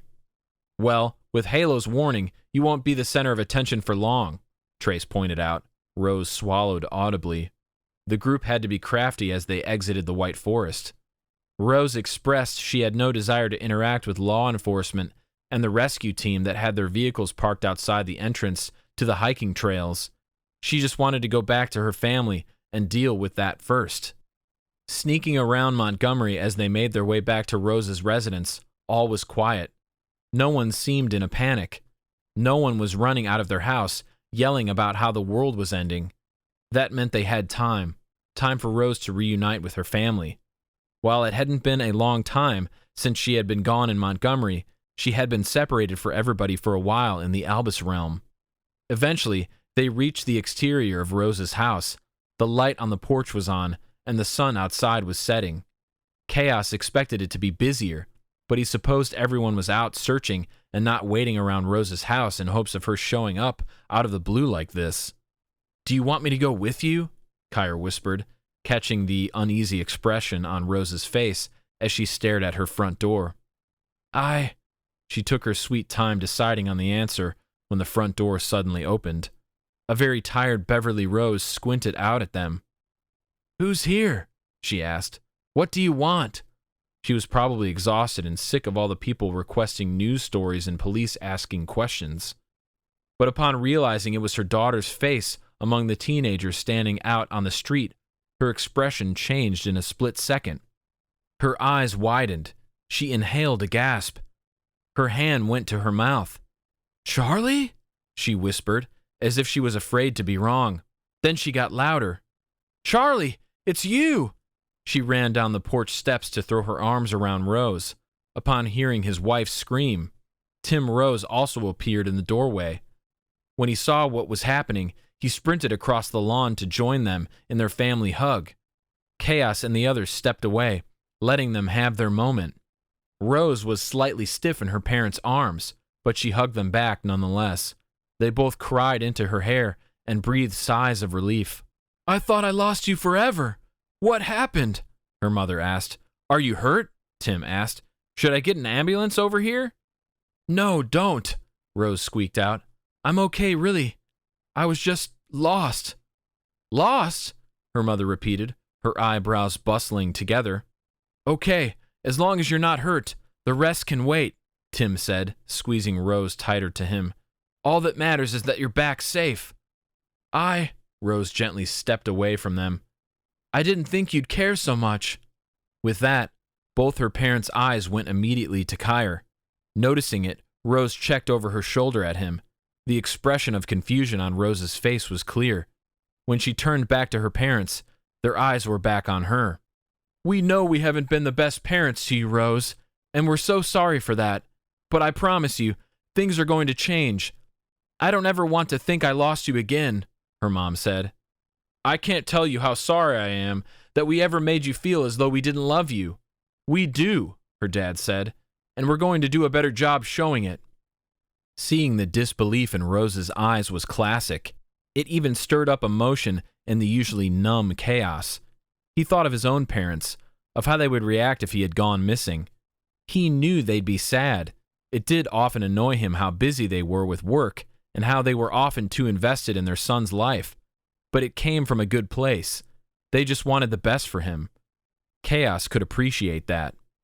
As he watched Rose and her parents embrace in another sweet reuniting hug, Kaos wanted to keep his family safe more than ever, whatever it took. Chapter 19. It amazed Kaos how, in the blink of an eye, everything could suddenly change, as he, Trace, Amberley, and Kire stood outside Rose's house, watching the sweet reunion and the promises her parents made for a better future for their daughter. The ground suddenly began to rumble. Rose and her parents were so lost in their own little world for a moment that they didn't realize what the other four did. Something was happening, and it didn't look good. Is that? Amberley began. An earthquake? Trace finished for her. The rumbling grew louder. The pavement shook under their feet. Finally, Rose and her parents looked up, sensing the danger. This can't be happening right now, Amberley whispered, terror washing over her. But it was. It was Yash. It had to be. All of you, Rose's dad called urgently. Inside the house, now. But none of them moved. As Tim tried to push Rose in the direction of the front door, she resisted. It's not safe out here, come on, he cried. Rose, what are you doing? Her mom squeaked. The teens couldn't go into Rose's house. They couldn't even go back to the Albus realm to grab their army. Halo didn't tell us it would happen this quickly, Kire cried out. What are you talking about? Rose's dad asked. Please just come inside, will you? I can't, Dad, Rose said. She put a hand on his forearm and looked at him with determined eyes.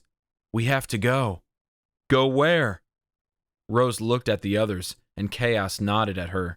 They had to go to the sinkhole. The rumbling was getting worse. People were pulling their cars over and jumping out, looking for somewhere to hide. The sky above them darkened.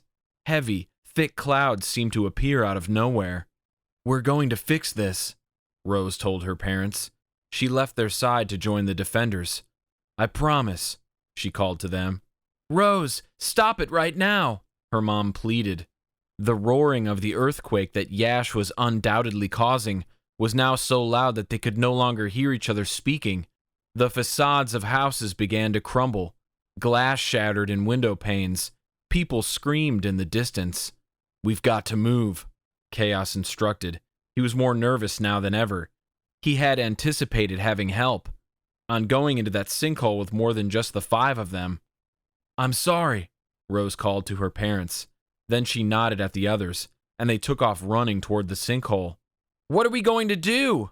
Amberley asked in a panic. "What about our army?" "Well, we never had one before," Trace said. "We didn't need it then. We don't need it now. We've defeated all of the other alien scum Yash sent down. We've done what no one else has been able to, so we can do this too." Kaos would have loved to believe him. He was prepared to give this battle everything he had, but he was confident that it would not be enough, not without their army. Still, they approached the sinkhole. Down in its depths, it emitted an otherworldly glow. It was like an invitation, calling to the defenders, telling them it was time.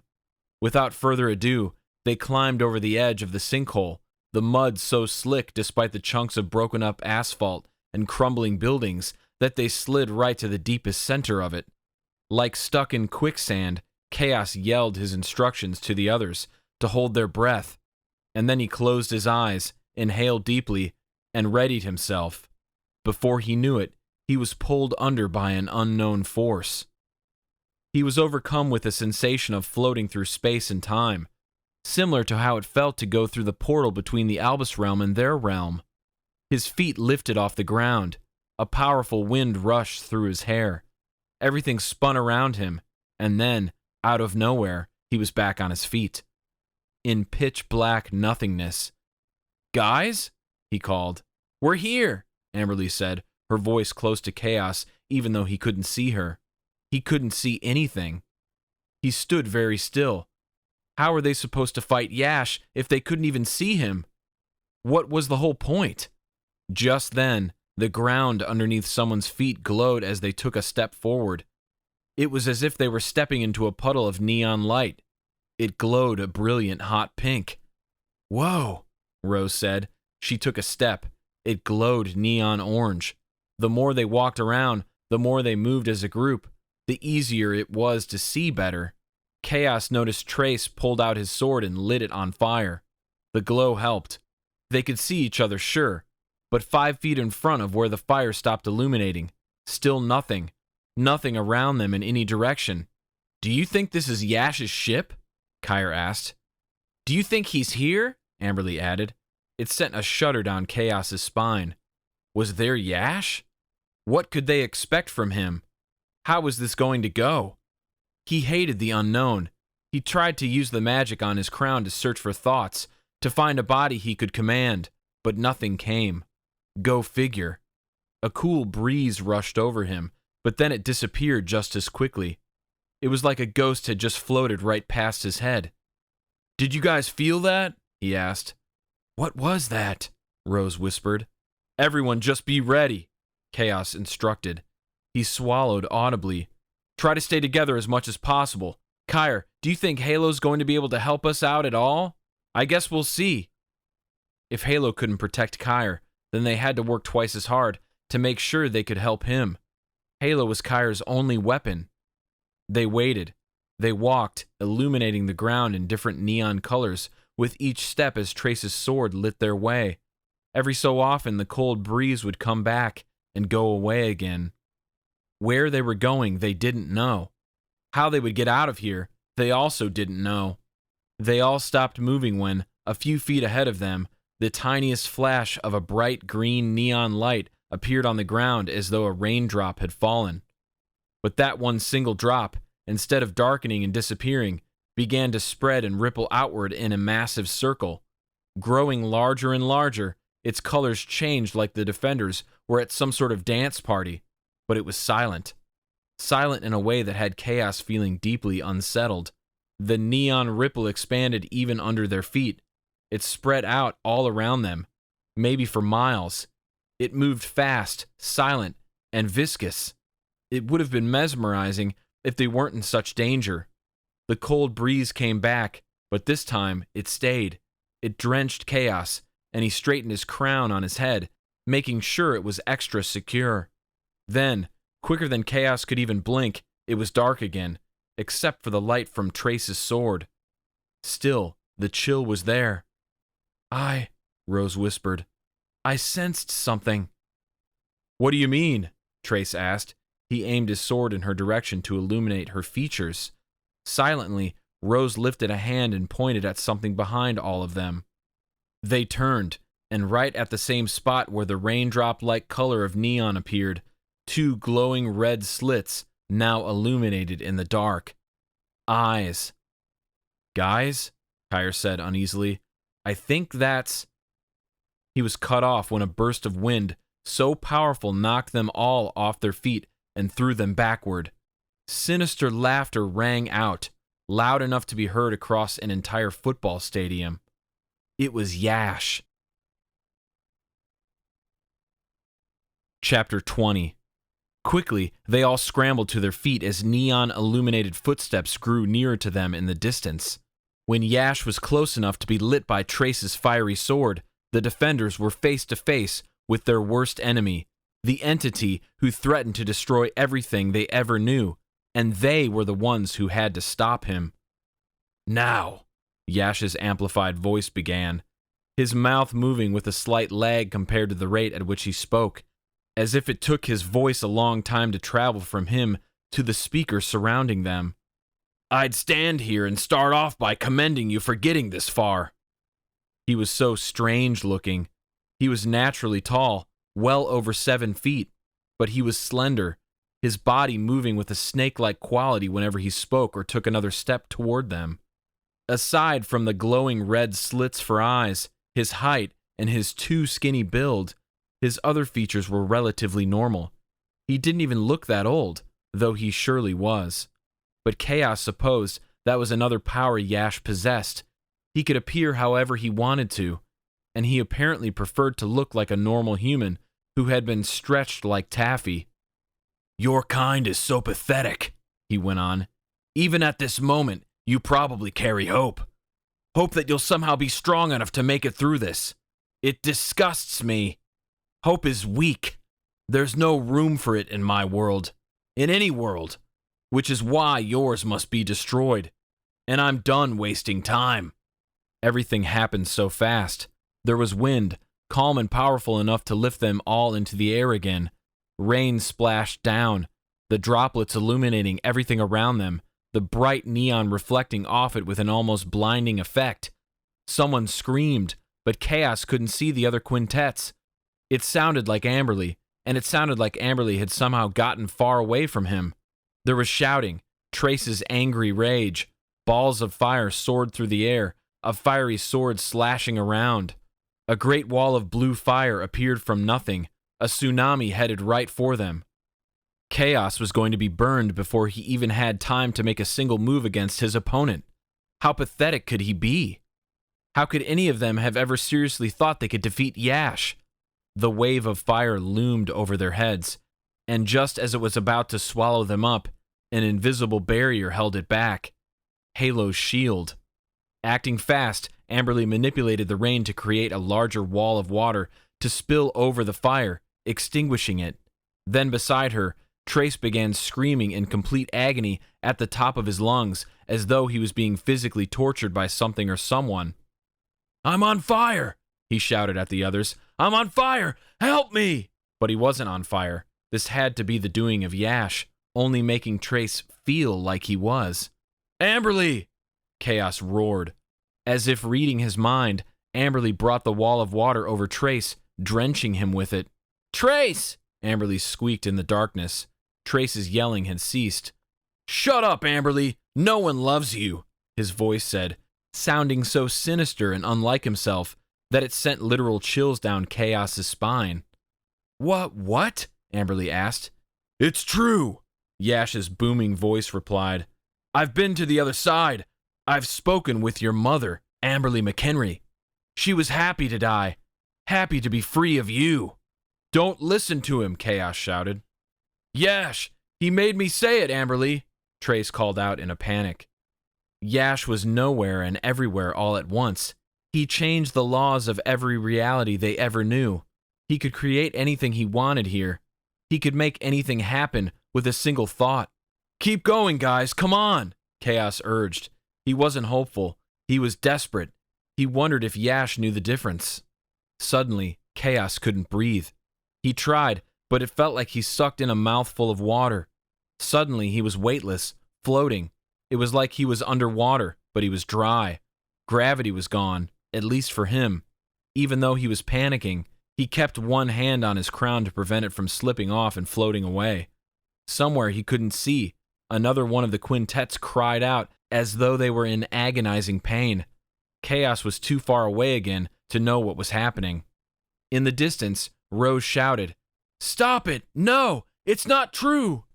As Kaos flailed about in zero gravity, drowning on a mouthful of invisible water, he wondered what Yash was doing to Rose, if he was making her see things that weren't true. How could he attack all of them at once like this? They couldn't even see where he was. He could be nowhere. He could be everywhere. He could be on all of them at the same time. And at any point now, Kaos's lungs would burst. He would die, leaving the others to fight without him. Though it was hard to concentrate on anything but the drowning and his friends all in danger around him, he tried the best he could to use his crown to get Yash to stop. It didn't take long for him to realize it was useless, for his mind began to fade, for his frantic struggling to slow. Just as he thought this was the end of him, he slammed into the ground, his arm breaking with a loud crack as he landed on it. He yelled out in pain, but he was, in truth, relieved to be feeling it, because that meant he was still alive. It meant he could still fight. It was black all around them again. There wasn't even a cold chill this time. There were no neon glows apart from wherever they touched the ground. "What just happened?" Amberley's voice asked in the darkness. She sounded out of breath. "Halo?" Kire said, scrambling in the light of Trace's flames to get to his book, which was glowing as it lay open on the ground. Halo must have put a shield around all of them, a shield impenetrable even to Yash. This shield was different. It was stronger. It created a dome around them large enough for them to all move about. It was soundproof, a pitch-black veil that hid them out of sight from anything that was happening on the outside of it. Kaos had never seen Halo produce anything like it. "Is there a message?" Kaos asked Kire, clutching his arm and hurrying after him. "Halo wants us to get out of here," Kire informed them as he read the book's latest note that no one else could see. "A compass!" Kaos squinted down at the page of the book. Sure enough, Halo had drawn a moving, working compass. This one was unique. Instead of the typical NESW labels, it had only one, Montgomery in small, swirly lettering. "Leave? Now?" Trace asked. "Just to retreat and regroup," Kire explained. "Halo knows we can't take Yash on our own. Not like this." Kire started walking with Halo in both of his hands, and the others kept close behind him to stay in the protection of the shield. "The shield over us, it's doing something to Yash, to us, keeping us hidden from him, for the time being. Even a stupid book knows we can't do this," Amberley said. The book started to shake, harder and harder, the closer they reached. Wherever it was in the pitch-black darkness, Halo was guiding them toward. Then, in a single instant, the 5 teens soared through time and space once more, landing suddenly back in Montgomery, back outside the sinkhole. "Oh my God," Rose uttered, but it took Kaos a second to look up and see why, because he was too busy nursing his broken arm. It was healing quickly, which he was thankful for, faster than he had ever healed before. Montgomery was in bad shape. All around them, buildings had collapsed entirely. They lay in crumbled heaps, the streets buried under smoke and dust. Every car alarm was going off at once. All of the windshield wipers were behaving erratically. Every car window that hadn't been shattered rolled up and down, up and down. People screamed. Dogs barked. Most people ran. Some of them couldn't get up. "What are we going to do?" Trace asked. "Yash is going to destroy everything. What do we do?" Everyone around them was in such a panic that no one noticed how they had all just poofed out of nowhere in front of the sinkhole. Kaos turned back to it, staring down. Somehow, from inside that sinkhole, Yash was able to control things happening out here. He straightened his crown. "Who's to say I can't reach Yash's mind on the other side from here?" Kaos wondered. Maybe with Yash being on his ship, he wouldn't be able to stop Kaos from reading his mind. Kaos tried to picture an exact location of where Yash was, beyond the sinkhole, longing for his powers to allow him to search for the monster and his thoughts. "Kaos, what are you doing?" Amberley asked in a panic. "Get back over here." Kaos continued searching, thinking harder than he ever had about anything. He held his focus, letting nothing else distract him. It was him and this moment. Him and this one chance to see inside Yash, to figure out his plan. Finally, his powers connected, and he felt himself become an overcharged circuit. It started at his head and spread through his body, down his arms and legs, and out his fingers and toes. He felt excruciating pain, like something had him chained to an electrified fence. He yelled out and dropped to his knees, but he would not break this connection, no matter how much pain it caused him.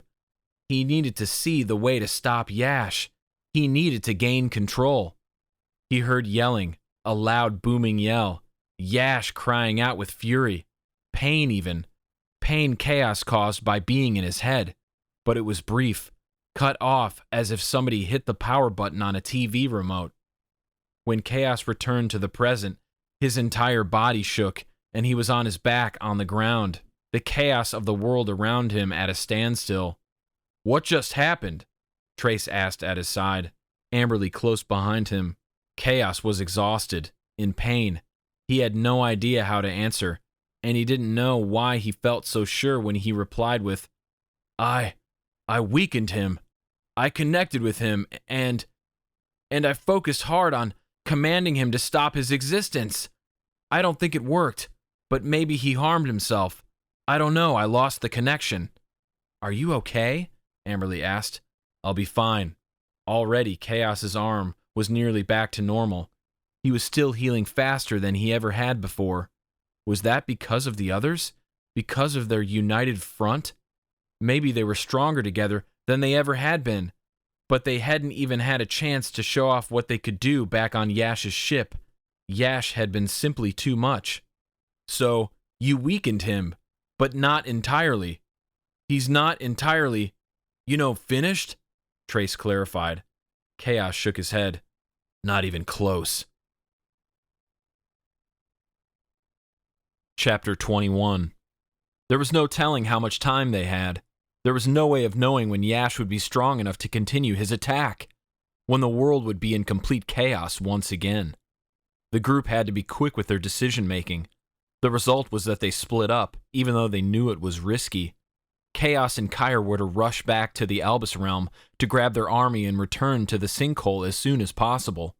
Their strongest fighters, Trace with his sword, Amberley with her gauntlet, and Rose with her plant and animal manipulating powers, were to stay in case they needed to keep fighting and holding Yash off until the others returned.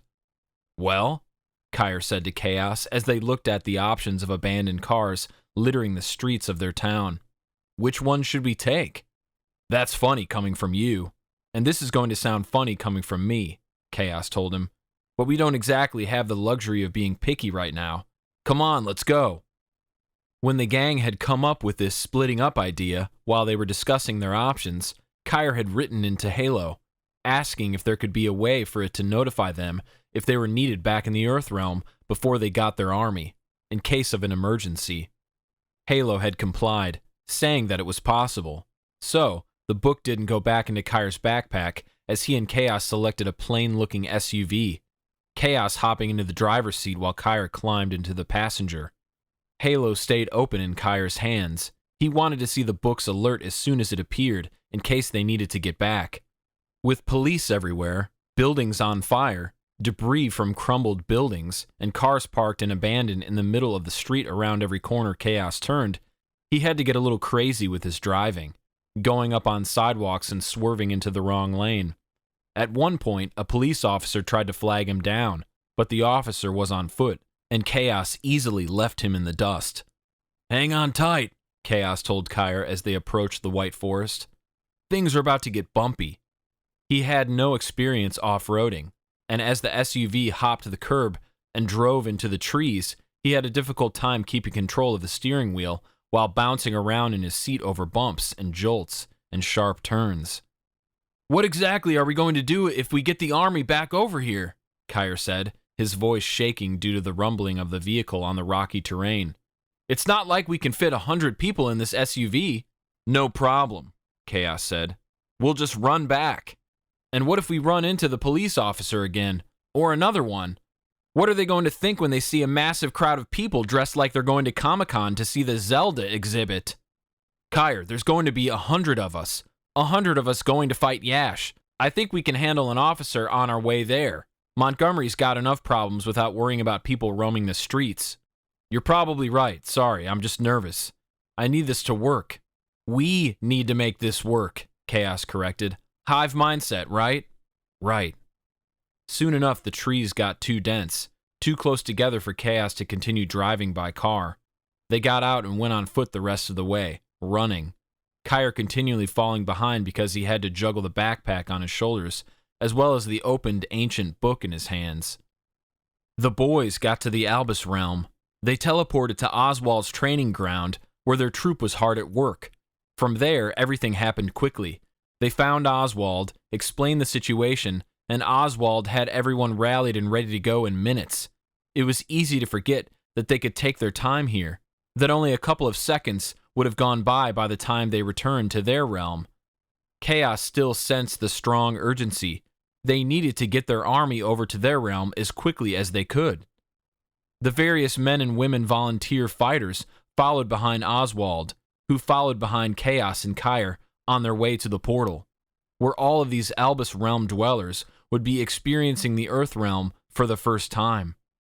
Kire and Kaos tried the best they could to explain over their shoulders what they could expect from Yash, what was happening in their world, and how they should be prepared.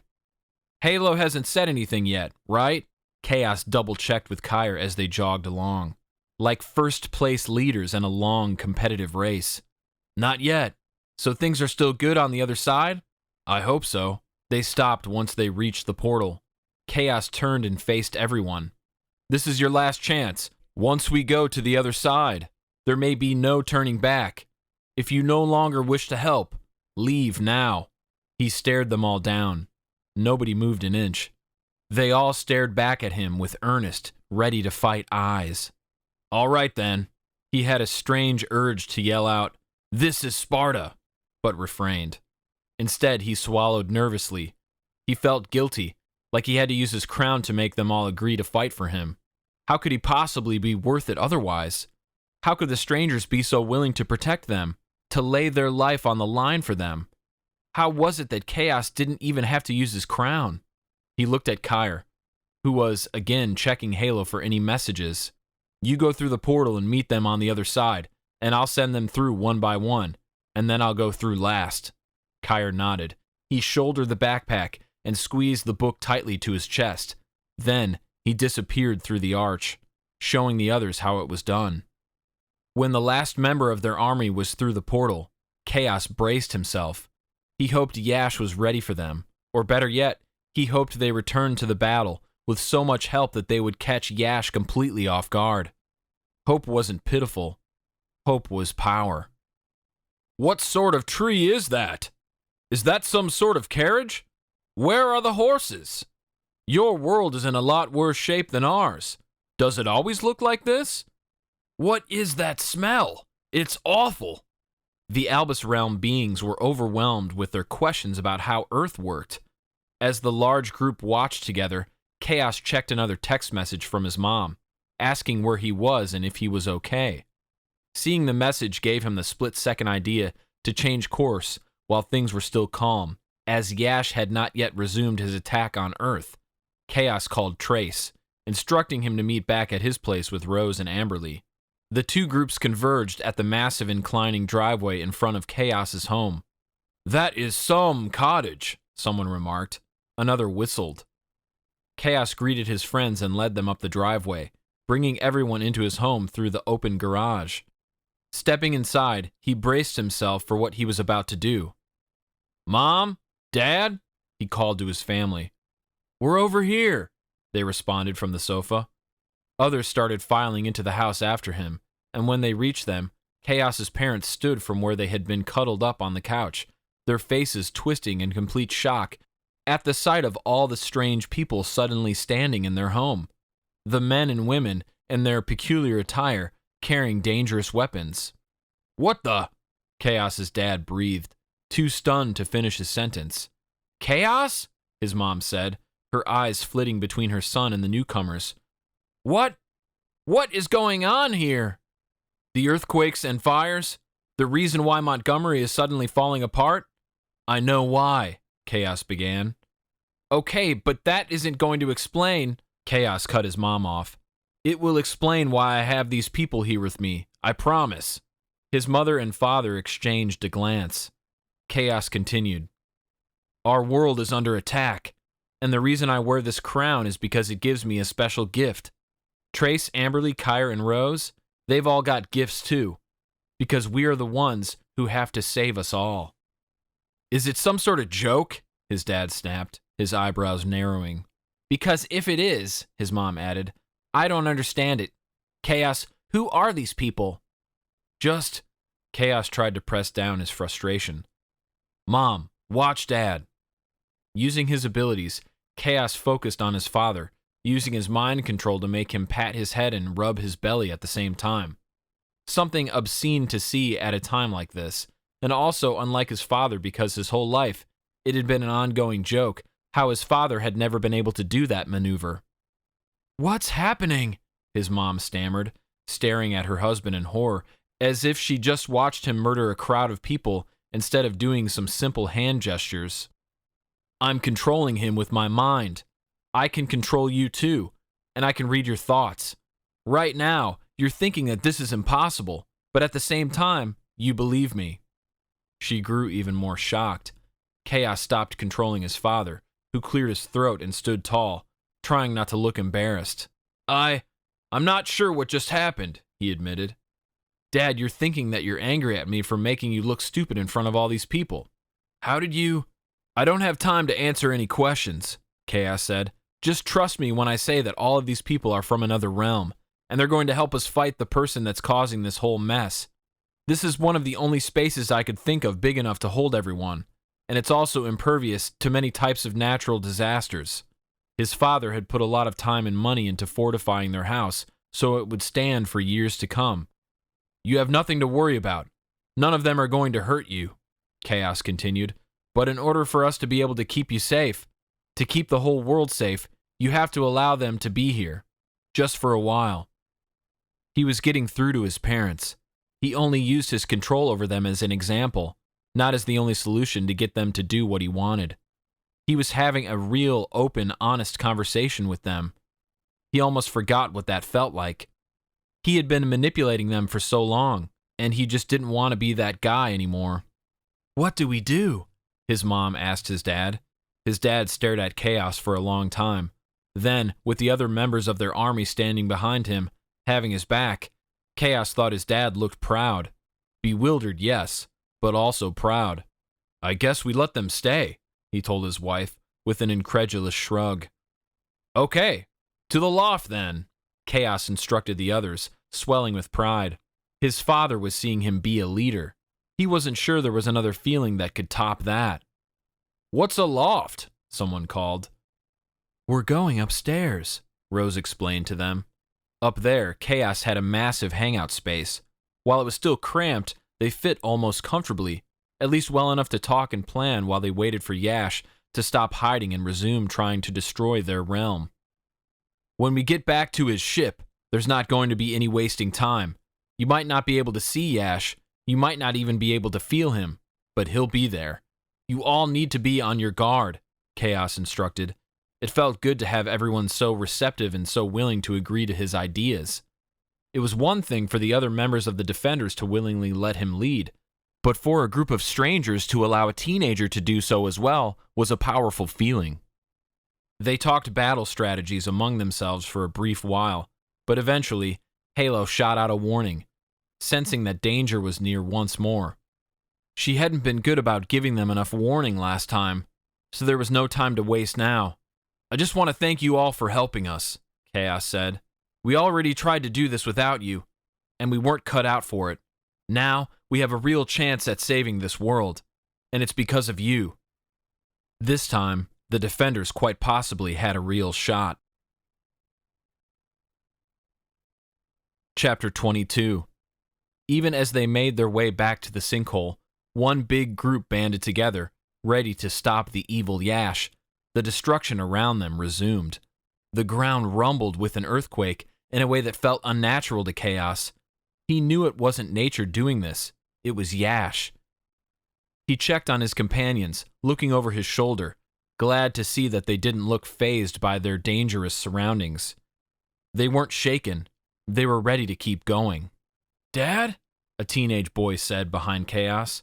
When he looked over his shoulder at him, he found a kid putting a hand on Oswald's shoulder. I know that this world may end and everything, but if it doesn't, can we check this place out for real? It's so different. Oswald chuckled, as though they were just going for a casual stroll in a world that wasn't falling apart around them. You know, Edward, I was thinking the exact same thing. Edward, Oswald's son, fell back, and Kaos eyed the Albus Realm's troop leader. I didn't know you had a son that was going to take part in the battle, Kaos said to him. He didn't feel right about it. Something felt off, wrong. They seemed like they had such a good family dynamic. The perfect father and son pair, and potentially getting themselves killed, was their way of spending quality time together? Oh, Edward's always trying to prove himself, Oswald said with a proud smile, very similar to the one Kaos's father had given him a short while ago. Kaos cleared his throat uncomfortably and nodded, turning away from the man. The plan was simple enough, but as it had been mentioned earlier, things didn't always go according to plan. They just had to go in and hope for the best. They were all to go back into the sinkhole, band together in a large clump in the blackness of Yash's ship between realms, and start their attack outwards, firing in any random direction necessary as long as they didn't aim toward the middle. They stayed as one unit, sticking together, 100 of them and only one of Yash. They entered the sinkhole once more, landing in the nothingness for possibly the final time. Their landing created a glowing neon light beneath their feet.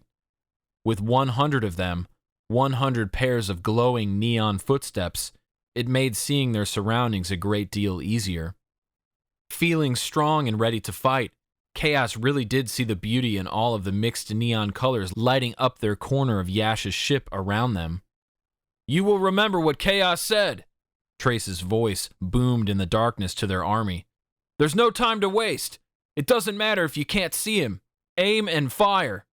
And so, round 2 of the battle against Yash began. There was little the great and powerful entity could do to remain hidden as the medieval weapons went off all around him. Rose's vines, strong and thick, grew out of nothing, soaring through the air, searching for a throat to wrap their thorny strands around. The cold air came back. So did the waves of Yash's fire. The flames a brilliant blue, further lighting up their surroundings.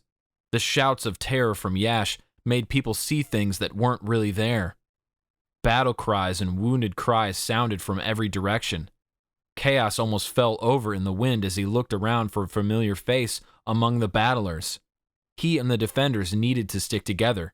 He needed them. They needed him. They were better together.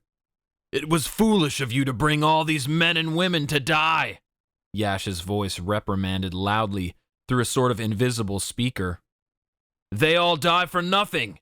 You will not win this fight. We'll see about that, Kire's voice rang out. Kaos smirked, thinking Kire had come a long way from the boy he was at the beginning of all of this. Kaos decided to take a page from Kire's book and channel his confidence. He wouldn't let these people die for nothing. Focus, Kaos. He calmed his breathing, stopped letting his surroundings distract him, and kept his focus on one thing only: Yash. Kaos tried to sense him, to get a good read on him like he had when he was outside the portal. If he could just access him, one little tidbit of insight or one little attempt at manipulation could change everything. It was even harder this time than before. With all these bodies in close proximity, all fighting together against the balls of magic, the fire of Yara, and Yash's reality-bending manipulation tactics, generally having close to the same trains of thought. Don't die, making things difficult. Where was Yash? The more Kaos tried, the more frustrated he got, and the more intense things became. Maybe he wasn't trying as hard as he could because he was terrified of that feeling of being electrocuted happening a second time. He'd do almost anything to avoid feeling that kind of pain again. And maybe because of that, part of his brain was purposely keeping him from making contact again, focusing on everyone else, on the easier thoughts to handle, on the easier people to control than the ones that wanted to electrocute him. He needed to man up. Screams around him were beginning to sound less like battle cries and more like terrified cries. He knew people were in danger. He could sense that everyone in his group was still okay, though he didn't know how. It was just this feeling of uncertainty in the pit of his gut, telling him they were hanging on just fine. While Kaos still felt strong, he was nervous, unsettled, and afraid of things going from bad to worse, to horrific, all because these naive teenagers were willing to let so many others risk their lives to help them. A ball of light flew right in his direction, and he rolled out of the way, barely dodging it in time. Maybe it was unintentional. It didn't seem like one of Yash's usual moves, not that he really knew what that would look like.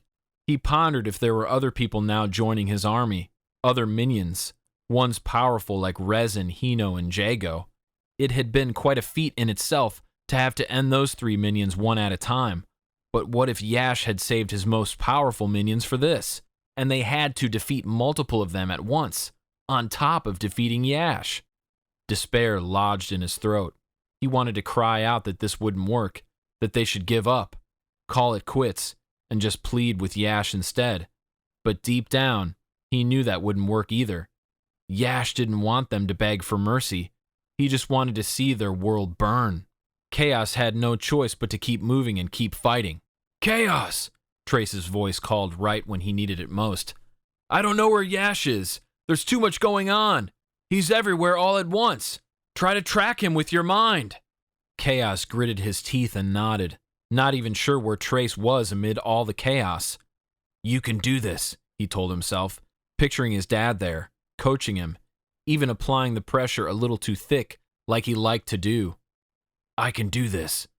He took a deep breath and focused, tuning out the shouts, cries, and noises of sheer terror. He focused on his breathing, on the magic of his crown flowing through his body. With good concentration, he did a mind search, jumping from head to head, trying to reach the one he was most eager to find. He's much too powerful, one voice thought, not Yash's, a villager's. Maybe this wasn't such a good idea, another villager's voice said. The pain! The pain! I'll never get through it! Also not Yash. The next voice Kaos heard in his mind was full of complete mental anguish. Quickly, their thoughts drifted into oblivion. That couldn't be Yash either. After a couple more of hearing thoughts like this, ones that faded out into nothing, Kaos finally figured it out. He was jumping into the minds of people who were dying. No, no, no, no, no, he shouted, gripping his crown, wanting to hurl it away from him so he never had to hear anything like it again. People were dying. What had he and the others been thinking? There was no way they could win. Kaos almost couldn't control it now as he jumped to another mind. Where is Esmeralda? She was just here. I need to make sure she's safe. Duck!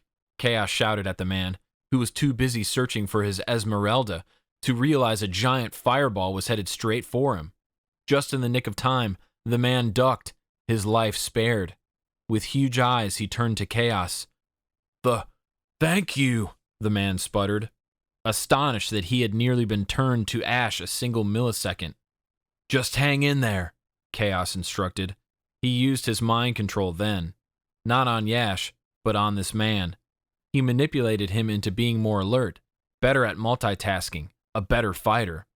All this time, Kaos had been playing offense, trying to focus his power on his opponents.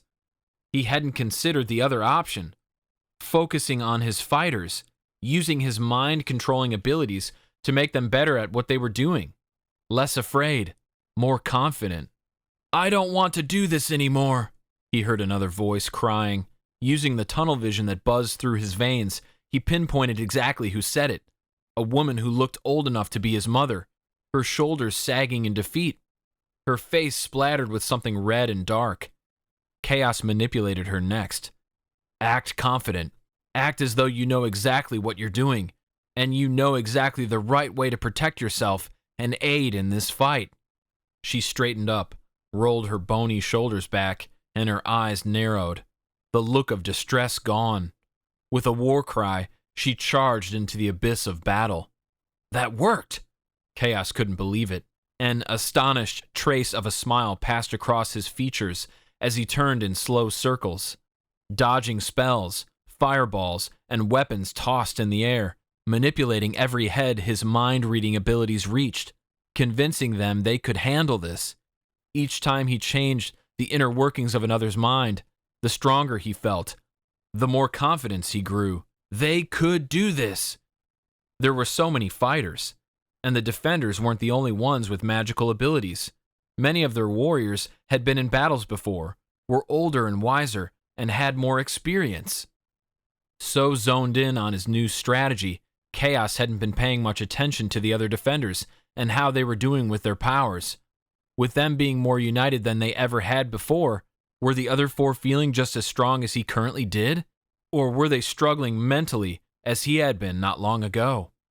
The first one he spotted among all the chaos was Rose. She had somehow grown some sort of venomous plant that shot out dangerously fast darts with very pointed tips. These darts flew into a wall of blue fire and disappeared from sight. Rose must have figured out where Yash was hiding, behind his fire. Pathetic, Kaos thought, shaking his head, knowing the general location of Yash now. However, he tried his hand at getting a mental signal of him again. With Yash distracted by the poisonous darts, Kaos was finally able to connect to his mind. He knew he had been successful because he could sense the pain Yash felt from Rose's plant, but the pain wore off quickly, much quicker than it would have for a normal person. And once it did, Kaos sensed Yash's mind focusing and sharpening, zeroing in on the fact that he wasn't alone inside his head. Kaos roared out, more in fury than in pain, as the electric shock jolted through his body once more. He dropped to his knees, furious that Yash had control over him. If he could just keep him distracted by other things while he was trying to get inside his mind, he was sure he could do something that aided in his defeat, whether it be controlling him to cause his own death or anticipating his next moves so that the defenders could counteract. Kaos dropped the connection, or maybe Yash forced him out. Kaos wasn't sure which. But the last thing he felt, the last thing he heard inside Yash's head, was the evil entity's sinister laugh. Kaos had barely caught a fleeting glimpse inside Yash's mind before the contact was lost. In that brief moment, he discerned Yash's want for vengeance, for payback. Kaos sensed that Yash was going to do something to make Kaos regret his actions, and that he'd do so by singling out one person in particular, a defender whom Kaos heard Yash's mind zero in on before Kaos lost contact. An important part of the defenders. One who was cared about a great deal by all of the other members. Loved by one of them deeply.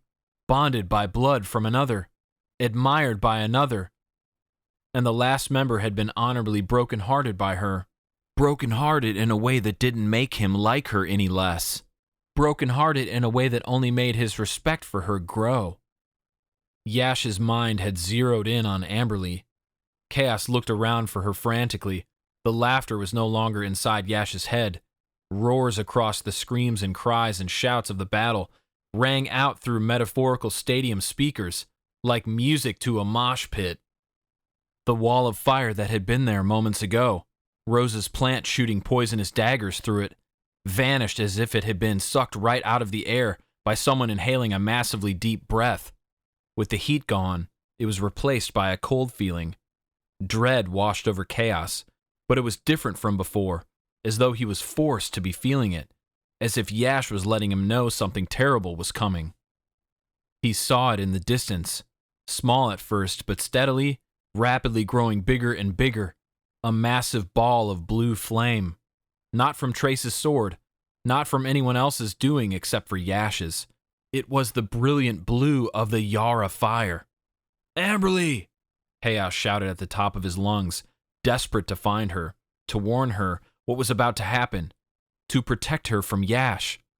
Once the ball of flames grew to the size of a large boulder, it soared through the vast, neon-lit space as though it had just broken out of powerful restraints, holding it back. "Amberley!" Why couldn't their powers work on each other at a time like this? How could he make it so that Halo's shield protected Amberley? There wasn't enough time. "Dad, what are you doing?" Someone's voice shouted through the midst. Everyone had gone mostly to a standstill at the sight of the ball of blue flames, but one person, easily spotted because of how they ran through the stillness, didn't follow suit. Instead, they ran through the crowd, seemingly to the fireball itself. It was Oswald. He was just a villager. He had no particular magic abilities. How did he think he was going to stop this? "Oswald!" Kaos shouted, wanting to command him to stop, trying to use his mind powers to do so. He had been weakened from the electrocution from Yash and couldn't get a connection to him quickly enough. "Dad, no!" Everything happened so fast and so slow all at the same time. The fireball hurtled toward the direct spot Oswald sprinted to. When Kaos's eyes reached the trajectory point of both things, he saw their target, Amberley. Oswald had heard Kaos shouting for her, understanding that he knew what was coming, and now he was racing to Amberley's defense. But there was only one way a plain, powerless human like Oswald could protect her. "No, wait!" Kaos shouted, reaching out to him. There had to be another way. Any other way. But Kaos couldn't exactly command Oswald to stop. He couldn't prevent him from diving in front of Amberley. Doing so would cost Amberley's life, and it was just much too valuable to Kaos for him to risk it.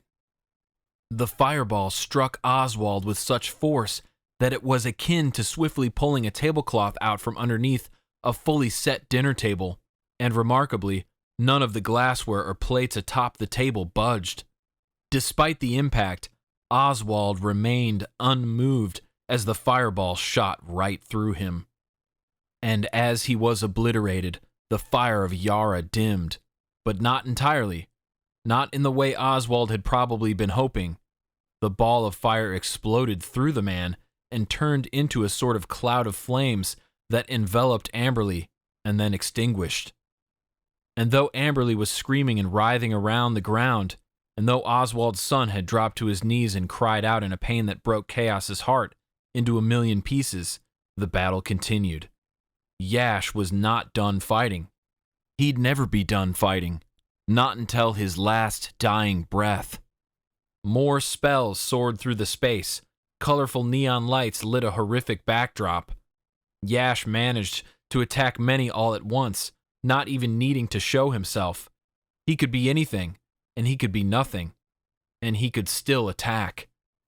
Kaos wanted nothing more than to just get to Amberley, to just get to that writhing body rolling around on the ground, red neon light glowing underneath her. He started at a terrified sprint, but his path became quickly blocked by two figures who seemingly appeared out of the air. "Out of the way!" Kaos shouted at them. He barreled into them, trying to shove them aside, but the thin, very tall one of the two had a surprisingly strong grip for somebody so old. It was Albus. Not their Albus, but Albus's best friend, and with him was Gertrude. "Listen to me!" Albus shouted, his voice grave and serious as he shook Kaos's shoulder. In the blink of an eye, They teleported through the battle arena and were now right next to Amberley's horribly burned body. Suddenly, the other defenders, Trace, Kire, and Rose, were all there too. Amberley continued to scream on the ground, begging for somebody to just end it. Kaos was too terrified to even look at her. She was unrecognizable. Burns covered every inch of her body. Rose sobbed loudly as Albus and Gertrude wrangled them all in. "You need to go and save her right now," Gertrude told them. "You must go." "What are you talking about?" Kire shouted. How? How are we supposed to leave? How? How can we save her?" "Gertrude and I can hold Yash off, but not for long. We are much too old. Our magic is too used up to be useful for long. But if you stay here, it'll cost you Amberley's life." In an attempt to keep his eyes focused on anything other than Amberley, Kaos looked upward, realizing that they were in a sort of bubble in the middle of the battlefield. Weapons and spells and balls of fire and light shot overhead and slammed into an invisible barrier. Halo's shield. "Oh my God, oh my God, oh my God," Rose sobbed, her shoulders shaking. "Amberley," Trace whispered, tears streaming down his face too. "Halo, now!" Albus's voice boomed. In another blink of an instant, they were off Yash's ship. Chapter 23. After Kaos got his bearings, he knew at once where the second Albus had forced them to go. They were in Halo's world. The strange, short, blue bunny figure stood directly by Kaos's side as soon as they touched down on the plush, dark green grass. Amberley arriving in the same state as if she had never even moved, as if Halo's world had just appeared around the spot where she lay dying from her burn wounds. "Halo!" Kire shouted the second he saw her. "Do something! You have to do something!" Trace disregarded the bunny woman completely and dropped onto his knees next to the love of his life. Amberley's screams were lessening, which Kaos thought should be a good sign, but he knew it wasn't. She was growing stiller. Her eyes were swelled shut and red. All of her hair burnt clean off. Her skin bubbled and oozed. Her chest rose and fell in quick succession, and very faintly. "I'm afraid I can't do that," Halo said, drooping her head, a carrot dangling out of her mouth. "I'm not a healer. That's not part of my abilities. Albus must have brought you here because he thinks one of you can do it." They all stared around at each other for a moment. Everyone except Amberley. We can't use our gifts on each other," Rose cried. "None of us can save her." "Amberley, no," Trace said, gripping Amberley's burned hand in his. Tears dripped from his eyes straight onto her chest as he hovered over her in a way that was protective, but also desperate. "Well, he wouldn't have sent you here otherwise," Halo trailed off, as if thinking. Or maybe she just thought this was hopeless, that there was nothing any of them could do and that Albus had made a mistake. "I think he knew I would be able to do it." The voice behind Kaos was soft and masculine, and very, very familiar to him. Albus?" Rose gasped out, choking on her words. Kaos spun around to see the person he thought he'd never see again. Albus. Their Albus. "How is this even possible?" Kire asked. "I was about to ask the same thing," Halo replied, giving the old magical being an impressed once-over. "My young friends," Albus said, smiling at all of them fondly as he broke through their circle. "My brave fighters.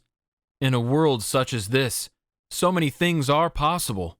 "Albus," Trace begged, wiping his snotty nose on the back of his hand as he looked up at the old man from down on the ground beside his dying significant other.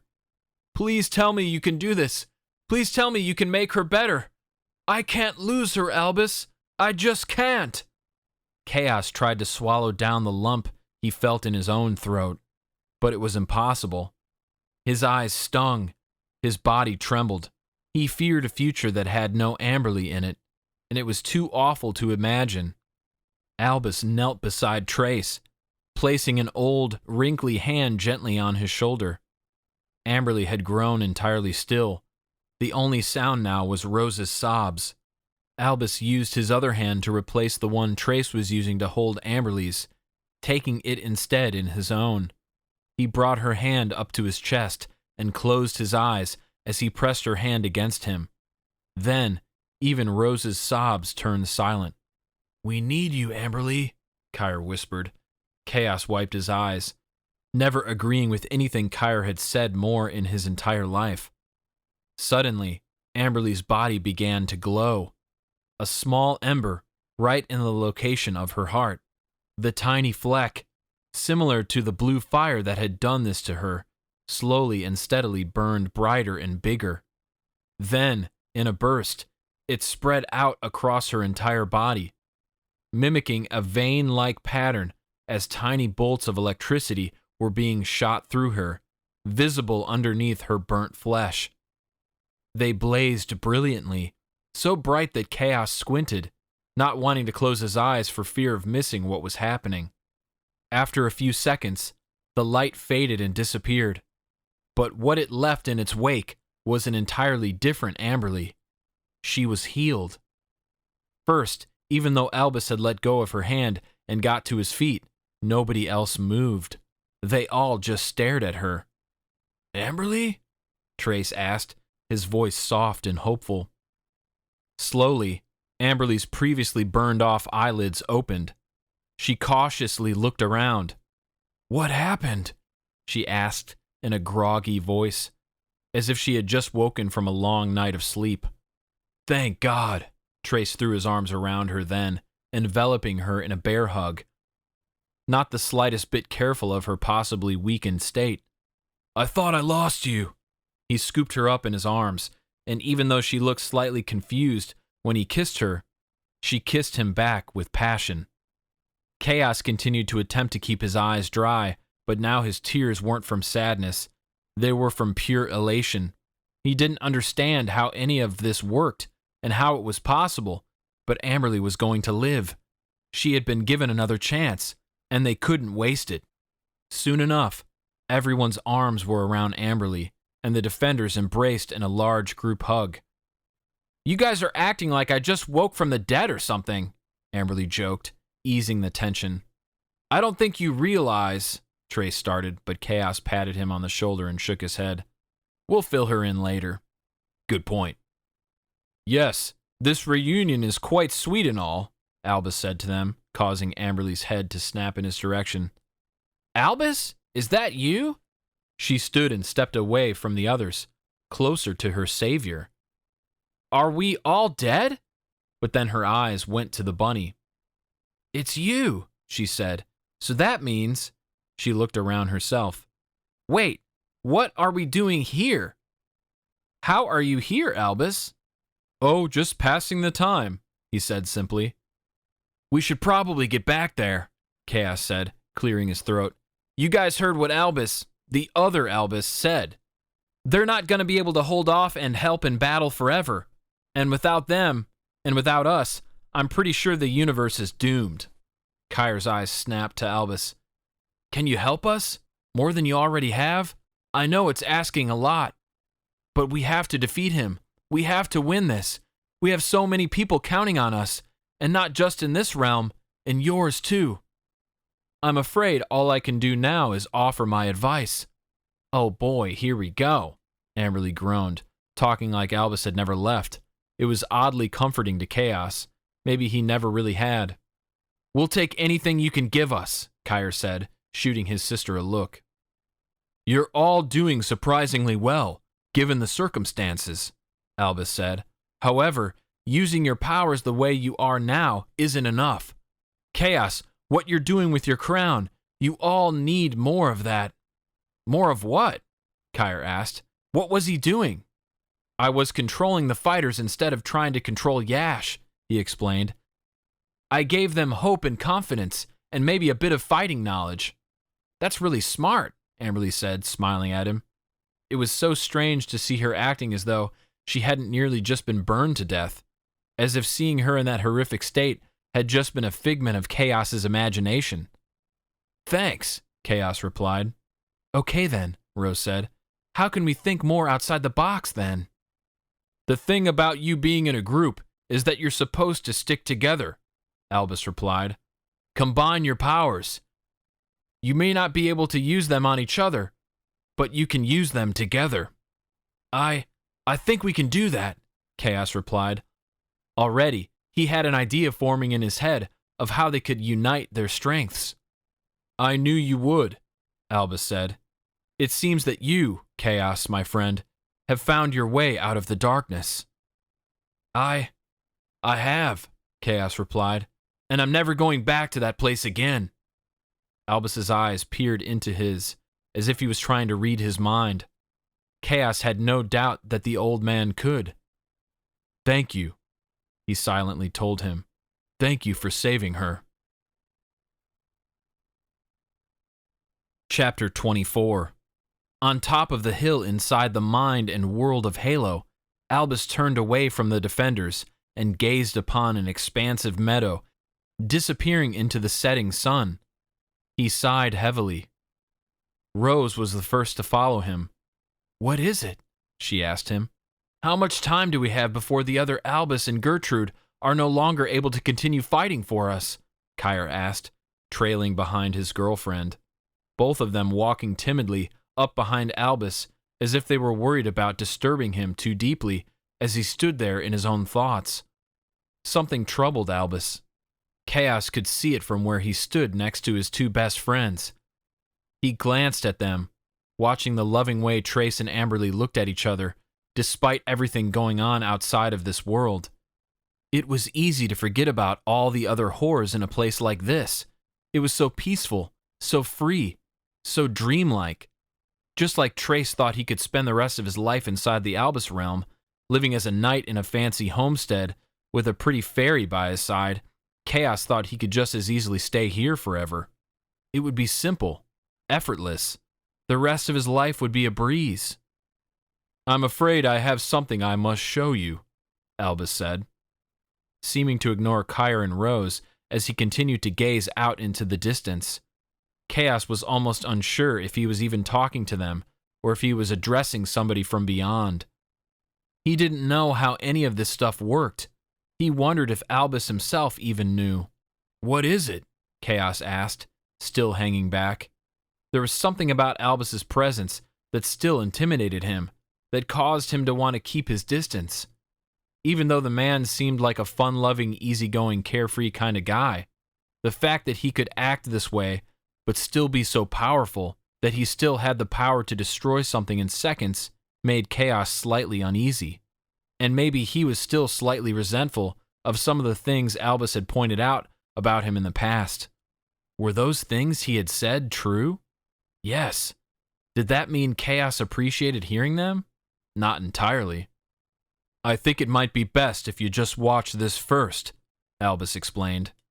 He waved his hand in an arching motion through the air, and through his magic, a sort of screen appeared, floating there like they were at a movie theater, waiting for the viewing to start. Whoa! Halo called. You're gonna have to teach me how to do that. Albus didn't reply to her. Apparently, this was not the time for jokes. Why Halo wasn't understanding that was a mystery to Kaos. Just as Albus had been able to project himself to appear in front of the defenders when he had been alive, back in the Albus realm, when they were in their own realm, it appeared as though Albus could also project their realm to them no matter where they were. He had told them some engineer crafted something fancy to enable him to do so. Evidently, now that he was dead, he could do whatever he wanted, no engineer required. Their world came into view. Kaos could recognize the streets of Montgomery, even when they were in their current state, which wasn't good. As though a drone was slowly floating through the clouds, giving a bird's-eye view of their town, Kaos's mouth dropped as he stared at the destruction. Fires everywhere, cars totaled, buildings in ruins. Parts of the earth looked as though they had been split open all the way to its core. No, Rose breathed. Holy, Amberley said, cutting herself off. You see, what you don't realize is that while you are on Yash's ship, fighting this battle, there is still destruction happening in your realm outside of the sinkhole. Albus finally turned to look at all of them, each one in turn, his eyes dark and serious. Were they always so dark? Hadn't they been completely white when he was alive? His beard and hair had been a bit more disheveled when he was alive, too. Here in this world, everything was neatly kept. His curly hair, which resembled a French wig, was neatly in place. He wore a gown of the deepest cobalt blue. He looked something like a god to Kaos. "I don't get it," Trace barked, balling his fists at his side as he watched the projection. "How can he do so much damage in so many different places all at the same time? I thought we were holding him off from all of that." "I know you did. That is why I wanted to show you this, and I'm afraid it is only about to get worse."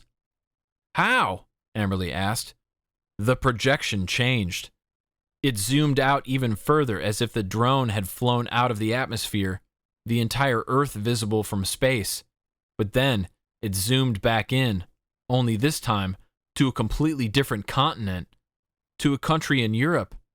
It zoomed in more and more as if they were on Google Maps with a live feed. It stopped zooming when it reached the boundaries of a city, and then it slowly hovered through the sky, showcasing the streets like it had done in Montgomery. And it was all the same here, in this random town in Europe. Buildings had been obliterated, little fires dotted the map and filled the air with smoke. Kaos could hear screams this time too. Panicked people running through the streets, people shouting about the end of the world. "It's spreading," Kire said matter-of-factly, as if more to himself than anyone else, as if he hadn't even realized he was speaking out loud. "It's not the only thing that's spreading," Albus agreed. It zoomed out once more, but Kaos didn't know if he could handle seeing another decimated village or town. How many places across Earth looked like that? A fourth of them? Half of them? Nearly all of them? He shuddered. When it zoomed in again, a massive wall of blue hurtled toward a busy skyscraper-filled city, like a tsunami about to slam down on everything. Only this wasn't a tsunami. It was a massive wall of blue fire. "The fire of Yara!" Kaos shouted. "It's going to wipe out that whole city!" "It can, and it will, and it'll happen soon. It's exactly what Yash wants, and he wants you to remain unaware that he can still do all of this while you're on his ship, trying to end him. He doesn't know that I'm showing you this now. He won't know when you return." "So we have to go back then," Amberley said, standing up straight and rolling her shoulders back. "We have to go back right now and stop him." "Are you sure?" Trace asked her, giving her a pointed look. "Are you sure you're ready?" "What are you talking about? I feel stronger than I ever have. When we're united like this, we're unstoppable. I know we can stop him. I know we can fix this. We can make everything right." "We stick together this time then," Kire said.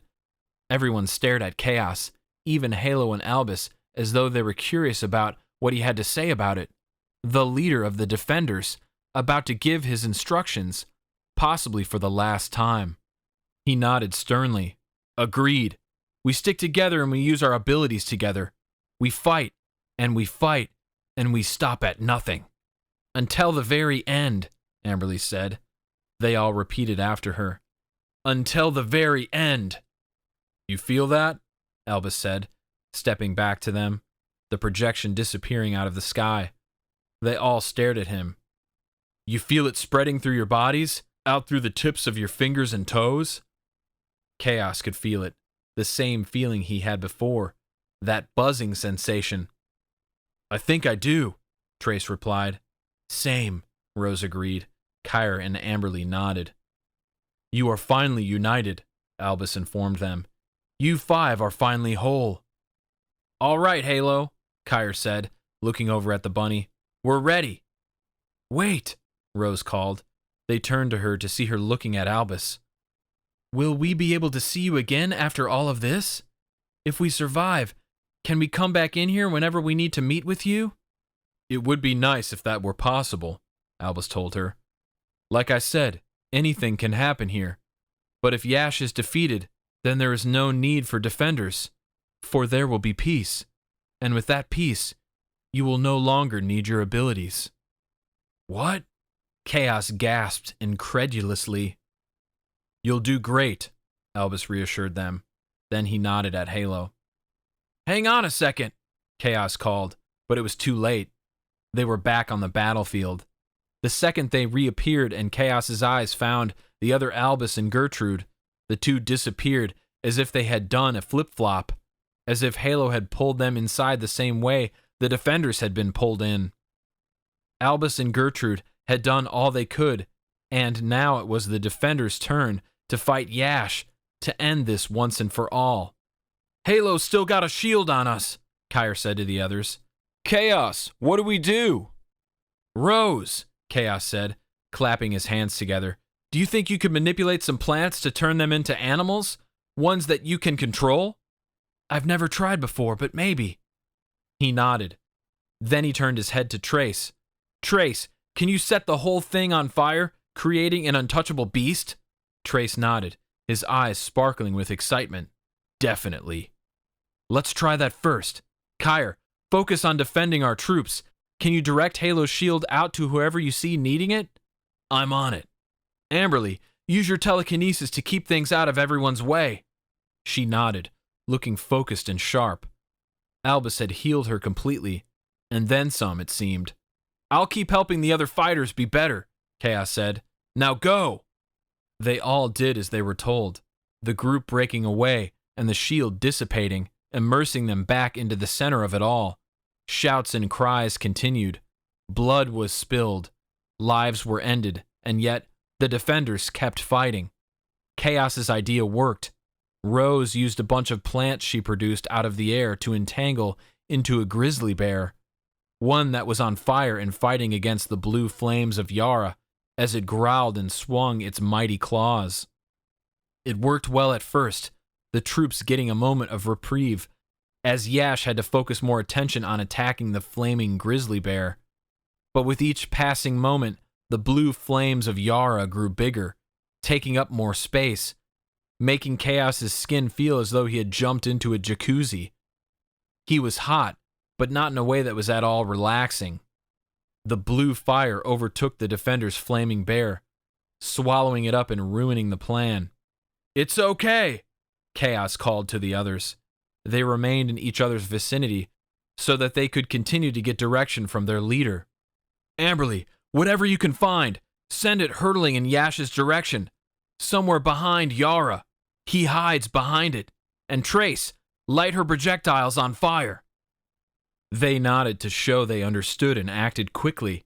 Amberley sent one object flying through the blackness after another with great speed, almost to the point where Trace had trouble keeping up with lighting them on fire as they hurled over the blue flames and disappeared behind them. Kaos didn't attempt another read on Yash's mind to see if he had been hit because he couldn't lose his focus.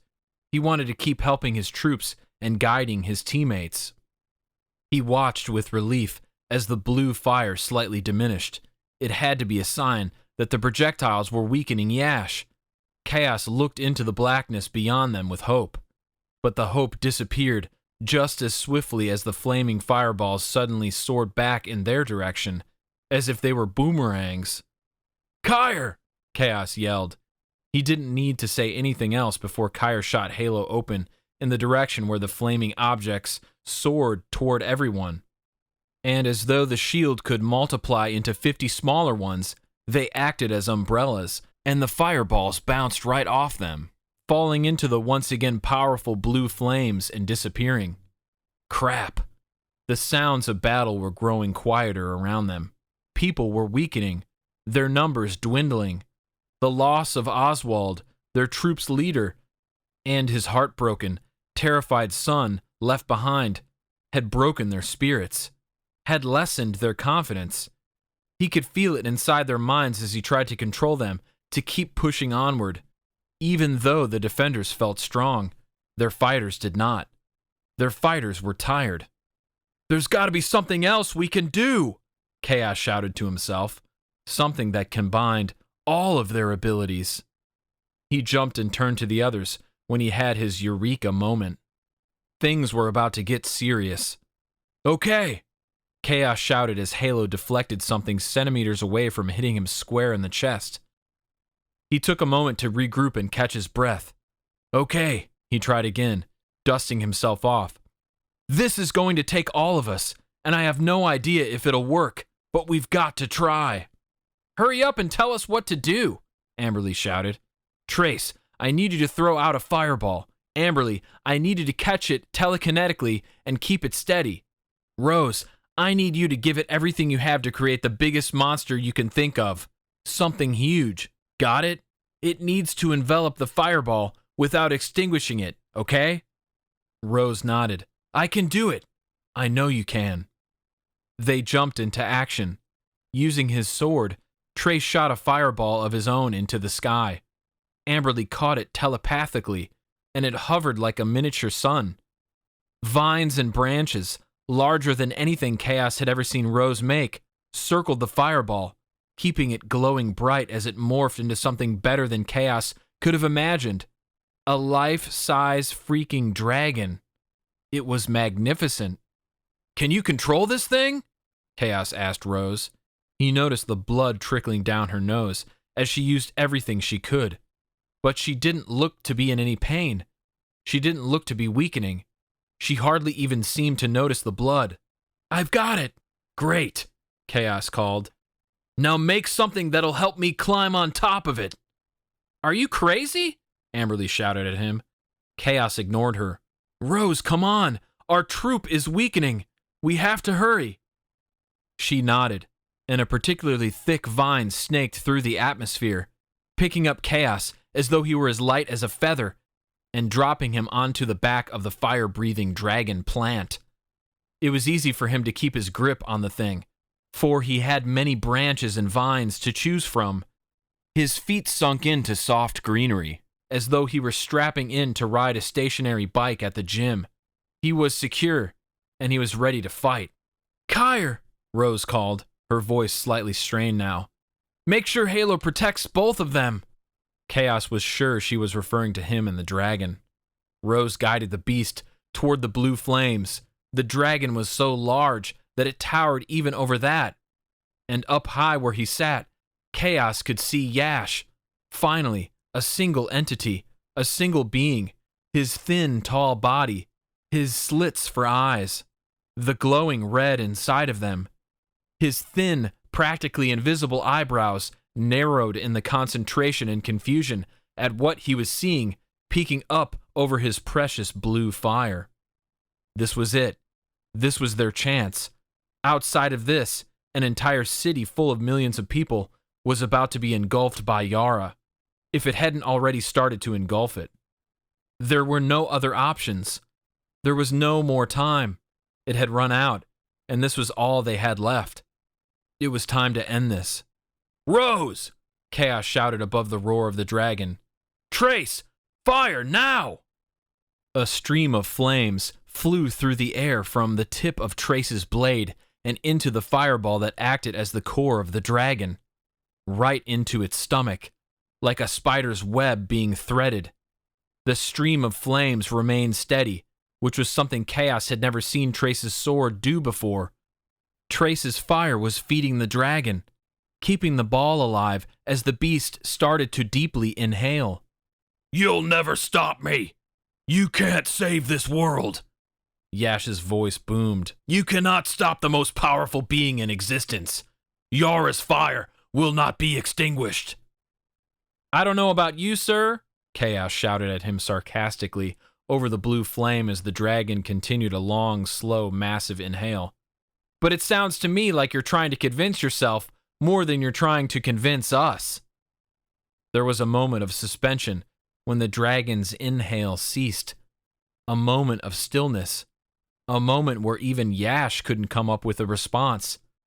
Then, as the dragon roared louder than anything Yash could shout with his booming voice, the most powerful, brilliant red blast of fire shot out of the dragon's mouth and fought against the blue flames of Yara.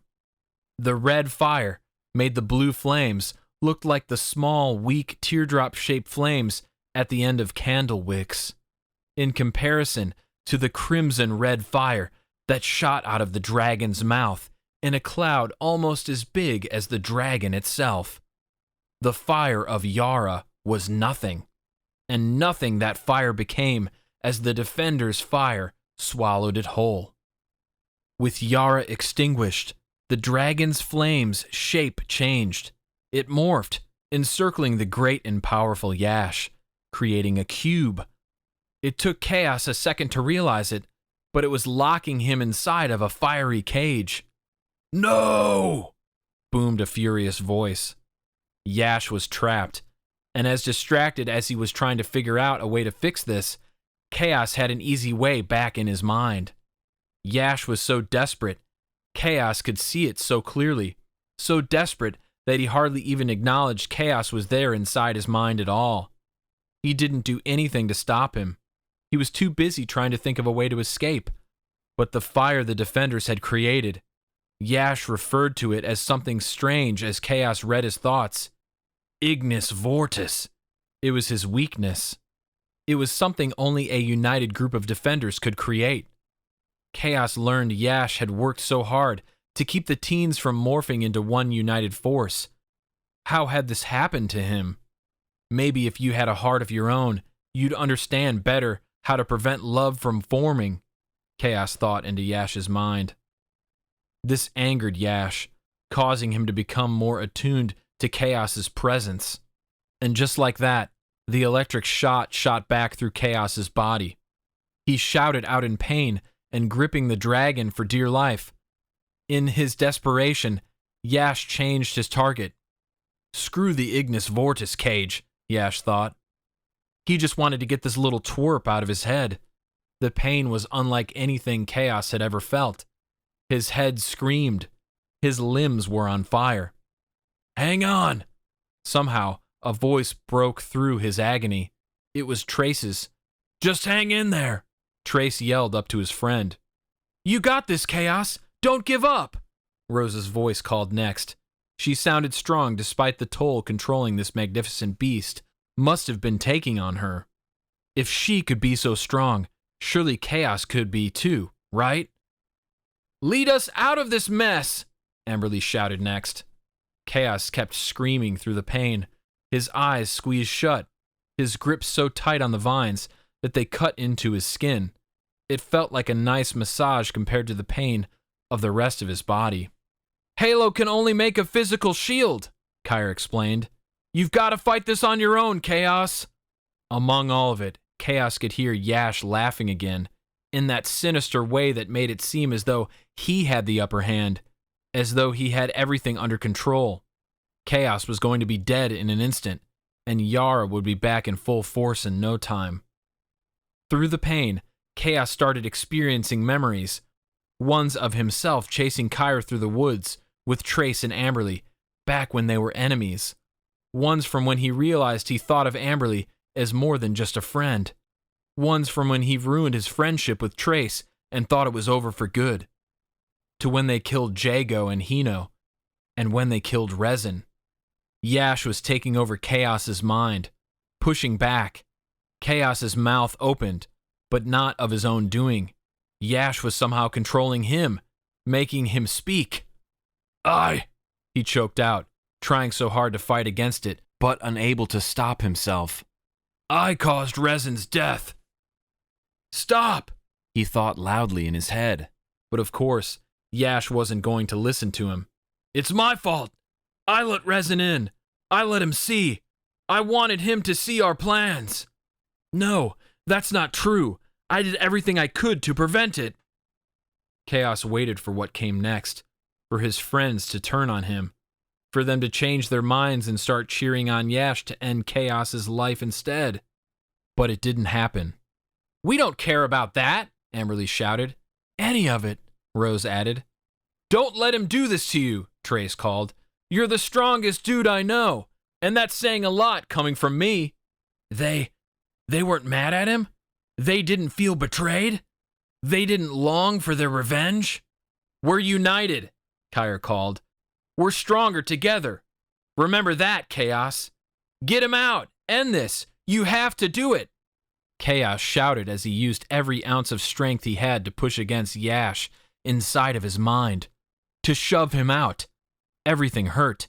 Everything screamed at him to stop trying, but he kept going anyway. When he got back inside of Yash's head, he could hear his thoughts again. How is this happening? Yash thought angrily. Why don't they demand revenge? Why can't I break them? We're stronger together. Even though it felt like Kaos's head was going to split right open as pain exploded inside every limb of his body, he pushed harder than ever, completely blacking out and losing control of everything around him. All that mattered was Yash, thinking with all he could, as loudly as he could. He bellowed the command inside of Yash's mind. It's the end for you, Yash, he thought to himself. No! Kaos couldn't tell if the scream was in his head or out loud. Yash tried to fight back, but lifted up by his friends, who were his family, Kaos was stronger than ever. As much as Yash tried to fight against Kaos's powerful mind control, his arms extended outward. They reached for the flaming bars of the cage. Do it, Kaos pushed, feeling as though he was now outside of himself, watching the scene from the same drone-like object that had shown them all of the projections inside of Halo's world. With the final scream, Yash's fingers forcefully curled around the prison bars created by Ignis Vortis, and in seconds, Yash's entire body was ablaze.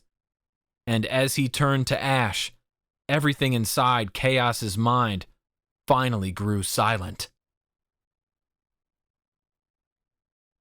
Chapter 25. When Kaos opened his eyes again, he was no longer riding a red, fire-breathing dragon made from plants. He was on the ground, a puddle of neon blue surrounding his body. The dragon was nowhere in sight, likely since they no longer had any use for it. Looking around, Kaos noticed they were still on Yash's ship of darkness, in between realms, even though Yash no longer existed. All of those near him refused to move a single muscle. Hardly anyone even blinked. It was as though no one could really believe it, as though they all had the same question. Was Yash really gone? The only thing that made Kaos also question it was the fact that they were still here. How could Yash's ship still exist if there was no great evil entity to control it? When the defenders reached Kaos's side, they helped him to his feet. None of them seemed to know what to do next.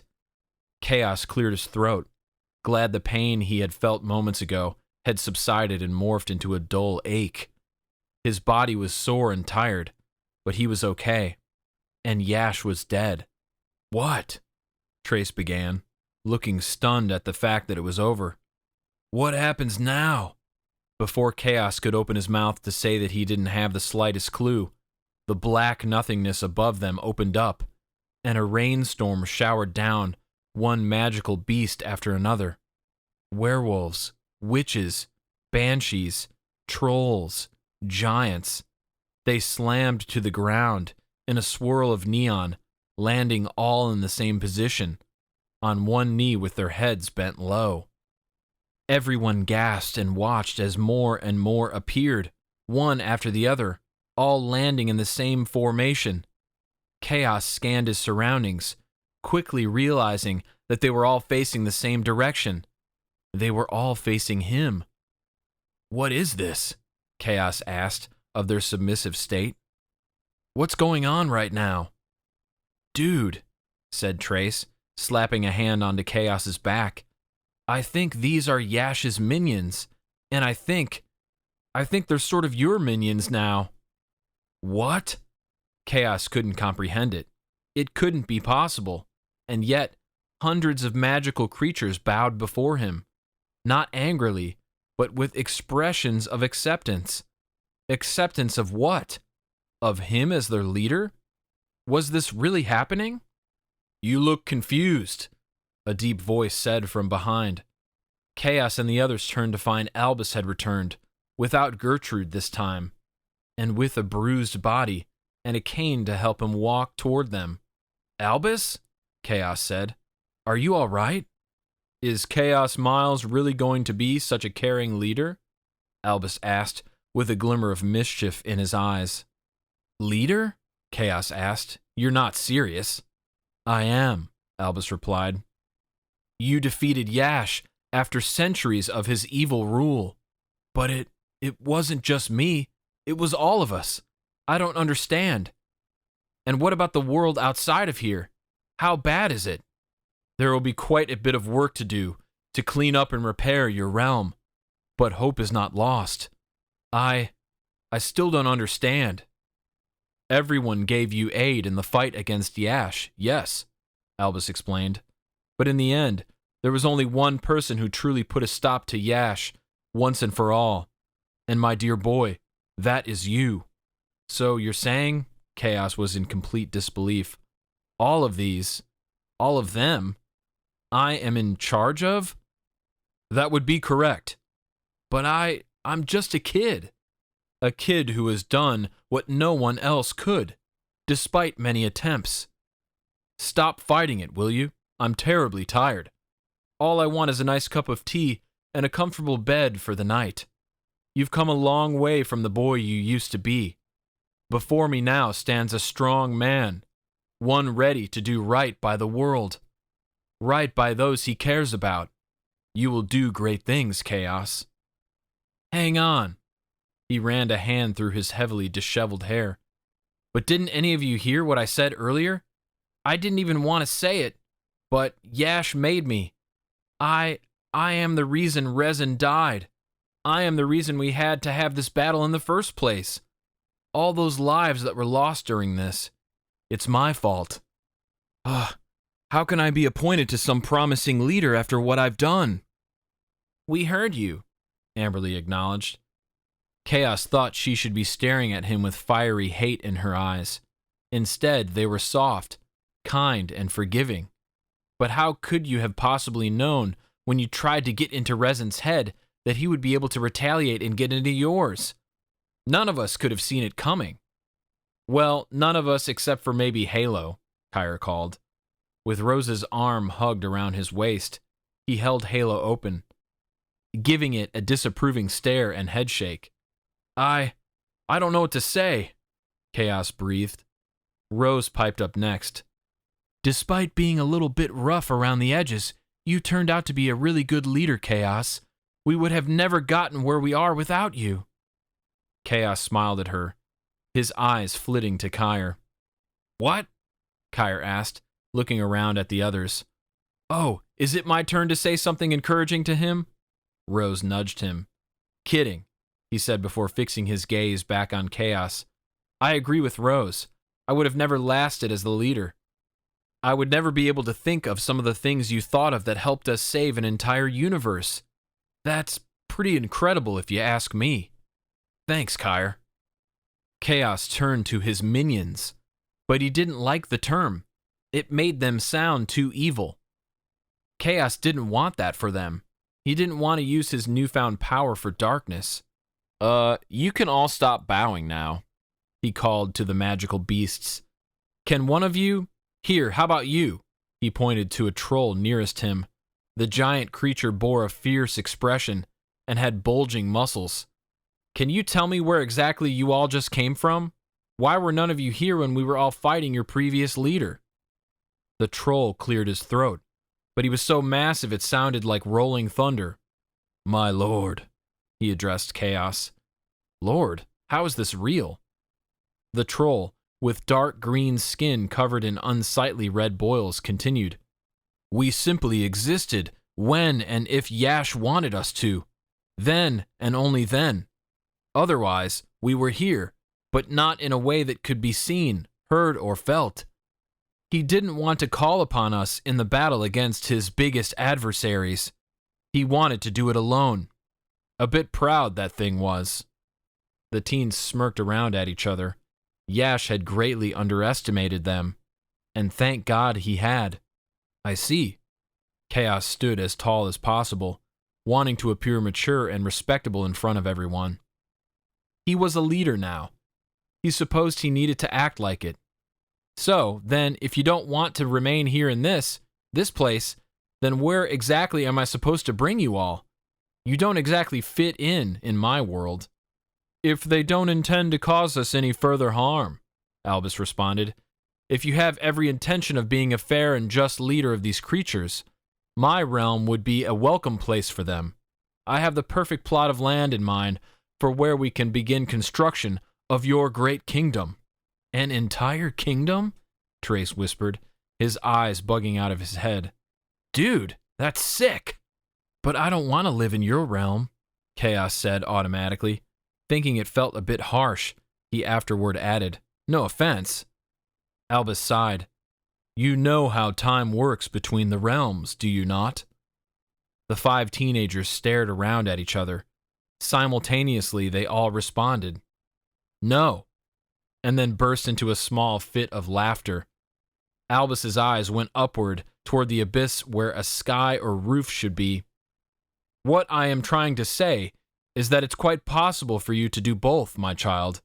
Or should I say, my lord? No, definitely don't say that, Kaos replied, shaking his head repeatedly. In any case, I think this has been quite enough for now. Don't you all agree? We're all tired. We have fallen heroes waiting to be returned to their families. As time goes on, Kaos, you'll understand and accept your new role on a much deeper level.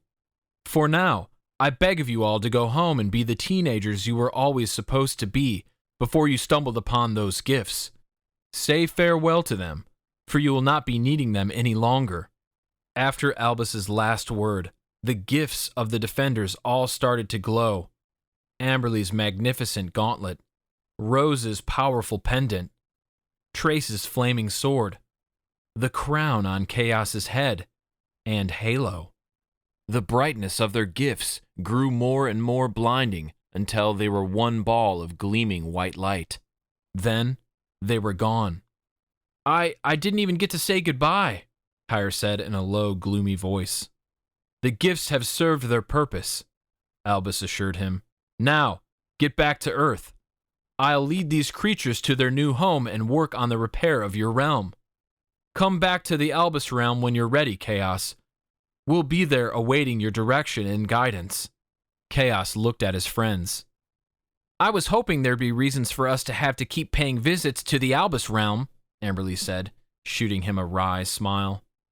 With Yash out of the way, I can finally spend some free time getting a closer look at all the weird plants there, Rose cried gleefully, beaming at him before adding, and assisting you, of course, my lord.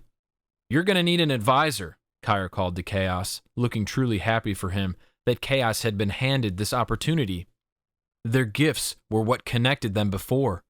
Their gifts were their only common ground. But even without them, Kaos couldn't imagine any single one of them not forever being a part of his life. It seemed they felt the same. And we'll all be right there with you, Trace added, giving his best friend an encouraging smile as the others nodded along. Every step of the way. Author's note. Dear beloved reader, thank you so much for joining me in this epic conclusion with the unlikely defenders from Kaos's point of view in the Untimely Champions. I truly hope that you enjoyed it. If you did, I would be so grateful if you would consider leaving a review. Reviews help other readers find my work, so a review is very valuable to me.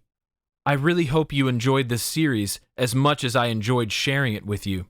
Also, feel free to check out my other books and series. Visit my website at lilyskyy.com and interact with me on social media. Did you know that you could support me directly by purchasing books directly from my website instead of a third-party store? There's also awesome merch available for each of my series. Also, make sure to sign up for my mailing list to be the first to know about new releases and special happenings, such as previews and giveaways.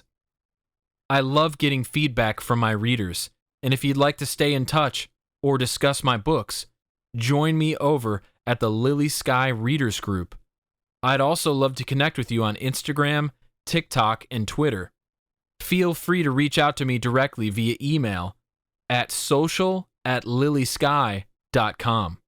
Again, I thank you for reading, and I can't wait to join you on the next adventure. With heartfelt sincerity, Lily Skyy.